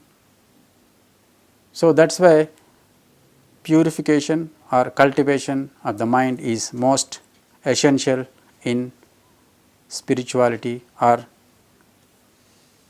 spiritual science, my dear friends. Through meditation, we can experience, we can see, we can experience, we can go beyond your mind. You are not your mind, my dear friends. You are beyond your mind. The reality, the whole reality exists beyond your mind. Through meditation, you can experience this. Because the mind keeps you separate from the greater reality or the Brahman, whatever, which is inside your own self. The source within. The mind separates you from this reality. Once you cross the mind, you are there with you. Once you cross the bridge, you are other side of the greater reality of your own self. Only meditation gives you this experience. By slowing down your mental chatter, by cessation of your whole mental process. We have two minds, which is a lower mind. We always operate from the in day-to-day life. Most of the human beings, they know only this part. And we have a higher mind. When you are in a lower mind, that means the mind is totally busy. There is no control. You believe that whatever is happening inside the mind because of your habits and conditions, the conditioned mind always running and running and running continuously. And you believe that everything, whatever is happening in that mind, you believe that it is true. A master or a meditator don't produce these thoughts, because when you don't produce, you are energizing yourself. You are not losing any energy. But most of the human beings, they don't know what is happening inside. They believe that the inner chatter is the only reality. Through meditation, we can cross this bridge. You can go beyond your mind. You can see yourself, what exactly, who you are. When you do meditation, when you go beyond your mind, your awareness shifts from the lower mind to the higher mind. Mind exists, but Here in the lower mind, you don't have any control over your mind. When you go beyond your mind, you will experience naturally, you experience the witness consciousness. There will be no thoughts, but you are there, witnessing everything. From there you can see the thoughts, everything you are aware totally, but there is no mind at all. In deeper states of meditation, when you do meditation, when you are experiencing those thoughts, naturally you away from your thoughts, but you are there, you are witnessing everything. The same mind, the inner chatter which is there continuously, the whole, when there is no thoughts, when there is no ripples, naturally your awareness shifts into the witness mode. It's a wonderful experience because you are experiencing the source. When there is no thoughts, you are there with yourself, you are experiencing the source, you are fully charged. A different dimension, a joyful experience. So my dear friends, to take care of our physical lives, day-to-day lives, you must go beyond your mind. Meditation gives you that. Only through meditation we can transcend the mind to no mind. So we have to take care of the mind first, then everything. You experience so many things. Beyond your mind you can experience wonders. So dear friends, we are subjective and objective personalities. Now we will see what happens in the body. Whatever happening in the mind, naturally it affects in the body, we know that. Your brain is just a mechanical part, nothing is happening, the brain is not producing any thoughts, my dear friends. So the brain is only object, it's like a mobile phone. Someone calls you, it receives the signals and you can talk, but you cannot see the signals. Similarly, your mind sends the whole signals, whatever is happening in the mind, you cannot see those signals, but immediately, instantaneously, your brain receives those signals. We have two compartments in our brain, the left and right brain. Now we will come to the objective area. The mind is subjective and the brain is objective. It receives the signals.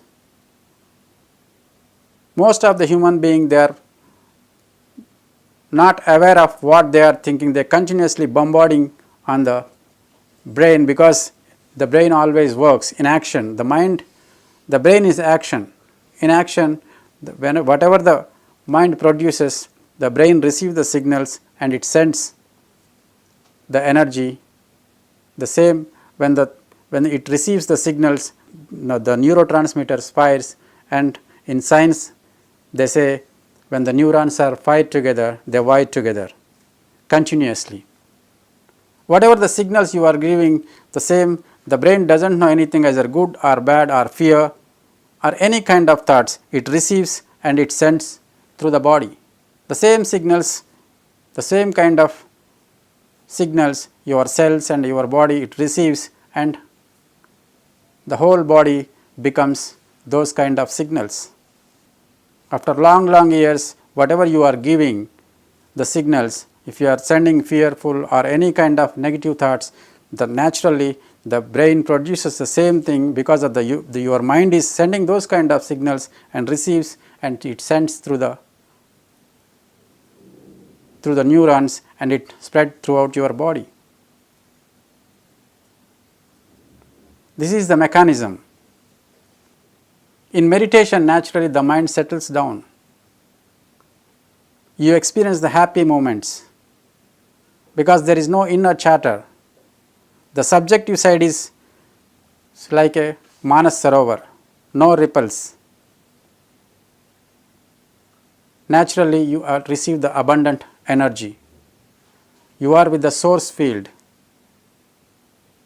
So, when you are with the source field, naturally the energy floods into your physical system, the whole brain and body, everything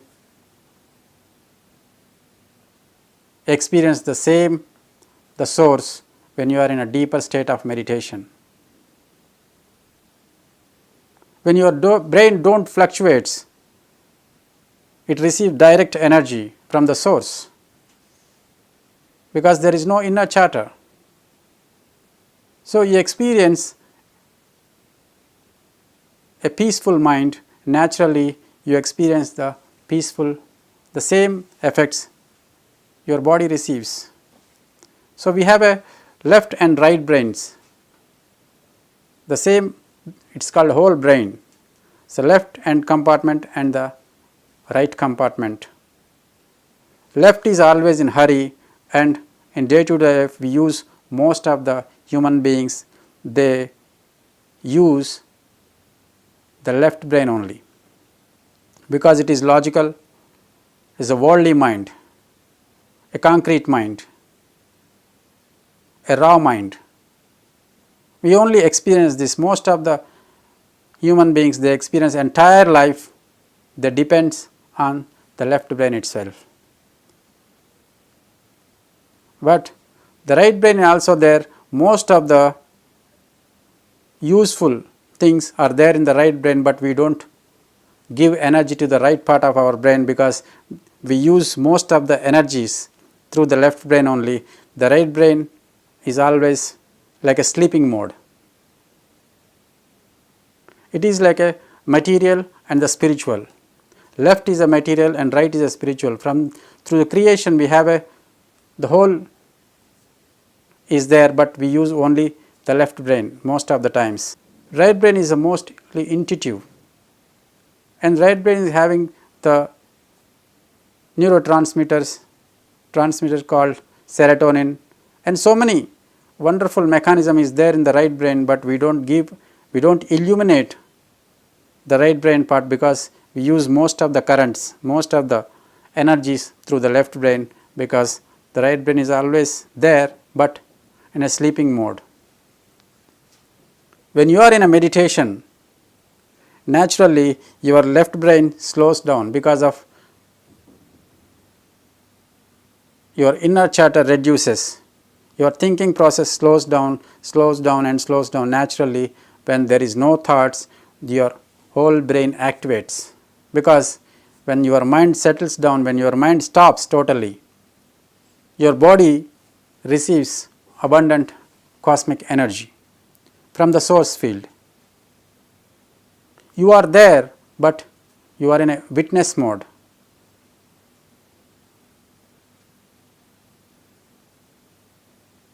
The whole process is like this side of the mind and the other side of the mind. This side of the mind, you believe that the whole mind, whatever is happening inside, you believe that you are that only. But once you cross the mind, once you go beyond the mind, you shifted your awareness into the witness mode. You are there, but without any thoughts. You become an observer. When your mind stills, naturally you experience the observer mode of your own self. You are still there, but nothing affects you. You are experiencing something, the greater side of your own self. The hurdle is your mind. In between, you have to cross the bridge. Through meditation, you can experience the other side of your reality once you go beyond your mind, my dear friends. So, what meditation do is, first fundamentally it trains your mind. Every meditator, remember this point, meditation trains your mind first. Regular meditator, naturally the restless waves of the mind, slowly it comes down, and whatever unwanted dust you clean every day, every day if you do meditation, naturally the unwanted things from your mind goes away. Your mind always like a crystal clear. You are always peaceful, happy, joyous. Because when there is no disturbances, there is no ripples, unwanted things in your mind, naturally you experience the coolness, the joyful states of your own self. Because there is no fluctuation in the consciousness. When there is a fluctuation in consciousness, naturally your energy levels disturbs. When your energy levels is not clear, naturally your physical body also disturbs. Fluctuation of consciousness is not good, day in and day out. The more you think, the more you fluctuate, your energy levels fluctuates. So when there is no fluctuations in your mind, when you're naturally you build a wonderful energy field in yourself. This is a theoretical, not a theoretical knowledge, this is experiential knowledge, my dear friends. You have to experience this to go beyond your mind through meditation. Then only you will experience what exactly, who you are exactly. So only through meditation you experience, the meditation trains you. Just a simple natural process is called observing your breath. Breath plays the major role in meditation. Even you cannot see, it is also the breath also in a subjective area. You cannot see it, but you can experience here the sensations of the breath here. So by observing the breath, naturally your mind slowly settles down. Only you have to do is observe your breath and experience the greater reality. Once you are with the breath, naturally your mind slows down. You cannot do two things at a time. When you are in a thinking mode, you are not aware of your breath. When you are observing with your breath, when you are with the breath, naturally there will be no thoughts in your mind. So, dear friends, now we will come to the main part of the meditation, the breath. Why we give much importance to the breath? Because the breath is the vital source of our life. The whole our physical reality or the physical existence of our entire lifespan, it depends on the breath itself. Just exhale the entire breath and wait for the few seconds and see what happens.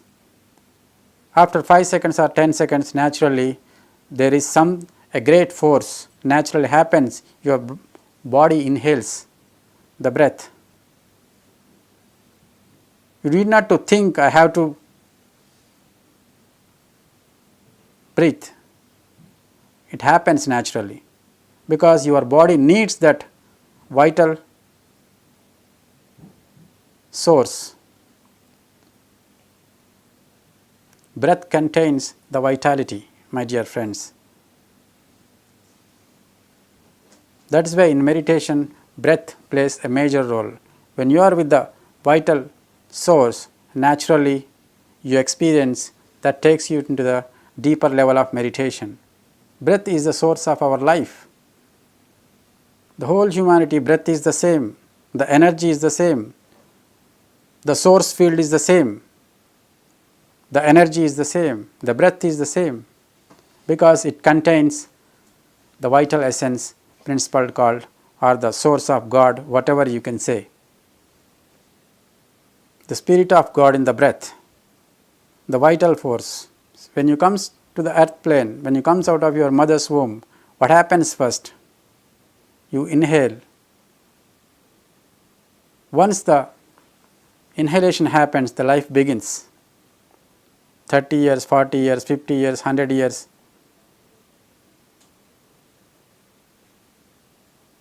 Once you inhale, naturally the source of the prana goes in and the incoming soul and the body together, the vital principle called breath, it connects you.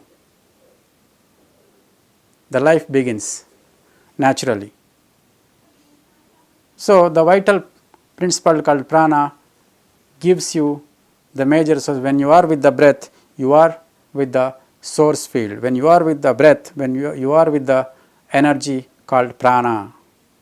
Dear friends, being with the breath means being with the God itself. Being with the breath means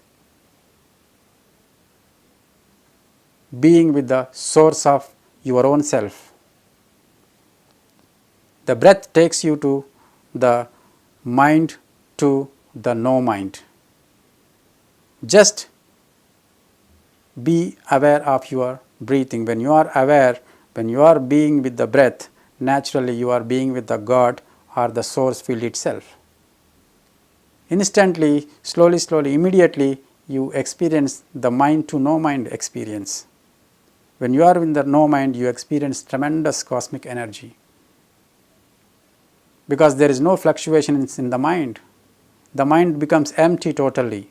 When the mind becomes empty, you experience the source field, which is called Brahman or whatever, God or the consciousness. You can name so many ways. But in reality, the essence of your own self is the same. From there, that source field, we are experiencing everything. From the source field, we take many electromagnetic layers, and slowly the end product, we experience the physical reality. But everything comes from that source, the reality which you are.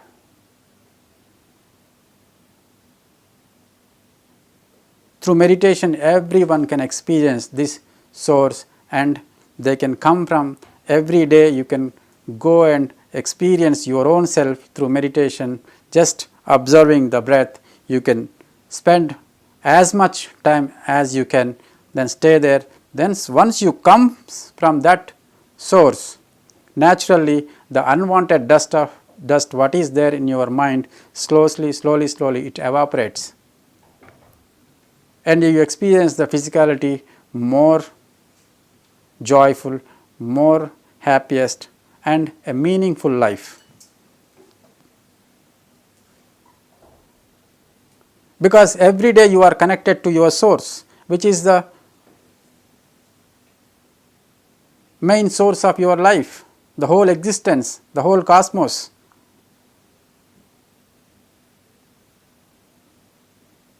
Everyone can experience this through meditation, just observing the breath, the prana, the vital force.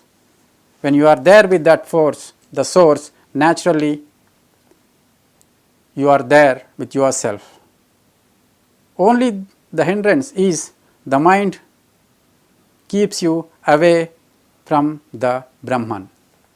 Once you cross, once you go beyond the mind, you are there with yourself. And once you come back from the source, you experience the same physical reality, then it is something different. Every day spending some time in that source field is most important, my dear friends. The same source is the source of whole creation. Everything, the light, we are all having the same source, but we don't experience it. To experience the greater reality or godly reality or the light within everything, only you have to cross the bridge called the mind. The mind is the barrier. Once you go beyond your mind, you can do anything. My dear friends, going beyond the mind is very much important. It's called meditation, my dear friends. So, dear friends, when we are with the breath, naturally your mind becomes empty. When the mind becomes empty, there are three things happens naturally. First thing is when you experience the emptiness of your mind. When your mind is totally empty, you receive abundant cosmic energy. It floods into your physical system because there is no barriers in between. Because you are traveling inside. You are traveling from objective reality to subjective reality. The external reality, the mind introverts because you are just closing down all the objective reality which is there in your mind. So when those thoughts naturally close down, naturally you travel introverts. When there is no thoughts in the mind, naturally the mind goes inwards. The same energies travels when there is no disturbances in your mind. Naturally your awareness shifts from the lower mind to the higher mind. When you are in experiencing the higher mind where there is no thoughts whatsoever, naturally you receive the abundant cosmic energies. It is like a dam full of water the other side, but the gates are always closed. When the gates are closed, you cannot experience the river, the flow of the water this side, because the gates is like a thoughts, a barrier which always stops the inflow of the energies to your system, into your day-to-day life. So the unnecessary thoughts, the inner chatter, once it is clear, naturally once the gates are open, naturally you receive the abundant flow of cosmic energy into your system, into your physical body. This is what happens, the first experience. When your mind is empty, you receive the abundant cosmic energies, which most of the human beings, they don't know. Only that's why meditation is experiential knowledge, but means you have to experience that. Theoretically I may say 1,000 words, but one has to experience what exactly the state of no mind is through meditation. Then naturally you experience the field, the source field, the energy of the greater energies. So first is when you are empty, you are emptying your mind. When there is no thoughts, when your mind is empty, you experience the abundant cosmic energy. The second is when you experience when the energy flows through your physical system, naturally you experience. The second one is, first is anapanasati, observing the breath. Once you observe the breath, naturally your mind becomes empty. Second is kayanupassana. Kayanupassana means once you receive the energy flows through your entire nadis. Naturally you experience the tingling situations because so much the energy flows throughout your nadi mandala, which is called nadi mandala shuddhi, purification of your body, because the energy, the incoming energy, the inflow of energy purifies entire your body naturally. It happens naturally, it is not step by step process, only you have to do is a regular meditation. Once the energy comes in, the cosmic energy, then it floods into your physical systems. When it purifies your body, naturally the energy, once you build up the energy levels continuously by regular meditation, naturally the third stage is called vipassana. Anapanasati leads to kayanupassana. Kayanupassana means purification of your body.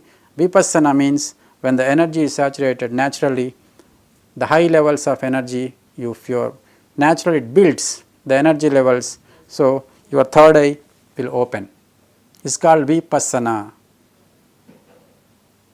seeing through the third eye by closing the eyes itself. You can see many things. It happens naturally, each and every one. A regular meditation leads to, by closing your eyes, you can see the colors, you can see so many wonders by stilling your mind.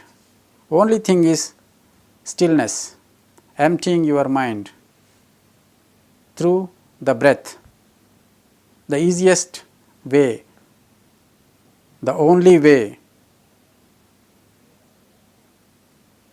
the shortest way going beyond your mind, to go beyond your mind is just being with the breath. The external prana connects you to the internal spirit. This is what happens when you are with the breath. So experience the source within naturally. So dear friends, meditate regularly, experience the source within by just being with the breath. Dear friends, experience the source within by doing regular meditation. So thank you very much.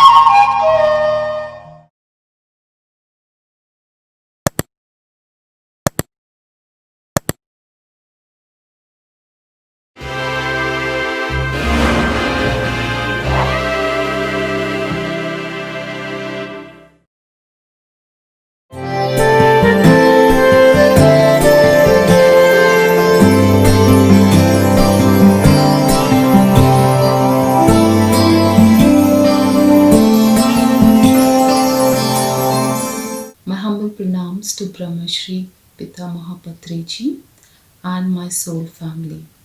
Hello friends, Namaste. My name is Bindu from London, UK.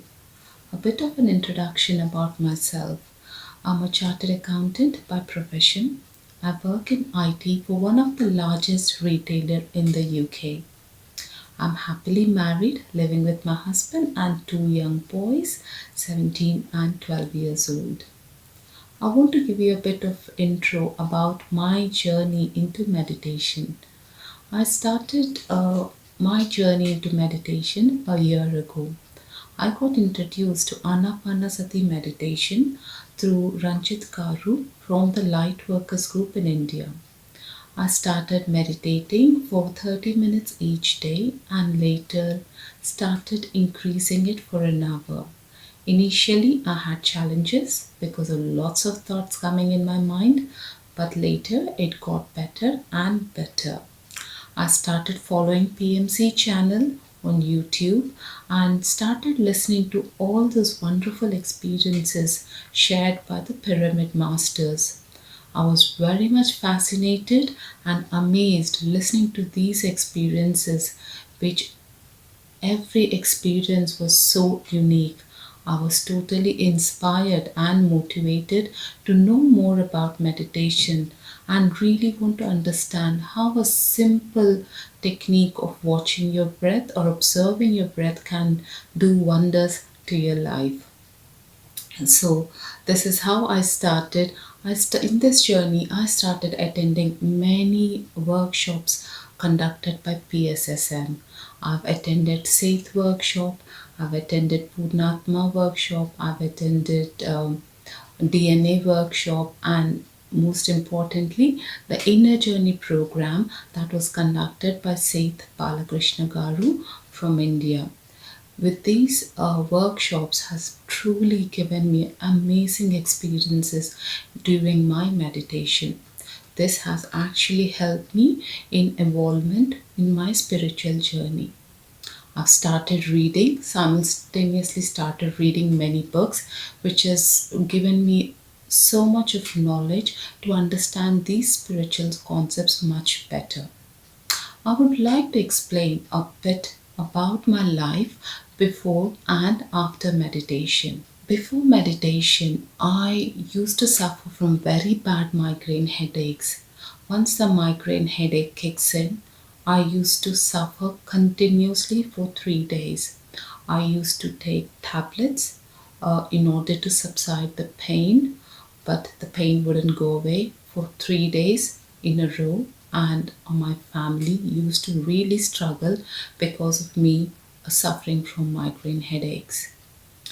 So, after I started meditating, I have noticed that 90% of my migraine headaches have now gone away. I don't really seem to get headaches at all now. The migraine headaches were mainly caused because of the hormones of stress and work pressure. And also, I would like to explain one great eye opener for me when I came into meditation was understanding the concept about no interference, no judgments, and no comments. This is something that has deeply touched my heart because as a family we seem to have a lot of differences in understanding and lot of differences in opinions. So I used to get so upset with my children when they weren't listening. But then once I have understood that children do come through us, but we have no right to, inhibit their growth for our personal needs. So this is where I've learned that I would only guide them, but then I would not interfere very much into their, and I would let them do what they really want to do. So this is a huge transformation because once I have changed my attitude towards my children and my family, I've seen life is so beautiful because everyone seemed to understand and everyone has been given the space. And I've learned that there's only one relation in a family, which is friendship. This is truly something I believe, and this is truly something I love to practice, and this is something which has really created a great positive impact in our lives. I have seen a great shift in my mindset and my thinking. I have moved away from fear based emotions to love based emotions. I started living in the present moment, not worrying about what's actually happened in the past, not worrying about something that is going to happen in the future. So, this this is something so magical and so beautiful because I am in the present moment and enjoying the present moment, and regardless of what situation it is or what circumstances it might be, I have understood every circumstance that come into our life has come to us to teach a lesson, and this is what I have understood after coming into meditation. So this is I started loving myself much more. I started spending more time with myself. I started politely saying no to the people which doesn't fit in with my attitude, purely because I wanted to be in the same vibration, doing meditation and doing or reading books. So this is what I wanted to do. So I have inculcated reading habits much more, which I have never done before. But coming into meditation, I started reading more and more books, attending lots and lots of workshops. The most important thing I have learned is we create our own reality. We are the creator of our life through our feelings, through our emotions, and through our thoughts. Meditation and mindfulness has helped me to empower myself. I would like to give you a few examples how meditations help me in my workplace. At my workplace, I do have some people who are very challenging and who are very demanding. Whenever I had a meeting with them, I was always nervous. I was scared. So I used to get migraine headaches much more. But then I started working on myself. I tried to understand what is it that is causing me to kind of have that fear-based emotion. So this is when I sat into meditation every day, I started sending out the love energies to the people and visualized as if everything was so normal. We are very good friends. And guess what? This is the reality. Everything turned out to be magical. Everything was so amazing that we kind of became friends, and there was no more of that fear-based emotions cropping up, and it was just so beautiful rapport that has developed between the business and myself. So I've realized the outer world is actually a reflection of our inner world. Whenever we are scared or whenever we have a negative feeling about something, there is not something wrong about the other person or other circumstance. Everything is within us. It is us who's actually creating the reality.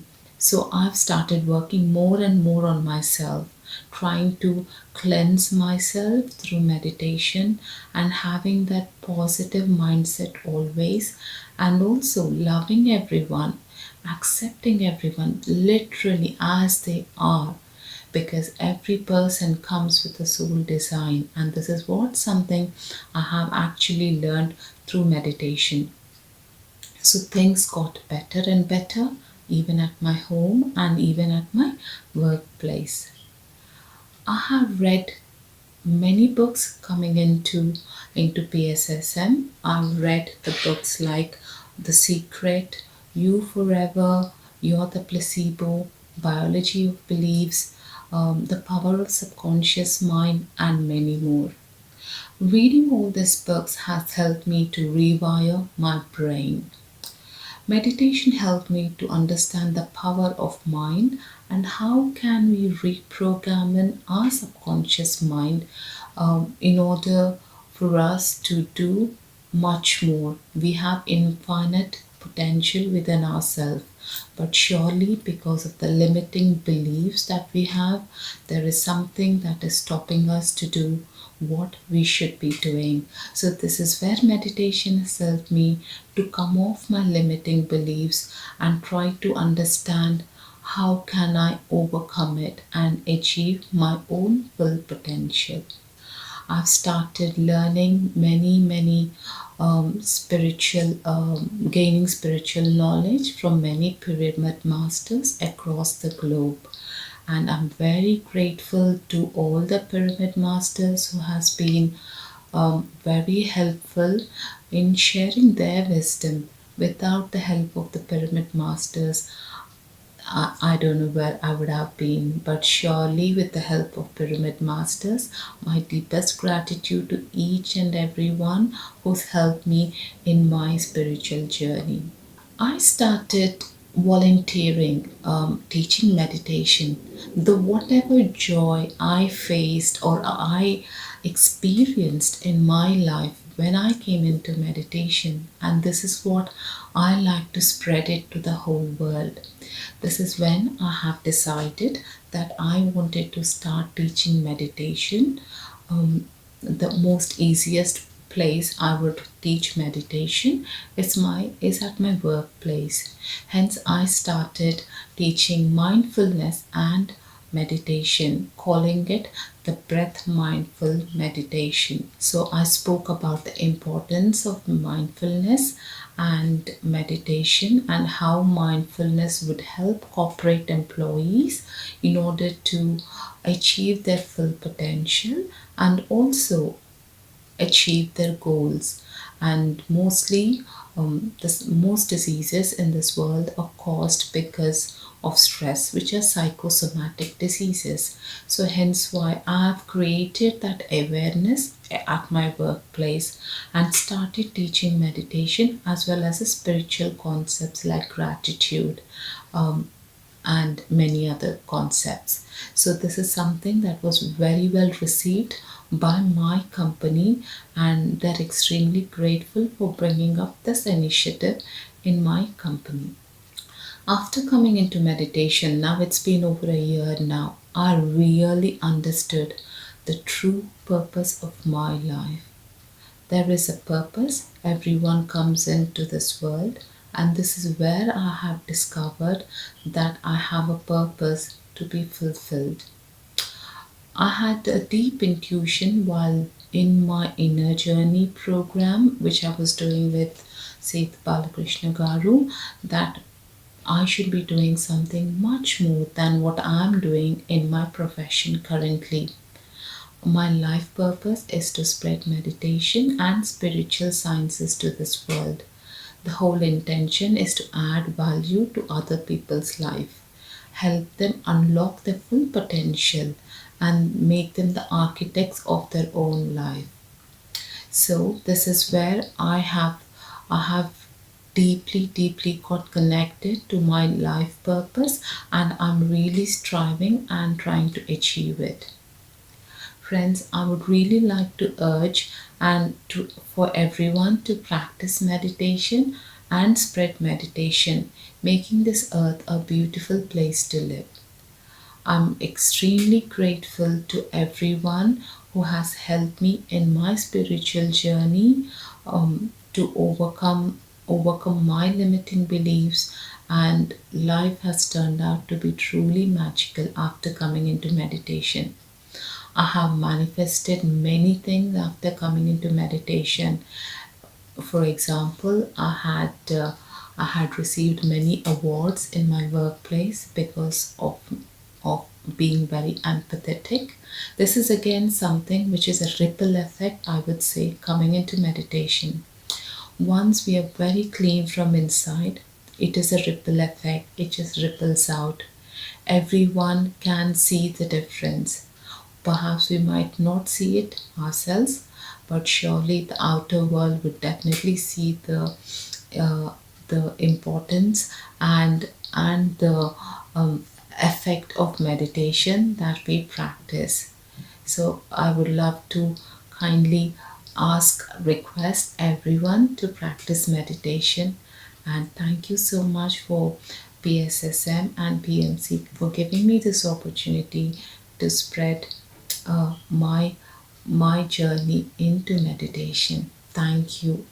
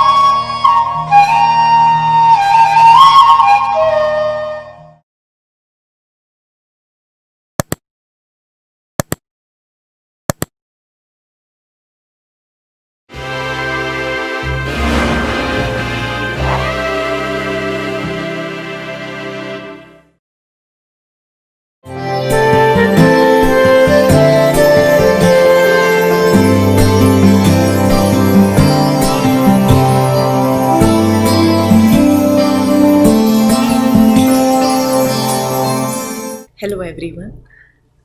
My pranams to my Guru Brahmarshi Pitamaha Subhash Patriji, my mother Venkatlakshmi Garu, and my father Satyaprasad Garu. I am Nagata. I live in Bentonville, Arkansas. I have moved to US in the year 2019. I am a software engineer by profession. Today, I would like to share my spiritual journey and how meditation has transformed my life. The knowledge that I have is like a drop in the ocean, but with all that I have learned and with my meditation practice, I will share my experience today. I have started my spiritual journey in the year 2000. My mom used to perform pujas at home. One day, while reading Sai Satcharitra, she had a strong desire to learn Dhyanam, that is meditation. So one day, when Brahma Kumaris had conducted a free 1-week meditation camp near my home, soon she has decided to go, and even I wanted to accompany her. Somehow, after attending 1 week's of meditation session, we couldn't continue Brahma Kumaris meditation, but soon after, one of my mom's friend, Nirmala auntie, has introduced us to this Anapanasati meditation. I was 12 years old when I have started my meditation practice. Starting my spiritual journey at a young age helped me in all aspects of my life. I would like to share some of my experiences being a kid and being into meditation. My mom, my dad, my sister, and I, all of us used to sit and meditate together. We were all like-minded. We were all into the same path, which made us understand each other better. We all used to spend 30 minutes in a day to meditate. My parents have taught me everything required to live my life independently and responsibly. They have given me all their support every time I wanted to take up a new project. Meditation helped me do my activities with very less effort, and I used to enjoy everything I did. I used to attend various meditation sessions along with my mom and dad. The knowledge that I gained from these classes really helped me in every walk of my life. I used to help my mom in conducting meditation classes, which used to be a lot of fun being a kid. I have learned a lot from listening to others' experiences. I have met Patriji in the year 2002 when we have conducted a meditation class in our house premises, and it was a divine feeling meeting my Guru. I have got such a great Guru who is full of energy and charisma. I am really thankful to Patriji who have taught us a simple yet the most powerful meditation technique and sharing his knowledge at a free of cost. It is very important for everyone to be in a spiritual path from a young age. Not everyone can afford to go for highly paid sessions. I am really thankful to Patriji for taking such a great initiative. When I read Sai Satcharitra, Patriji is Sai Baba to me. And when Patriji plays flute, he is Lord Krishna to me. Patriji is omnipresent, and Patriji knows everything you need. When you completely surrender and you're in acceptance, I am sure there are masters who are always helping and guiding us. By being a part of PSSM, I have just not got a guru and learned meditation and gained knowledge, but I got to meet so many great masters, got a spiritual family and friends. Let me share some of my experiences to mainly remove some misbeliefs that people have when we ask them to meditate. Many always think that meditation means just sit in a corner and meditate for hours together. But no, that's not true. You can always have fun at the same time, meditate and gain wisdom. You're actually going towards the true path. As you meditate, read books, you gain wisdom and you will rise to higher levels. So here is what I have got. I have got a guru who is always there, whom you can meet any time you want, who teaches you how to meditate, who suggests you what books to read, and ask any question and he is there for you to answer. He is always there to listen to your experiences. I am really fortunate to be with Patriji. I have got a spiritual family who is always there for me. So, how is the spiritual family different for me? So you want to be a part of a new project, or you want to start a new project, and you want some good vibes around you. The entire meditation group gathers, and we make an affirmation and sit and meditate for 1 to 2 hours. The strong and the positive vibrations and the energies that are created always had got me success and had got the courage to face the situations.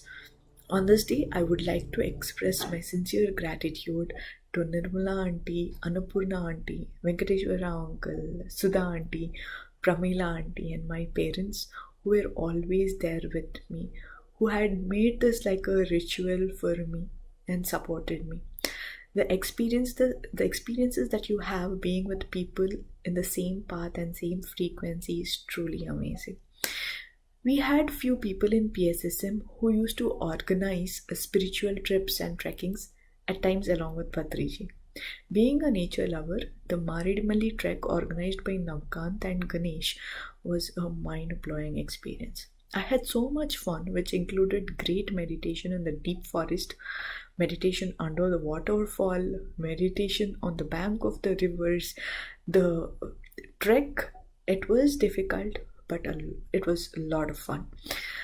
That is when I actually experienced the energies of nature. The feeling cannot be expressed, it can only be felt. It was truly, truly amazing. The Bhutan trip organized by Navkant and Nagendra was also amazing. I did the longest and the toughest trek of my life. These experiences I would never forget in my life. It definitely makes a difference when you travel with people full of positive energies and positive vibrations. It makes impossibles as possible. We have great masters who have counseled me when I really needed a help. I think in 2009, my two best friends expired. One committed suicide and one expired in a bike accident. These two incidents have affected me and disturbed me so much that I couldn't get out of it. I couldn't drive my bike for like 6 to 7 years, and I couldn't get out of the memories of one of my friend, and it had impacted me a lot. I always thought I had no fear, or I'm out of these incidents like in the next 1 or 2 years, but subconsciously I still had it. When I had to face certain situations, it had a huge impact on me. So my mom took me to the Seth workshop where Balakrishna sir and Premnath sir had guided me with some positive affirmations and get me out of that fear. After that 3-day workshop, it had a huge impact on myself. I was feeling so light and I could feel that difference. My deepest gratitude to Premnath sir and Balakrishna sir. And I would like to share some of my experiences from reading books and practicing the concepts. With meditation and by reading books and by practicing the concepts, I was able to manifest what I wanted, and I have got everything I really aimed for. Reading the book Secret helped me create right thoughts, learn how to manifest them. I have seen results in 2 scenarios. One, when you have all positive thoughts about what you wanted, and I definitely got it. It was all positive. 2, when you have a doubt or a fear about something, definitely that did not manifest for me the way I wanted. By meditation and some affirmations, I was able to get out of that fear. And the day I was out of my fears, that is when I could see the positive results. I was able to manifest what I wanted. Reading the book Jonathan Livingston Seagull made me believe that we can do way beyond that what we think we can do. Reading spiritual books definitely help us change our lives. So I would like to share some of the challenges that I faced and I could overcome with my meditation practice and knowledge. Being a younger one at home, I never had to take big responsibilities, and almost everything went very smooth in my life until my engineering. Being a meditator, I never went to a doctor, at least not to big hospitals. Honestly, I always had a fear for multi-speciality hospitals. My parents were in US and my grandparents were ill and I had to take care of them. The condition was very serious and I had to take them to a hospital, give injections and do a lot of stuff. Even today, if I think back, I don't know how I had all that courage to do things that I did for them. I would definitely say it was just masters who were guiding me, because of which I could take care of them and help myself. In my profession, I got all the opportunities I wanted and I was completely satisfied and happy. But then I had two challenges. One, I wanted to go to US. Two, about my marriage. I wanted to go to US, but somewhere in my mind I had a lot of fear and many questions, like if I can cope up with people in US, if I was a right candidate, if I can live without my parents, if I'm really fit for it or not. For all my questions, I had got all the answers practically, which took few years, but all the opportunities came in at the right time and I was 100% perfect in everything I did. So then all my fears and all my questions were gone, and my only thought was that I wanted an opportunity to work in US, and I got it immediately. Similarly, for my marriage, I had a fear of taking responsibilities. So I had to face circumstances where for every question that I had, I got answers and I was then ready for my marriage. I always wanted to get married, just not for a husband, but for a family. The few matches that I got and the first person I met after all these is the one whom I married. Now I have a loving and caring husband, understanding in-laws, and a wonderful family. Now the next challenge. I was married and happy. Had to wait for 9 months for work visa, and I had traveled to US. My husband and my work locations were different. So a long distance relationship, which was not easy. It was not a pleasant experience staying alone, and I had to face so many unpleasant situations. I became mentally and emotionally weak. But as always, my family and my spiritual family supported me, meditated along with me, with all positive thoughts. And in 3 months' time, I had requested my manager for a work from home, and they have accepted it. Here comes the biggest challenge, and I'm sure most of us have faced it. When I was in India, I was always busy roaming, being with a lot of people, shopping, traveling, had a fun life. Suddenly, I'm in US in a pandemic, moved to a new place. We are working from home, did not have many friends or family members around. Newly married, we just started to live together. When we started to live together, each of us had choices different, our lifestyles were different, and a lot of things were different. It was not easy for both of us. I had become emotionally weak.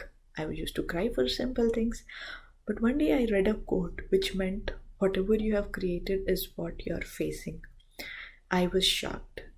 I have been learning from so many years, but when you are actually have to implement, it's not easy. I followed some guided meditation. I started to realize, I've started to recollect my situations that I have created, and I have started to recreate them the way I wanted by sitting in meditation and giving some affirmations. It created wonders. I started to be very happy. I have started to live the way I wanted. I have started to accept my husband and everybody else the way they are. I'm sure most of us face this situation. We always try to blame others for what we face. But it's very important to keep a check on ourselves. It's been 9 months now, and I could overcome so many challenges and situations. I'm so thankful that I could learn so much in such a less time. Being newly married, I and my husband were able to understand each other, face situations together. Now I truly enjoy being with him and being with myself. I do everything like cooking, washing, playing, meditating, washing utensils, everything with love and joy. It's very important that every thought is created consciously. This can happen only when you are meditating and you have control over your thoughts. One of the most and important program conducted during the pandemic is the Inner Journey program. This program has taken me to the next level. The experiences from this Inner Journey program are incredible, and the best thing is I have got a spiritual family in the US. Some practices that I follow in my day-to-day life after the Inner Journey program are one practice that I have learned in meditation is a visualization technique. Be it for anything, I sit in meditation and visualize it coming to me. One example is I want to express something to someone, but I cannot do it directly. Like I want to convey my love or gratitude or forgive someone or ask for forgiveness, and I cannot do it directly. Then I sit in meditation, I visualize them and convey the message. Doing this completely changes my vibrations and energies that I have for them. And when I meet them, the situations is all set, and I feel I radiate those energies to them as well. Follow your instinct. Your instinct always guides you and gives you messages. It's just that you have to believe it and you have to listen to it. I have started to be in oneness. The fact that we are all one. I have practiced not to differentiate others with materialistic things. When I have started to be in oneness, everyone seemed correct to me and I could accept them the way they are and love them. Show love and gratitude to everything and everyone. So show your love and gratitude to people, plants, animals, anything you see. You can just say I love you. That changed my outlook for life. I mean, it's a great experience. Coming to using the pyramids, I have a pyramid always with me. The energies I get by sitting under the pyramid and meditating or using a pyramid cap is enormous. I get into the meditative state very fast. If I'm going for a long trips, I always make sure I have a pyramid cap with me. So with all that said, request you all to meditate daily. There is no age limit for meditation. Practice meditation and teach meditation to everyone. Utilize the pyramid energies, read books and follow the 18 principles of PSism and have a happy and lovely life. Thank you.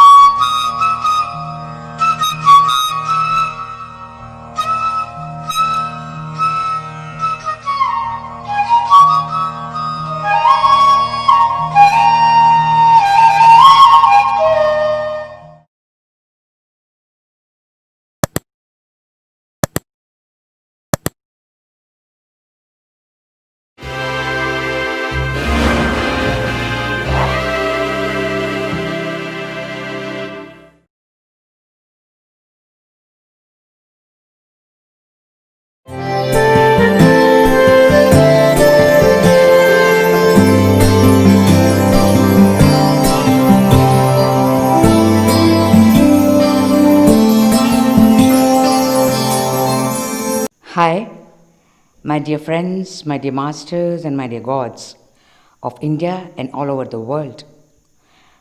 This is Sheila Mehta from Mumbai, the Pyramid Master, for almost 22 years. It so happened, before I met Patriji, I was suffering from severe depression. So when first time Patri sir came to Mumbai, and that also in my place, Chimbur, to give the discourse on the science of meditation. And when I heard him, I got so very flabbergasted. I could not believe that such a simple thing like Anapanasati meditation can give you so much of health, so much of mental peace, so much of joy that was unrealistic. Because after learning the meditation from Patriji, in that 40 minutes, I got so much of peace of mind, which I was longing since last 10 years. I was under the doctor's guidance. I had to take medicine which I was not very keen on, because I was having that understanding that deep down I need to know the cause of my depression. The doctor cannot understand, medicine cannot help me. But since I was depressed, I was under the people and their care. So I had to take medicine, though I was not very keen.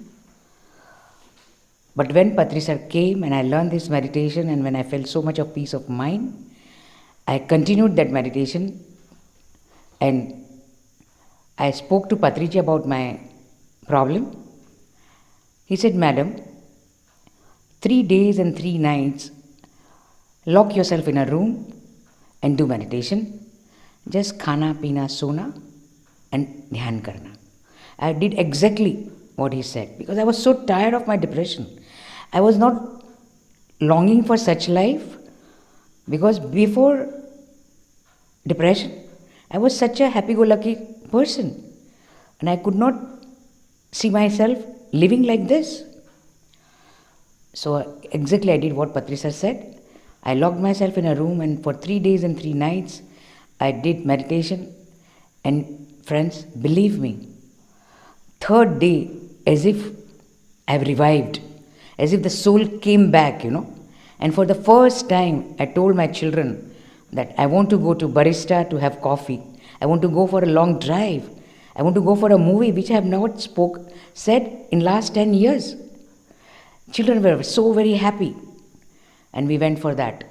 But that phase lasted for 1 hour, 2 hours, 3 hours. Again I used to go down. But I realized that this will work, 10 years I was taking medicine and nothing worked.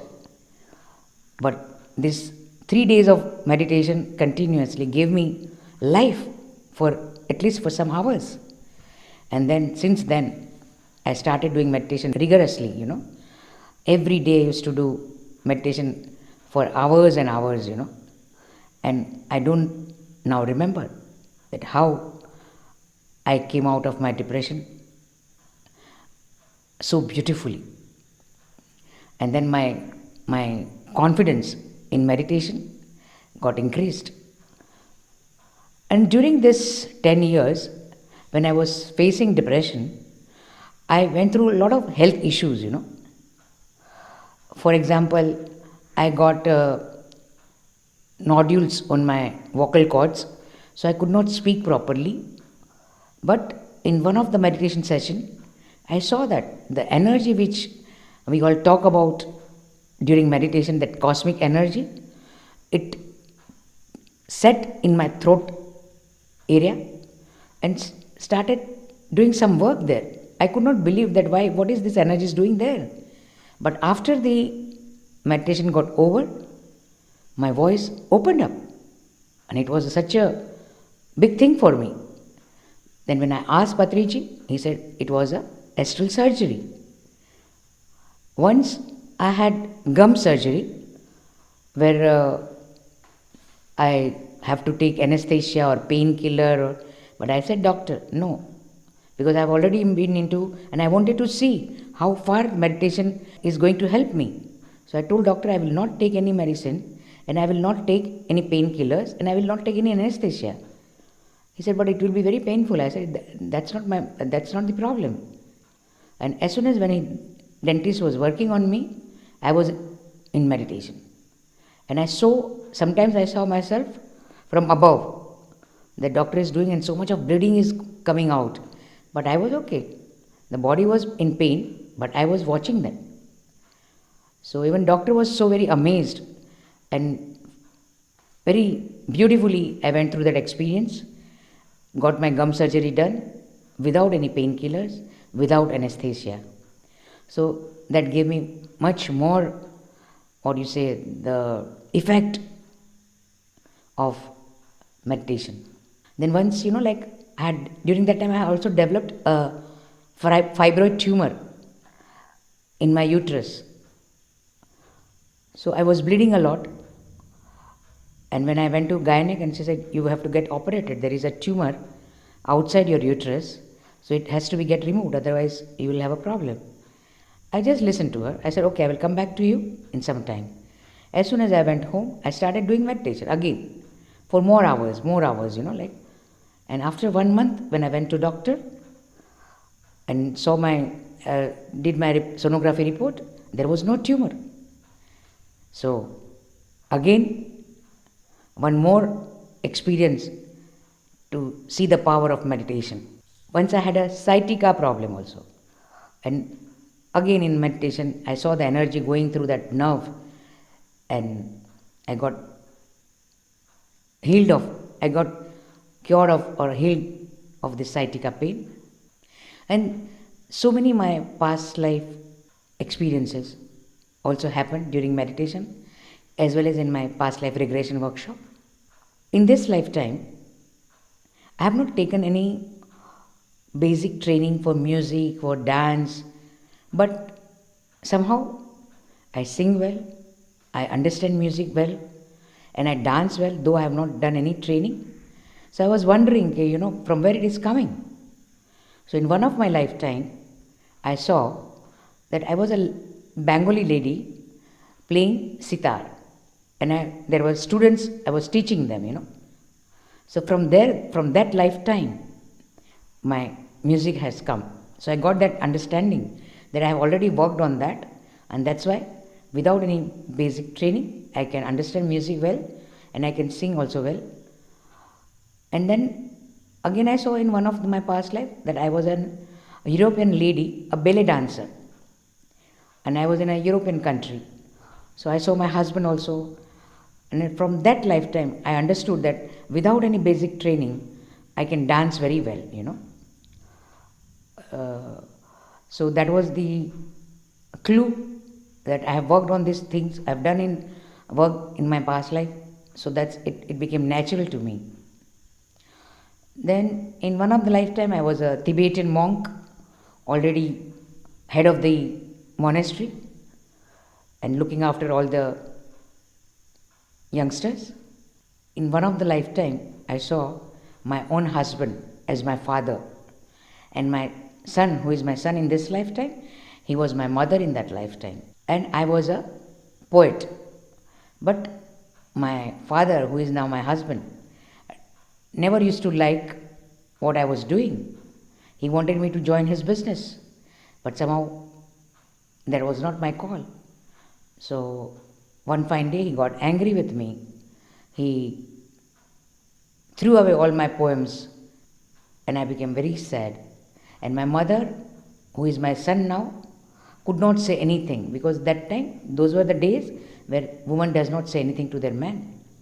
So he could not help me in that lifetime. So then I lost the zest of my life, and I got ill, and I left my body. I saw my death. That because I was not been allowed to do what I like, I just wanted to leave this body, and I saw my death. And on my deathbed, only my mother, who is my son now, he was there.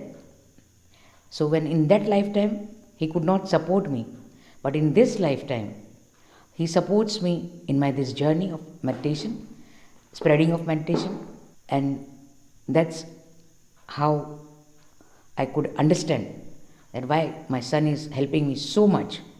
My husband does not like what I do, but my son puts his foot down and said nothing to him. Mom, you do whatever you like. You don't need to ask my father. So that was again a great revelation to me. So these are my all meditational experience. There are lots, but to tell you, these are few of them. So this all experiences gave me the understanding that everything is what you want in your life, what you choose in your life. There is no injustice. There is nothing wrong. Everything happens as it should happen. So you don't blame anybody for anything in your life. You don't blame even yourself. You don't feel any guilt. As the saying goes, every regret is a fresh blunder. So never ever regret. Whatever has happened. That's okay. That was the past, so live in present. So I understood the importance of meditation, the effect of meditation, the joy of meditation, and the bliss of meditation. I experienced everything. Since last 22 years, I am connected with Patriji. And believe me, friends, Patriji is the great Grand Master. I have not seen a master like him. I used to tell him that, in the history of humanity, not a single master has created so many masters in such a short span of time. I have never seen this kind of pyramid masters everywhere, He gives everybody the same importance. He trusts every pyramid master. He gives them the freedom to speak, the freedom to live the way they want to live. I don't think any master at this point of time has given so much freedom to any of their disciples. So heads off to Patriji. Because of him, today, legs and crores of people are so very happy just by doing simple meditation called Anapanasati, which is to be with your in-breath and out-breath, to live in present moment. That's what meditation is. After spending so much time with Patriji, and I got the opportunity to travel with Patriji.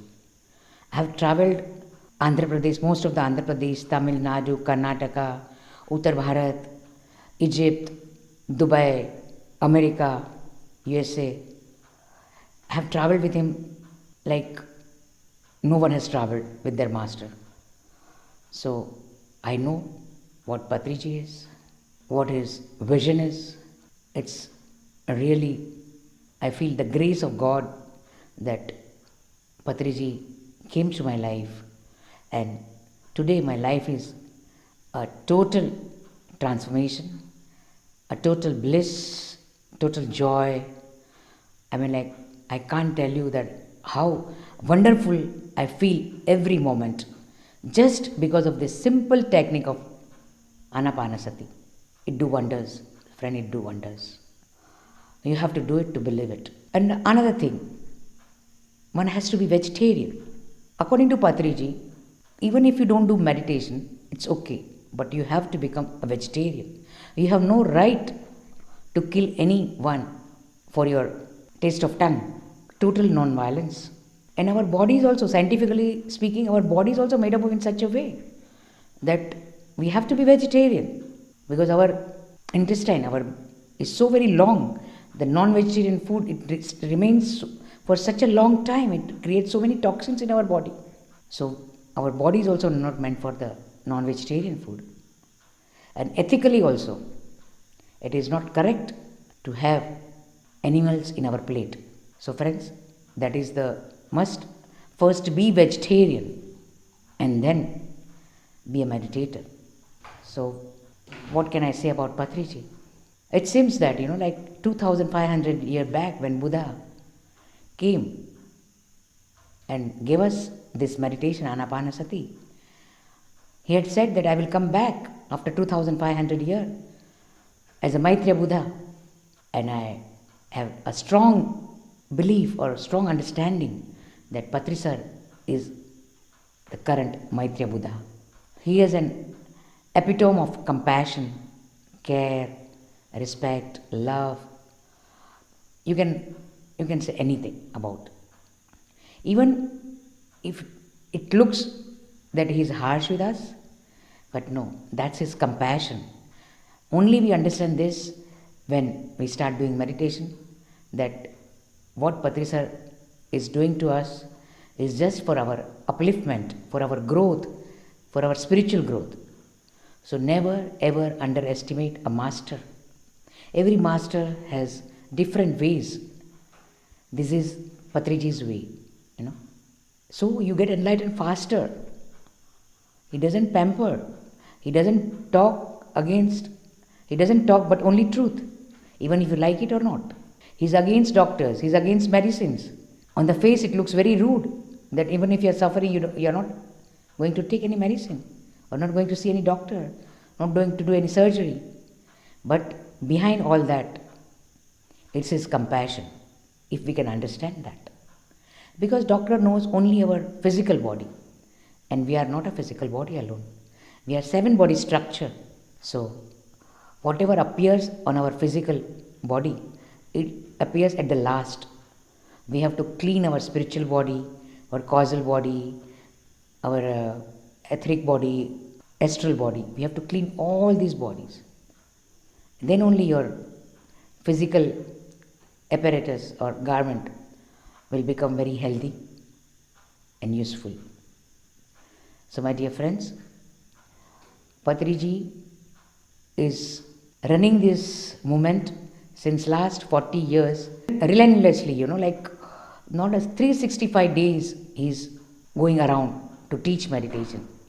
It's amazing to see him doing so many things and preparing so many masters and getting so much work done just for the sake of this humanity, for the peace and harmony on this earth.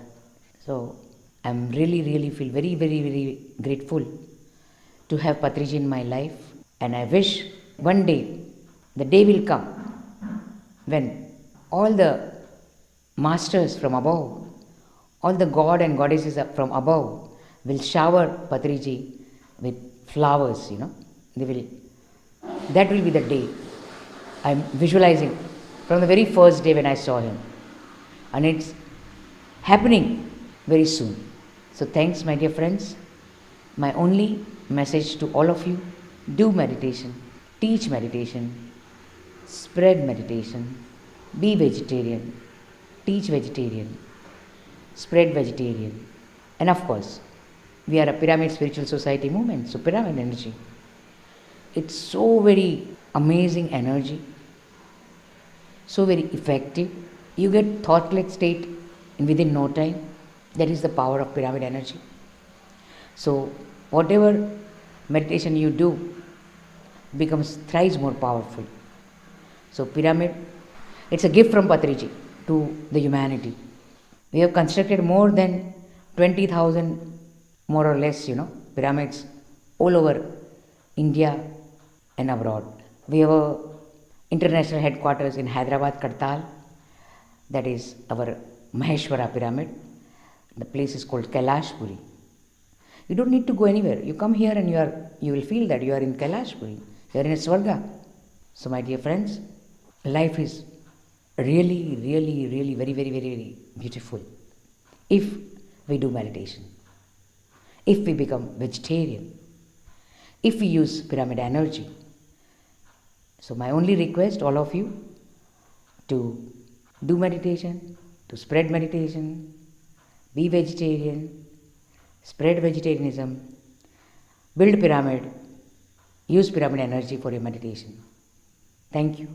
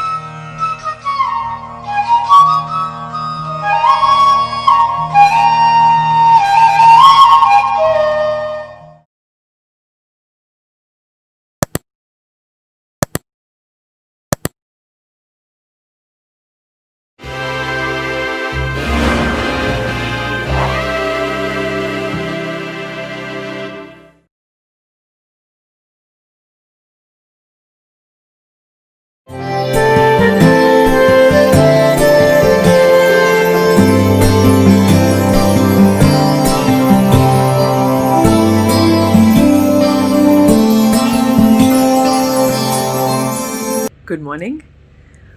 So my name is Gunveen Bachir, and I run my own organization, my tax and accounting firm, based out of Delaware, United States. So my meditation journey began in 2015 with PSSM, led by Brahmarshi Subhash Patriji. Patriji is a great guy. I've met him a couple of times.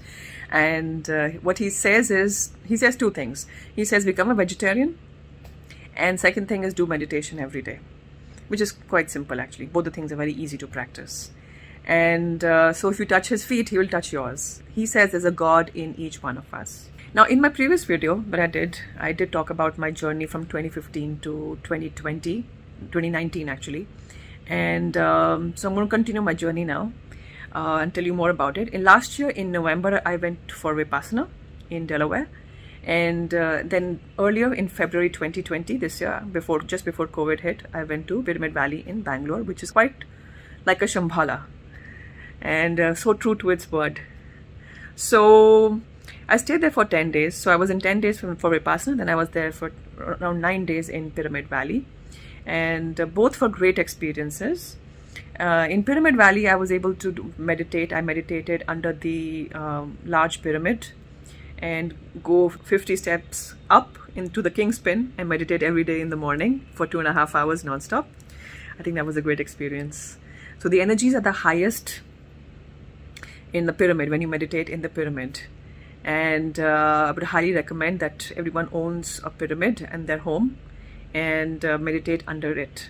Right now, the kind of state that I am in is that I meditate. When I meditate, I am able to connect to the source within a few minutes, go really, really deep, and I'm able to connect to the unmanifested. So where there's a deep sense of peace, calmness, alertness, stillness, and I'm able to connect to the source, and I'm lucky enough to connect to the source. So then I realized that I'm probably a bridge. My physical body is a bridge between the source, the unmanifested, or God, whomever, whatever you want to call him, and the physical world in which we live right now, in which we have, our families, our jobs and whatnot. So when I realized that that is such a beautiful state to live in, I didn't want to come out of it for hours and hours. It's quite addicting to stay in there for a long time. But then I realized I had duties and obligations in the physical world that I have to fulfill as well. I would say that what it did to me was meditation. I was able to carry that sense of alertness and stillness into the physical world, which means now the sense of joy, the sense of peace and happiness is so much. I'm overflowing and brimming with happiness all the time. Each and every cell in my body is dancing, and that I just want to do great things in life for myself and for everyone around me. I want to connect with everyone, say for example. So it gives you a sense of purpose. It gives you a sense of focus. It gives you discipline. Meditation gives you discipline. Meditation gives you focus. There's one more thing I did as well. So I started reading. So I've been reading very actively since 2 years now. And with the help of meditation, now I do something known as speed reading as well, which means I'm able to flip through 12 pages a minute, maybe even more. I'm not boasting, I'm just telling you. So everybody has their own speed, but probably even more. So do something known as speed reading. And speed reading is only acquired through focus, intense focus, when you're living in the now. That my message to you, in short, everyone, is that meditate. It will make you a calmer person, a more peaceful person. You will accept and surrender with great ease. You will let go many things in your life, several things in your life. You will learn to let go several things in your life.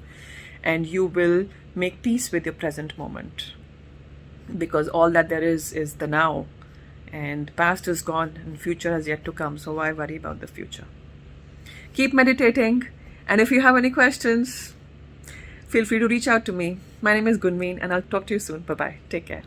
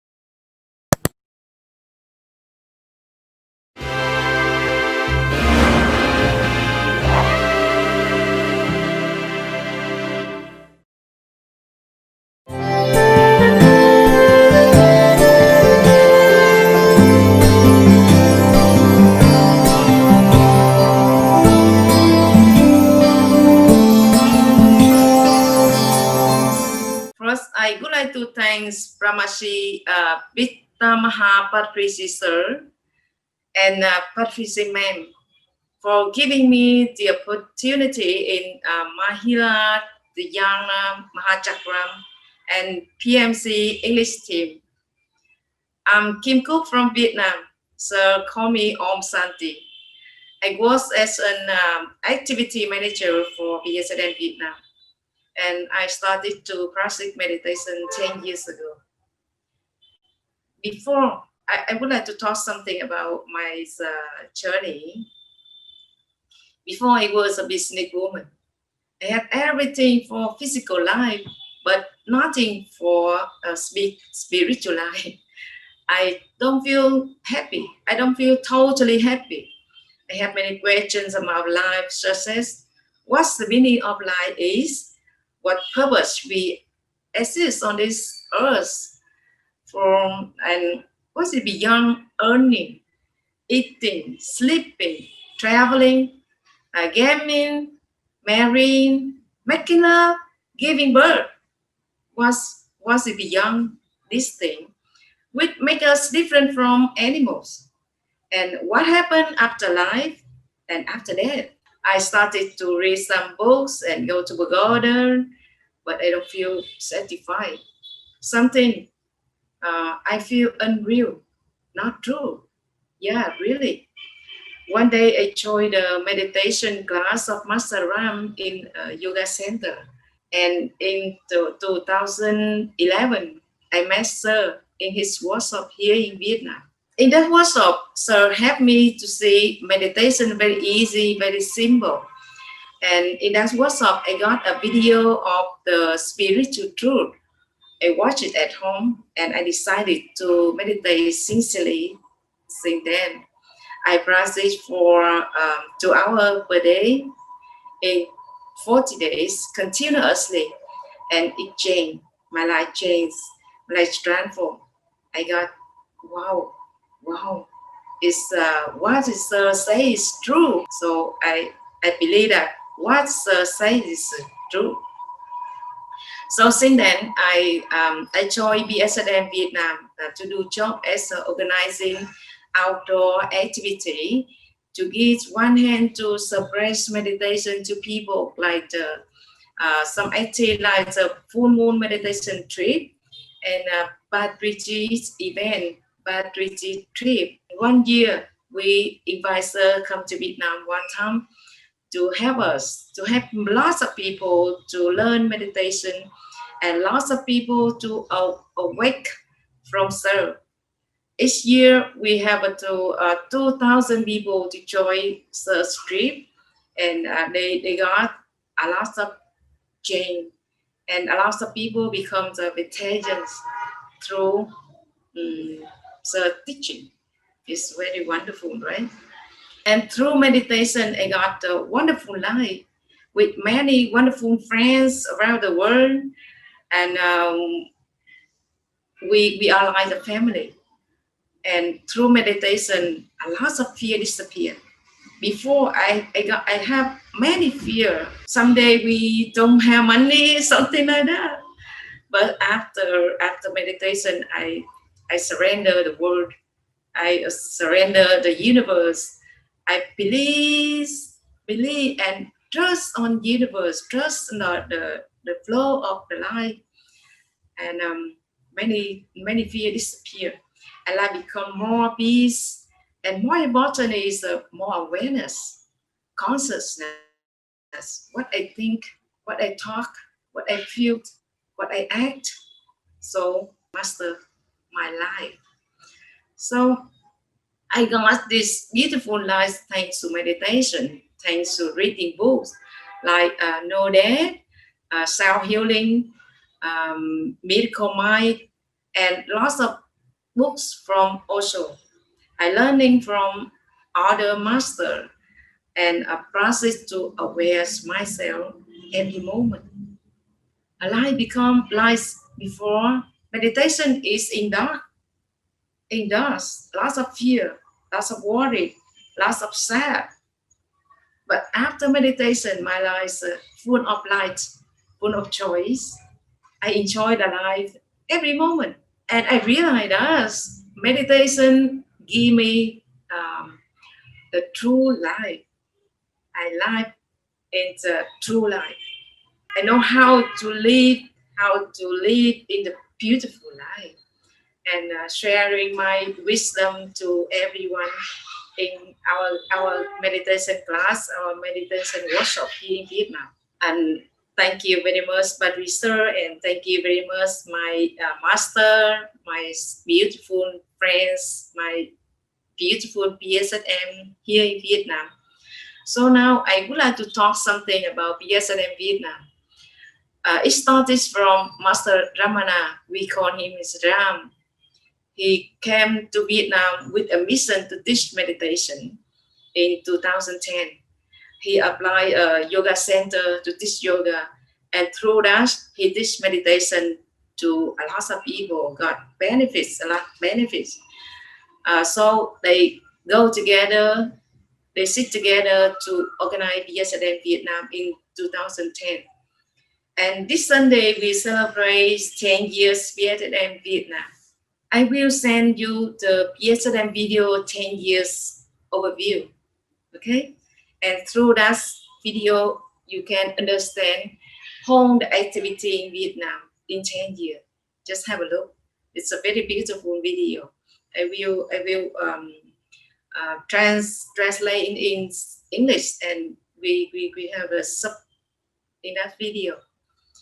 And now I would like to sing one song. It's okay? Okay, huh?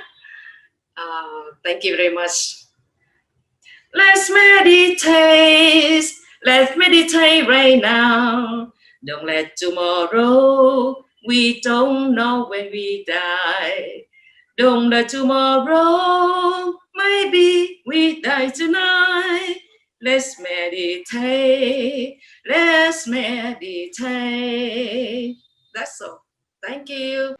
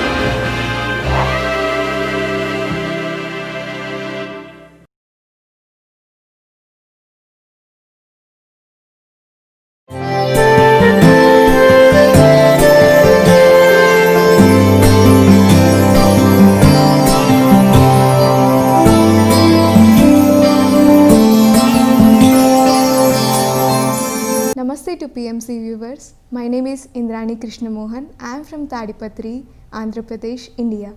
I am here in front of you to share my spiritual journey and how meditation helped me in my life. So, as I am telling, my spiritual journey started in my mother's womb because she used to meditate for at least 3 hours when I am in her womb. So, my spiritual journey started there, and I know this meditation from my childhood, and I have been meditating from my childhood. And you actually know, but students as kids, we usually don't meditate that much, but I have the seed of this meditation. So every child has to know this meditation. Every child has to know about this, how meditation helps them in their life. And I started this meditation practicing sincerely for almost 5 to 6 years when I'm studying 9th, 10th standard. So as a student, all we need is memory power and concentration. So I started this meditation knowing that we can increase the memory power and concentration. So as I said, when I started practicing meditation every day before studying and after I study, so there was an immense energy in me which created that interest in studies, and it also led me to remember to concentrate on what I study. So it's all about how we can improve our concentration and memory power for a student.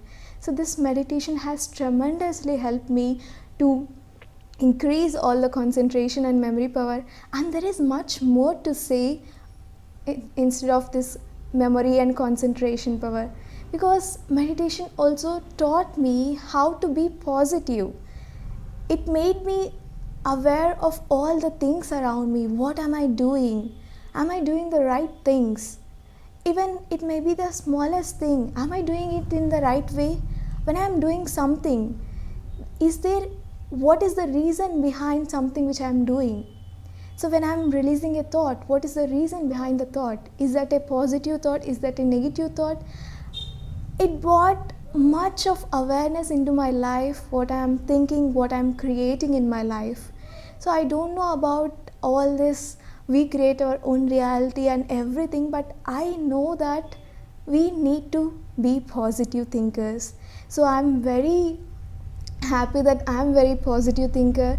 So from the childhood, from the 10th standard, when I started doing meditation seriously, sincerely, with so much of awareness, I became a very positive thinker. There is no negative thought in my mind. I'm always positive. I'm very sure that whatever I'm going to do with my best.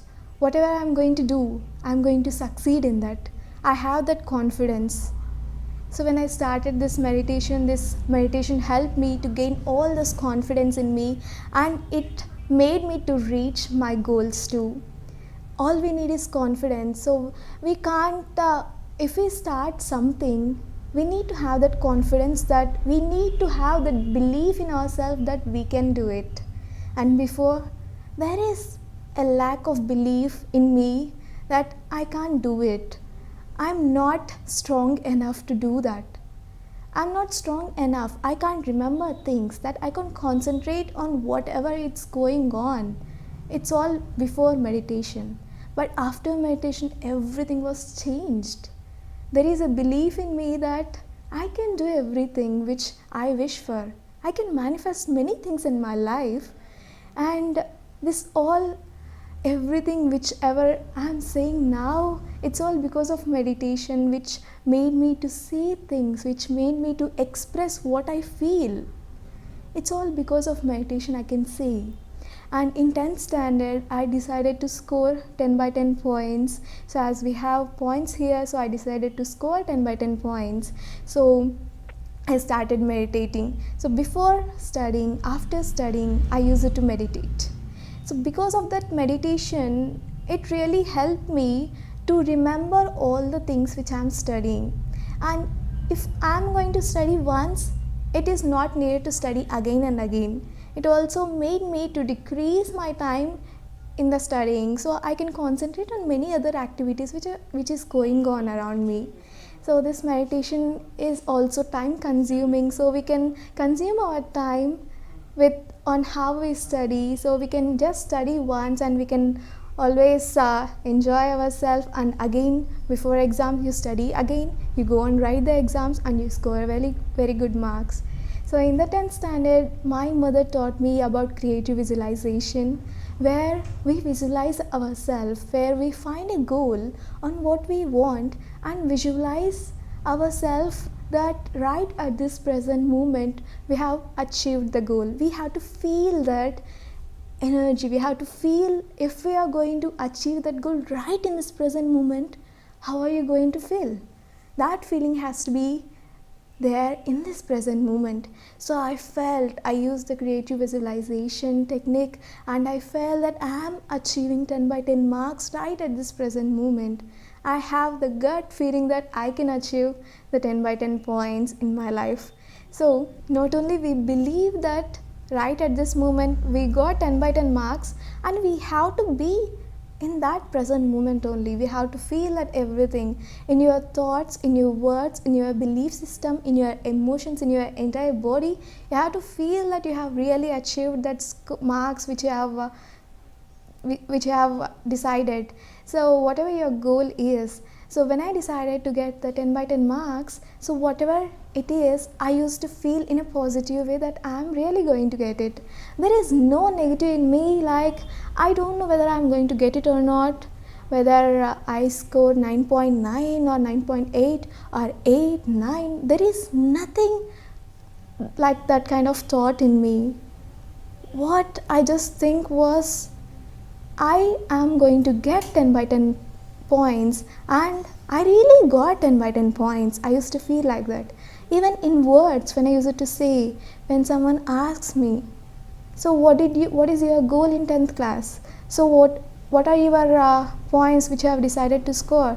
So I directly say to them that I want to score 10 by 10 points and I'm going to get it. I already got it. So that was my belief system, that was how strong I am, saying that I can get it. If I see my surroundings, my friends who are not doing meditation, if I observe the difference, I can say that how unsure of them they are. Even though they study, they are very unsure that they are going to get or not. But when I see the difference between the meditators and non-meditators among my friends, people who meditate, they are very sure of them, they believe on themselves. So there is nothing that they can do. There is nothing that they can't do. It's everything we can do. It's all like that. So I was very much inspired, and at last finally when I used this technique, finally I got this points which I have decided. So everyone around me celebrated, even me celebrated. I know the feeling from where I started this technique. It's been almost 6 months that I've been practicing this technique, and finally on the result day I have the same feeling which I have when I started the technique. So this is the technique which I have used in my 10th standard to score the marks which I want. And when I entered Inter, so Inter I have studied in a place in Vijayawada. It's in Sri Chaitanya Techno School, where our food was not so good, and I don't know from where this comes. I can accept, I can adapt to each and every surroundings which I live in. It does not bother me where I am. I can adapt to any surroundings where I am. Even the food is not nice, whatever the situations they are, I can adapt to them. So I can accept the situations whatever and however they are. So it was really beautiful to accept all those situations, to overcome all those things which I had to face. And when I'm studying, I just got a disease and I was hospitalized for 2 days. Then at that time, before being hospitalized, so I was having fever for almost 15 days. And those 15 days, I don't know how that strength came into me. I think it's all because of meditation, the meditation power, the cosmic energy that I gained from. It's all because of that I sustained during that 15 days. Everyone surrounded me are wondering how did she manage these 15 days with that high fever? How did she? But I know that it's not all about manage. I just have accepted that I am really okay with everything. And even when I'm in hospital, I was wondering, is this happen if we have this kind of things? Whatever the test they are going to do, that was my first time being there in the hospital for 2 days, and they are injecting salines to me. I know that was very, very, very painful. And right at that moment, you know what happened? I learned something beautiful, that my body can speak to me, my body can listen to me, my body can understand me and support me. So that was so beautiful, that whatever I say, if I want some pain to my body says that yes, you can have that, and my body gives some pain. If I communicate with my body and say that I don't need any pain, please adjust yourself, the cells which are there in my body, please adjust yourself, I love you so much, so please adjust yourself so that I can't feel that pain. When I say to them that please adjust yourself so that I don't feel any pain, you know what happened? The pain which was there when they are injecting the saline bottles was no more. I can say that it was only the 5% pain that I have felt. It was really a miracle for me that my body speak to me, and we have to then and there I have came to know about this, how our body is, how divine our body is. As a spiritual people, we all think of we are so big soul, so we are not here, we have just came into this physical body and this is not at all any use. If you are going to think like that, you are very wrong. It's because of this physical body you are here and you are doing the works. So we need to respect our body. We need to respect our body limits. So what does our body wants? What does our body needs? It needs attention. So whenever there is no attention, whenever you are not giving any attention to our body, then you know what happens? Our body starts paining. There are some pains in our body and that transforms into diseases also. So I came to know how our body is very important, how important our body is. So I request all of you to respect your body, treat your body like a child. The child needs attention, the child needs love, the child needs care. Same to our body. It's because of this physical body we are doing so many works in this world, and it leads to our soul evolution too. So there I found this something interesting, that our body speaks and communicates with us. And there at that moment I came to know everything happens for our own good. We think that there are many situations in our life where we were forced or we were pushed into some negative situations or positive situations, whatever it might be. But everything, each and everything happens for our own good. Even the negative situations teaches us something more beautiful that we can't learn from the positive situation. So whenever we accept those situations as they are, we evolve. We come to know what it is. What do we have to learn from the situations?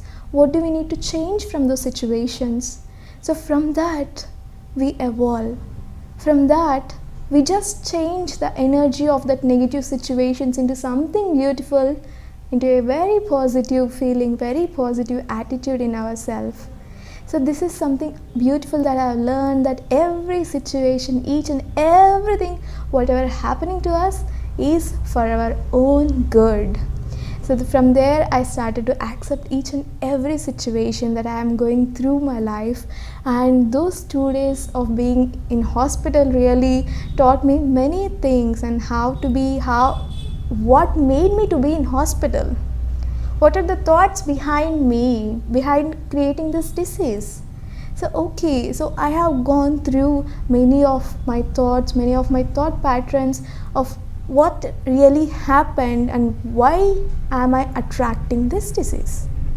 So there I have enjoyed everything, what is happening. I was like, I'm very enthusiastically seeing what's happening around me, and I'm very aware of myself. And when I came to home, I started reading a book called The Power of Subconscious Mind. Even before that, I have read the book The Secret and Bhavna Shakti in Telugu.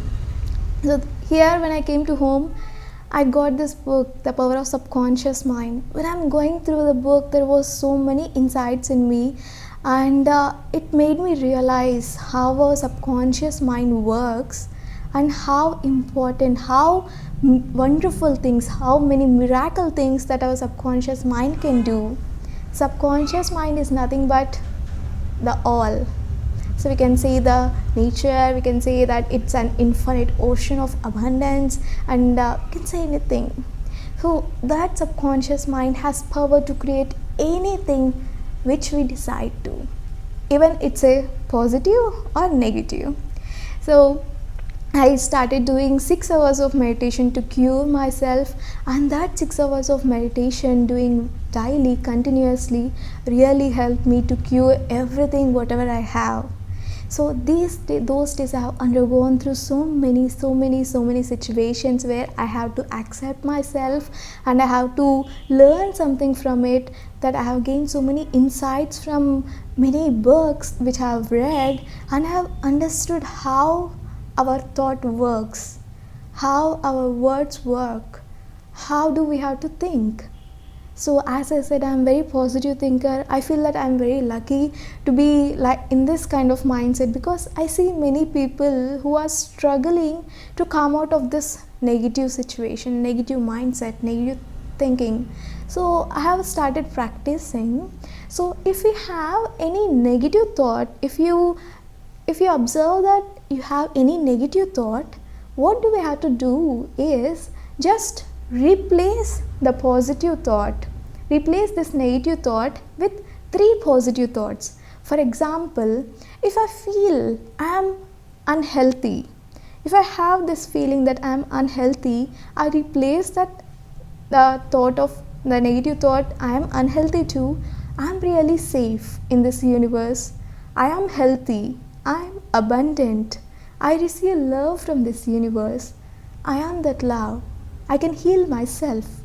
I repeat these affirmations.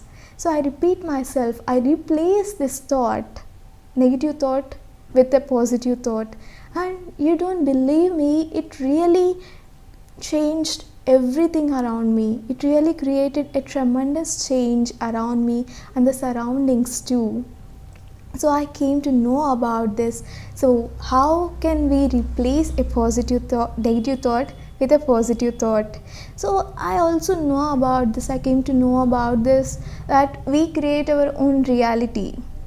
So before, I used to feel like it's all fate, it's all written, so everything goes on as it is, and it depends on our thoughts that everything happens. So but when I came to know about that we create our own reality, it's us that we have created everything we call as so-called fate. It's all created by us through our own free will.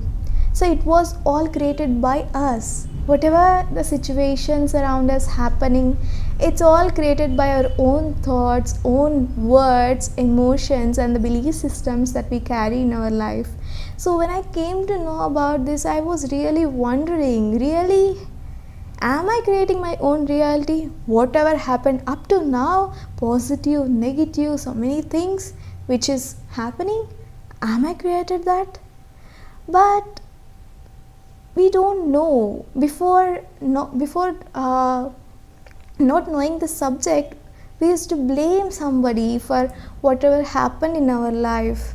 But when I know about this, that we have created, that I have created my own reality, I stopped blaming everything. I stopped blaming on others that it's all because of you that this was created. Whatever the situations happening in our life, it's all because of us. It's all because of our own emotions, and it's all because of our own thoughts which is creating. And the force behind this is all about law of attraction. That which is unto itself is drawn. So what are you? How are you vibrating yourself?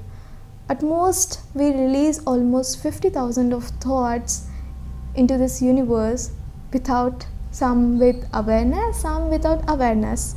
So according to our frequency level, according to the energy that we give to the thought, we attract the situations. If you have fear that this has to not happen, if you have fear that I can be unhealthy, so if you have fear about death, if you have fear about something financially, that you are going to lose everything, so if you have that fear leads you to those situations. That fear leads you to that unwanted things in your life. What we need to do is that embrace that fear. That first we need to accept that we have that fear, and we need to embrace that it's okay to have fears. What can I do to release this? What can I do to change this fear into my strength? That's what we need to do. So I started learning this. What are my fears? Where am I fearing? What are my thought patterns behind this? So when I came to know about this, I really shifted everything. I really shifted my fear into my strength. If I feel that I am unhealthy, if my fear is of being unhealthy, I really dig deep into that feeling of fear, that I accept that I have fear, that I might be unhealthy. So when I dig deeper into it, I find the core meaning from where that fear emerges. Then I change the thought pattern or belief system there to something beautiful, that I can be very healthy, I can be safe in this universe, and my life is a celebration. So after this, so knowing all about this, I started attending workshops from Dr. Newton and Dr. Lakshmi. So in the Quantum Life University, Navya Takshashila Atma Vidya Pitam, I really enjoyed the atmosphere there, how beautiful they are, how wonderful masters are doing their work.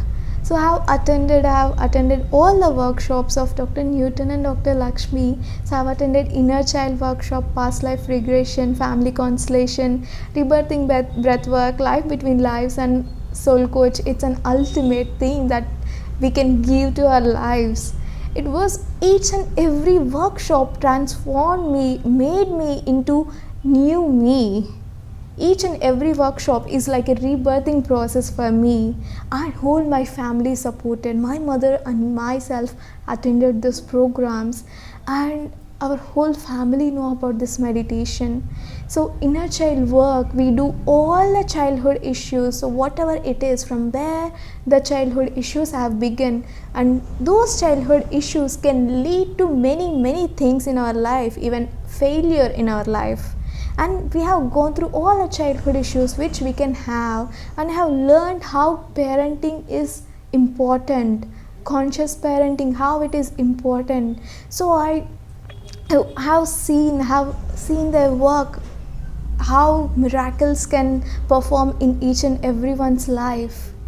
So that was really amazing. Whatever the work which is going in the Quantum Life University, I feel really blessed to be in their presence, to perform, to participate in all the workshops, and I feel really thankful for my parents for supporting me. And it's all inner child, we clear all of our childhood issues, and from where the issues come, from where we lack everything. And when it comes to family constellation, it was like a higher course and advanced course than the inner child, where we deal with our family issues, our family surroundings. So where someone are excluded in our family, where someone have to be included in our family, who have to be included. So who has to be, where there is a bonding, where there was a cut in our bonding between our parents, between our family, between our society. What is there in our family system, where we lack in the family system? Is there any disturbance in our family system, right from ancestors? So there we were healed in the family. So in our family, whoever has to be excluded was included. Everything which has to be done in our families, really amazingly it was done. And the connection between our parents, between the parent and the child, it was really such a beautiful thing, that there are so many people who are suffering for love, who lack love from the parents. So how do we get that connection from our parents? How do we heal ourselves? How do we heal that connection from our parents and us? It was clearly explained there, and how we can do it. And it really made me to really experience the presence of my parents, to really experience the love of them, to feel that energy of my family, of my ancestor line. It really made me strong enough that I have so many people in my back. I have so many members who are supporting me, who made me to reach at this present moment. And next, when it comes to past life regression, where we deal with all our past lives, where we are stuck in the karmic cycle, or we are somewhere stuck, and we have any negative belief system that we carry from some of the past life, which is affecting this life. So we have gone through all the past lives which were very important for us, where we feel we are stuck, and we have all processed all those things, we have regressed all those things, and we have created something beautiful, new belief system that can change our future life. So this is all. There are many things which are dealt in this session. Everything which I am saying is 0.00001% I am sharing with you, and this is about past life. When it comes to LBL, we have we can say it as life between lives. In LBL, we go to a state where it is after death, before birth. So we go to the state, what happens after death? Where do we go? What are the stages that we face? Who do we meet? What happens there? So is this all according to the karmic cycle or everything that you have gone through? Who are your family members? Why do you choose? How do you choose to take birth in the next place? If you are dead, what are you going to do next? How are you going to take birth again in this earth, or how are you going to continue your soul journey? It's all about that. What happens after death and before birth. So it's all about LBL. And when it comes to when it comes to rebirthing breathwork is there I understood how much our breath can help. In meditation, what we are doing is we are observing our breath. We are knowing the essence of breath, from where it comes. Every person has this different kind of rhythmic breaths we have. Each and every person has this different rhythms of their own breath. And I came to know about this importance of my own breath, how important it is, from how many lifetimes I'm carrying my own breath right at this present moment. We are not even aware of how we breathe. There, what we do is we continuously breathe in, breathe out. We go deeper into ourselves. We go deeper into the core memories, and there we find what is that thing where we are stuck. What is the belief system that we are carrying in our own body or from the past life? Breath work is ultimate. So you can say we are working there with all the 5 elements: air, water, fire, space. So we are working with 5 elements. It's like each and every day we are reborn again and again and again. So attending these workshops really helped me to progress many things in my life. And it was really such an amazing opportunity for me to be there, to be in their presence, to be in the presence of amazing masters, amazing Sangha. And I feel very happy for that. And when it comes to Soul Coach Training Program, which I have attended, it was almost 20 days program where we go through almost 180 topics. So can you imagine how much wisdom we are going to get from there in those 20 days? It was a life-changing program. Each and every person who are there, who are coming there, who are participating in that program, really they changed their life. It took them to next level. Even myself, those programs, those wisdom really helped me to how to communicate with the plants, how to communicate with the nature, how to accept, how we create our own reality, about our 7 bodies, 7 chakras, what not. There is more, 180 topics. You can imagine how much of wisdom that I have gained from there. And it really took me to another level in my life. I can clearly see the difference between how I am before and how I am now. I'm here in front of you here sharing with you all these experiences, and I feel so blessed to be here. And after those, I started taking many sessions. I have been teaching many topics to the children, and I am a core member in PIMA, so Pyramid Meditation for Youth and Ahimsa. And I have taken so many classes, and I have given many YouTube sessions, Zoom sessions. I'm here in front of you sharing all my experiences which I have gone through. It was really a pleasure being in front of you to share my experiences to you. Thank you so much for giving this opportunity. Thank you.